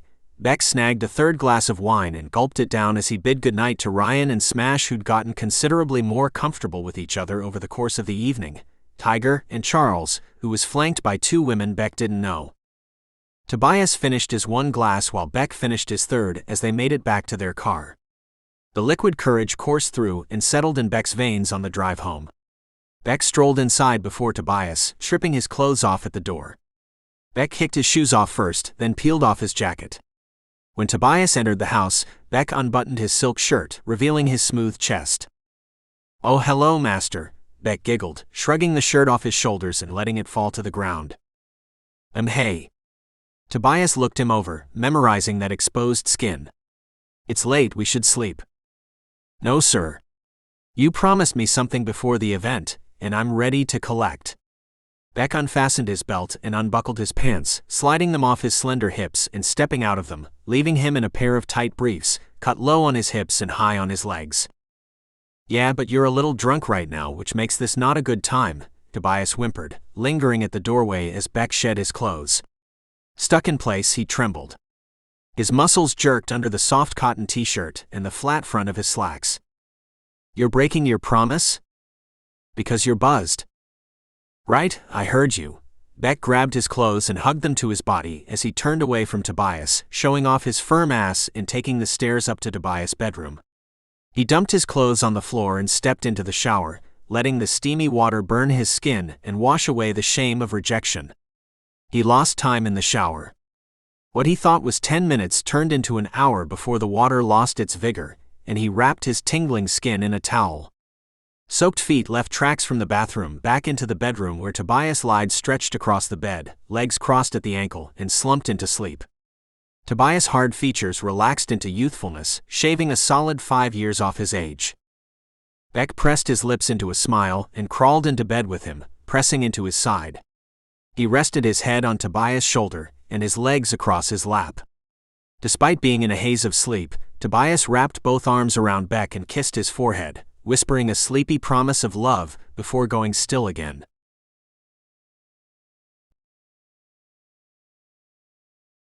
Part 9. By the third week of Beck's gallery show, all but 2 of the pieces sold, and it was an impossible task to get the boys to talk about anything besides Beck's almost sold-out show. Tobias threw punches, yelled, and demanded grueling sets of push-ups to no avail, because every time Smash and Tiger caught their breath, the conversation floated back to Beck's amazing speech and how sexy Ryan looked. "Am I going to have to call it, or did anyone come to practice today?" Tobias snarled, kicking the floor mats laid out for practice. "Damn, coach," Smash shook his head. "I figured you'd be happy about the gallery." "Beck is. I am happy, but right now your parents are paying me to train your sorry asses, and all you're doing is chit-chatting like we're at a tea party." "We are not at a tea party." "What kind of tea would we have if we were?" Tiger wiggled his fingers in the air as he asked the question, amusement brightening his hooded eyes. "God damn it. Green. Green tea, Tiger. Anything else? You two are trying to give me a fucking heart attack." "We're chill, bro. Maybe you should run laps. Or get laid. Maybe we should call Beck up here to take care of it for you." Smash slapped Tiger a high five for making Tobias' jaw tick and the thick vein in his forehead pulse. "Run. Laps?" Now Tobias roared, hazel eyes glowing. His face kaleidoscoped through emotions, from beet red with anger to lighter pink shades of weariness. "Fucking kids." He gripped his own hips, fingers digging into hard muscles as he paced, eyes tracking the boys as they ran. His expression soured as they continued, lip curling when they didn't look nearly winded enough. He pointed at the track as his phone buzzed in his pocket. 2 seconds later, an embarrassing country love song tempered the buzzing. Damn it. He put the phone to his ear. "Hi," Beck's voice purred through the phone. "I'm not interrupting, am I?" "Hey baby." Tobias' voice changed from rough and surly to milky and soft. "Nah, I'm practicing with the boys. They're running laps." They told me you've been really hard on them lately. Oh, did they? I'll make them run 5 more laps then. What's up? I need you here. It's incredibly important, and I need you right now. The inflection in his voice stayed the same, calm and sweet. You need me for what? The window is broken, and I want you to fuck me. Ah, Tobias blinked, cheeks blooming with color as Tiger and Smash approached. Chests heaving, they wiped their sweaty foreheads. Coach, Tiger spoke first, but Smash slapped him on the chest before he could continue. Tobias' eyes widened, and frowning, he waved at the boys to take a break. I'm sorry, I didn't understand you. That the window is broken? Shattered. And I broke it. So, after you fuck me, you should probably punish me too. Which window? Tobias. Coleman. I am standing naked waiting for you to come home and put your cock in my ass, and you're asking about the window? The window. No, well, yes. Because I have to fix it, right? Aha. I sent you a picture. Of the. Tobias paused when his phone buzzed and he pulled it from his ear. He went from the generic lock screen of Beck making a silly face to his messages, opening Beck's thread. His mouth dropped open when he saw the picture. In front of the shattered window was Beck's beautiful eyes and a sample of his naked body.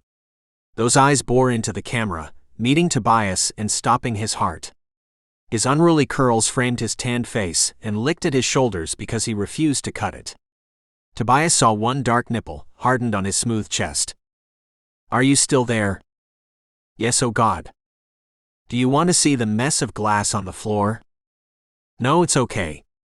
I'm leaving now. I'll be there in a few minutes. Oh good. I'll be waiting. Beck ended the call before Tobias could say anything else. Tobias dropped his phone back in his pocket and waited for the boys. He explained the situation with Beck and the window, while Smash and Tiger suppressed grins. They asked which window, how'd it break, and if he had a picture of it before waving him off and promising to finish up practice on their own. After a 15-minute lecture on why practice was important and why skipping practice would only hurt them, Tiger and Smash pushed him out the door. Tobias slumped into his silver hatchback, rubbing his hands over his face with a sigh. Once he calmed down, he stopped by the hardware store to get the replacement window, recognizing the window as one from the spare bedrooms. He tucked the replacement in the back of the car and continued home.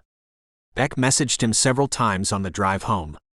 When Tobias left the gym, Beck texted him a picture of his bare legs and his arched toes.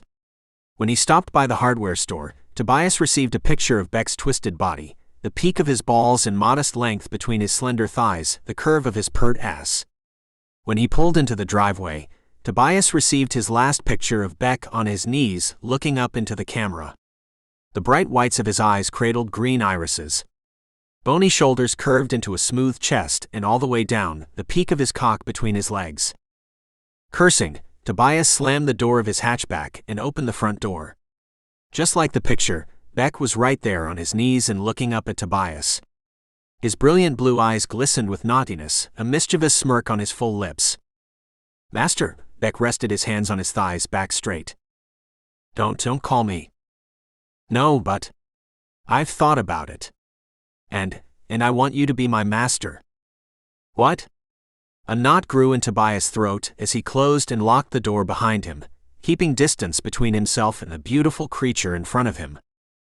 I want you to be my master. My dominant. I want to be your submissive. Beck looked down at Tobias' sneakers before back up into his face, head tilting. What do you mean? I mean I want to be yours. I am yours. But I don't want to control you. Tobias' eyelids fluttered, brain clouding as arousal vibrated his blood. Sober Beck sang sweet words with clarity, naked in front of him, after convincing him to come home. You can control as much or as little as you like, but I want you to know I want it.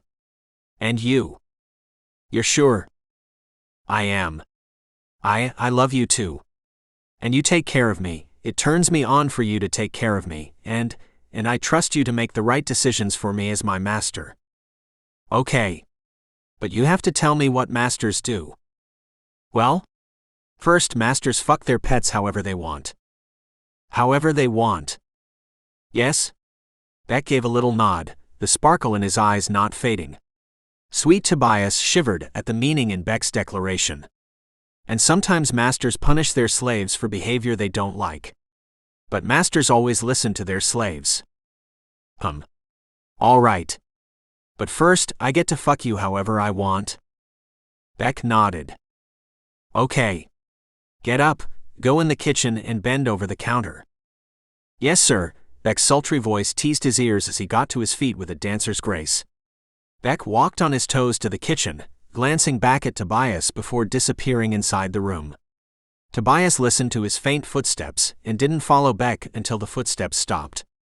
Tobias pulled his shirt over his head, draping it over the dining room table he passed on the way into the kitchen.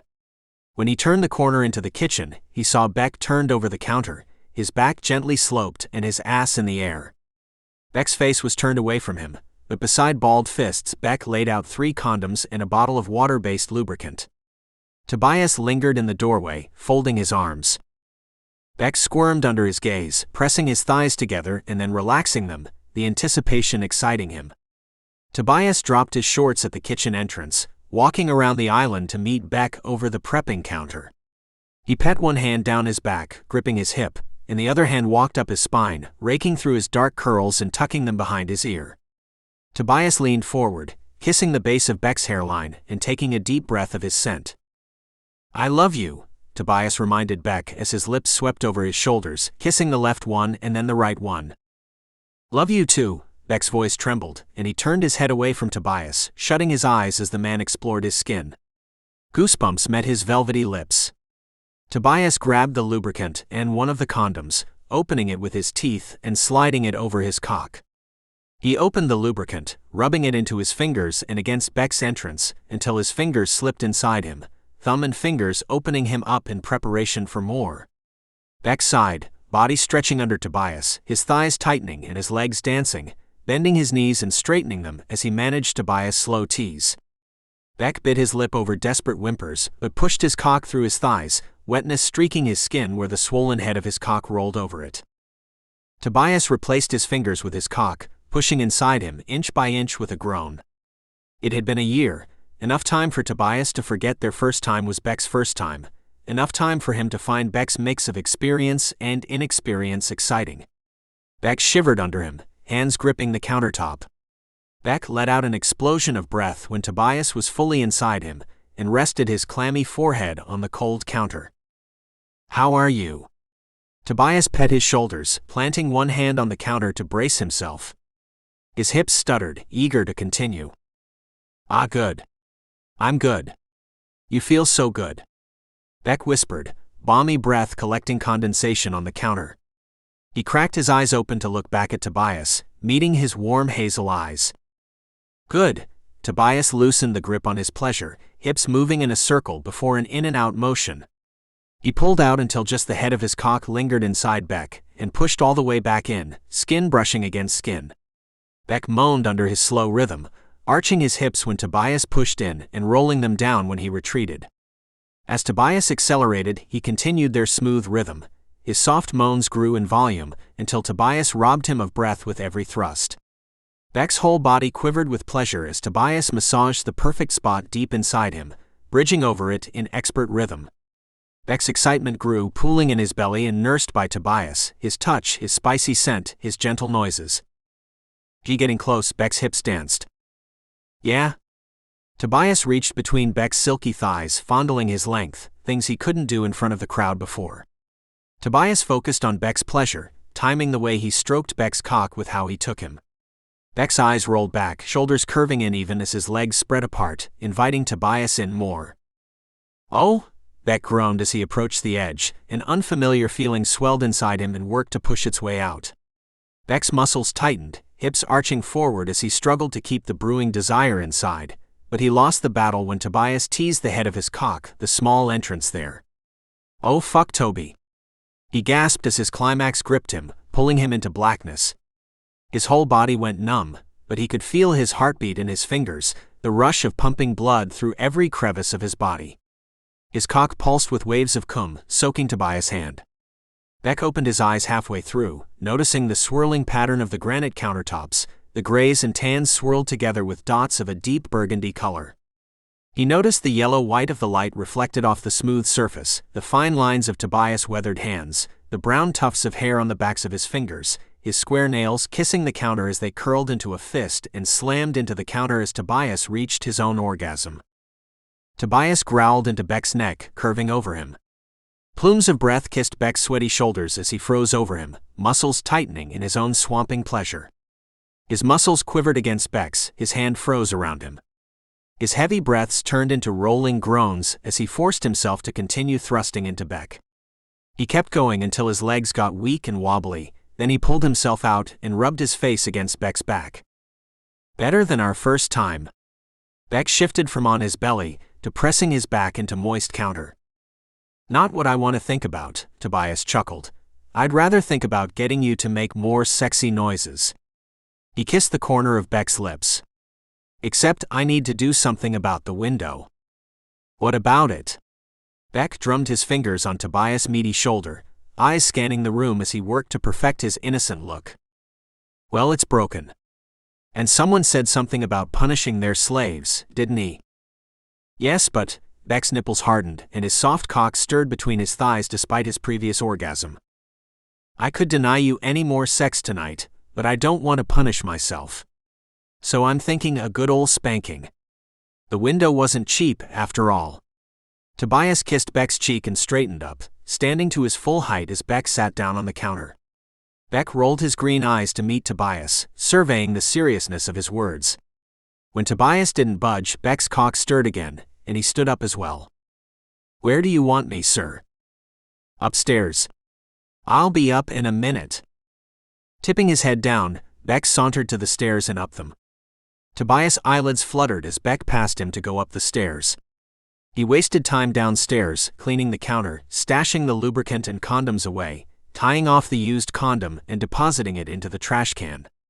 Tobias rearranged the items permanently living on the counter, fluffed the pillows in the main room, and checked the entryways to make sure they were locked. He killed 20 minutes browsing the downstairs before heavy footfalls took him upstairs. He checked all the bedrooms, killing the lights in each and closing the doors again with a soft click as he drifted down the hall. When he got to the closed door of his bedroom, he paused, tapping his nails on the door and creaking it open. Beck turned wide-eyed at the door, surprised by Tobias' entrance. On his toes, he put his hands behind his body, lacing them together to give his master an unobstructed view of his lanky body. I said wait for me. I am, but you didn't say how, Beck grinned, batting his long eyelashes. User error? Amused, Tobias sat down on the edge of the bed next to Beck, running a hand along the sloping planes of his body. Yes, his grin spread into a smile, pearly white teeth glistening. Across my lap, Tobias instructed, his own heart turning over at his firm words. He spanked one partner before this, but he begged for it and later said Tobias was no good at it because he wasn't mean enough. He wet his lips as Beck stretched over him and pushed his growing arousal into his bare thigh. Tobias rubbed a hand down Beck's back, holding him in place with one strong hand and the other massaging his skin. He slid his nails along Beck's backside, inspiring goosebumps and red stripes. Should I make you count? Why yes, Beck murmured, tucking his face into his arm with a giggle. You're getting 15. Count backwards. Beck's giggle thawed Tobias' nerves and his face relaxed into a tender expression. He kneaded his soft flesh more before administering the first spank. Beck jumped at the sting of the first smack but still grinned. 15. Tobias smacked each ass cheek, the left, then the right, and then the left again. He reddened them both, tint of pink turning into a deep red as he continued. Beck's counting struggled as the spanks continued. His voice was clear the first third of the numbers, but at 10, his voice broke as Tobias' hand hit the sensitive skin where his ass met his thighs. Beck gasped, scrambling against his lap, wetting his thigh with his arousal. Are you okay? Tobias paused, rubbing Beck's ass in the backs of his thighs as he asked. Why yes. It just feels good. Beck melted when Tobias stopped to ask while giving him reassuring affection. I'm getting excited. I know. I can feel it. Tobias reached between Beck's legs, pulling his cock and balls back with him. He gripped his flesh tight, fondling his shaft. Tobias' touch helped him go from half-mast to full display, with a reward for his efforts. Tobias rubbed the moisture back into the head of Beck's cock. Ah. Please fuck me. Don't you have 9 more spanks? Tobias continued teasing his length, stroking him and squeezing him. I do, but you're the master. Why, you could save them for later. Beck writhed, hips sagging into Tobias' thigh. I could. Why would I? Because your pet is excited and wants to feel you inside him again. You're good, but you're getting the last 9 spanks. With a dark chuckle, Tobias went back to the spanking. He didn't require counting for the last 9 because he went too fast for Beck to bother with words. They were fast and hard, sending fire up his back and down his thighs, and Beck was sobbing, panting, and begging for more when Tobias was done. He slipped from his lap, wincing at the sting of the carpet against his raw skin. Oh. Please? Please fuck me now? Beck flopped against the bed, stretching his arms across the sheets and turning begging eyes up at Tobias. He inched onto the bed until his ass was over the corner, arched and red from the previous attention. Sure. You pick the position you'd like. Tobias cradled his face before kissing him, lips meeting only for seconds. Tobias grabbed lubricant and condoms from his top dresser drawer as Beck slithered onto his back and closed his legs. He squirmed over the bed, green eyes tracking Tobias around the room until he was behind him. Tobias dropped the lubricant on the sheets, petting Beck's thighs as he parted and got between them. He touched Beck's cock again, stroking it with a closed fist as his eyes trailed up to Beck's blissed features. Like this. Tobias' hips butted against the back of Beck's thighs. Ah yes. Beck nodded. Tobias grabbed the lubricant, preparing him like the first time as he slipped on a new condom. Tobias pushed in and then bent over him, planting one hand on either side of Beck's body and lowering himself over him. He showered Beck with kisses as his hips moved against him. He rocked them back and forth and then front to back in a sensual rhythm, building on the foundation he built with the spanking until Beck was trembling under him. Tobias memorized his features with his lips. They sailed over Beck's thick eyebrows, his delicate eyelashes, down the slope of his nose, and finally to meet his pink lips. Tobias lost his patience there, kissing him hard and pulling life from him until they were both gasping. Beck's hands roamed over Tobias' body, starting with his hard abs, pinching his hard nipples and resting across his shoulders. His nails kissed the back of his neck as he kept him close for more kisses. They helped each other over the edge, Tobias teasing Beck's cock and Beck expressing lovely noises of pleasure, teasing Tobias' ears. Pleasure suffocated them. Tobias' vision went white as fireworks exploded behind his eyelids. He was ice, feeling Beck move against him but powerless to react. Beck stroked his sensitive skin, nails scraping his shoulders, teeth biting his bottom lip. He heard a heady chuckle, and he shut his eyes tighter, forcing a groan from his lips. When his pleasure released him, he gasped for breath, heartbeat skipping and settling as he collapsed beside Beck, looking over his glistening skin. Hi, Tobias sighed, grabbing Beck's hand and pulling him close. Beck smiled, resting his head on Tobias' chest and looking up at him. Hi, master. 6 out of 10, Beck pressed his lips into his skin, hiding a grin. 6? So you're saying I would have failed if this was a sex course?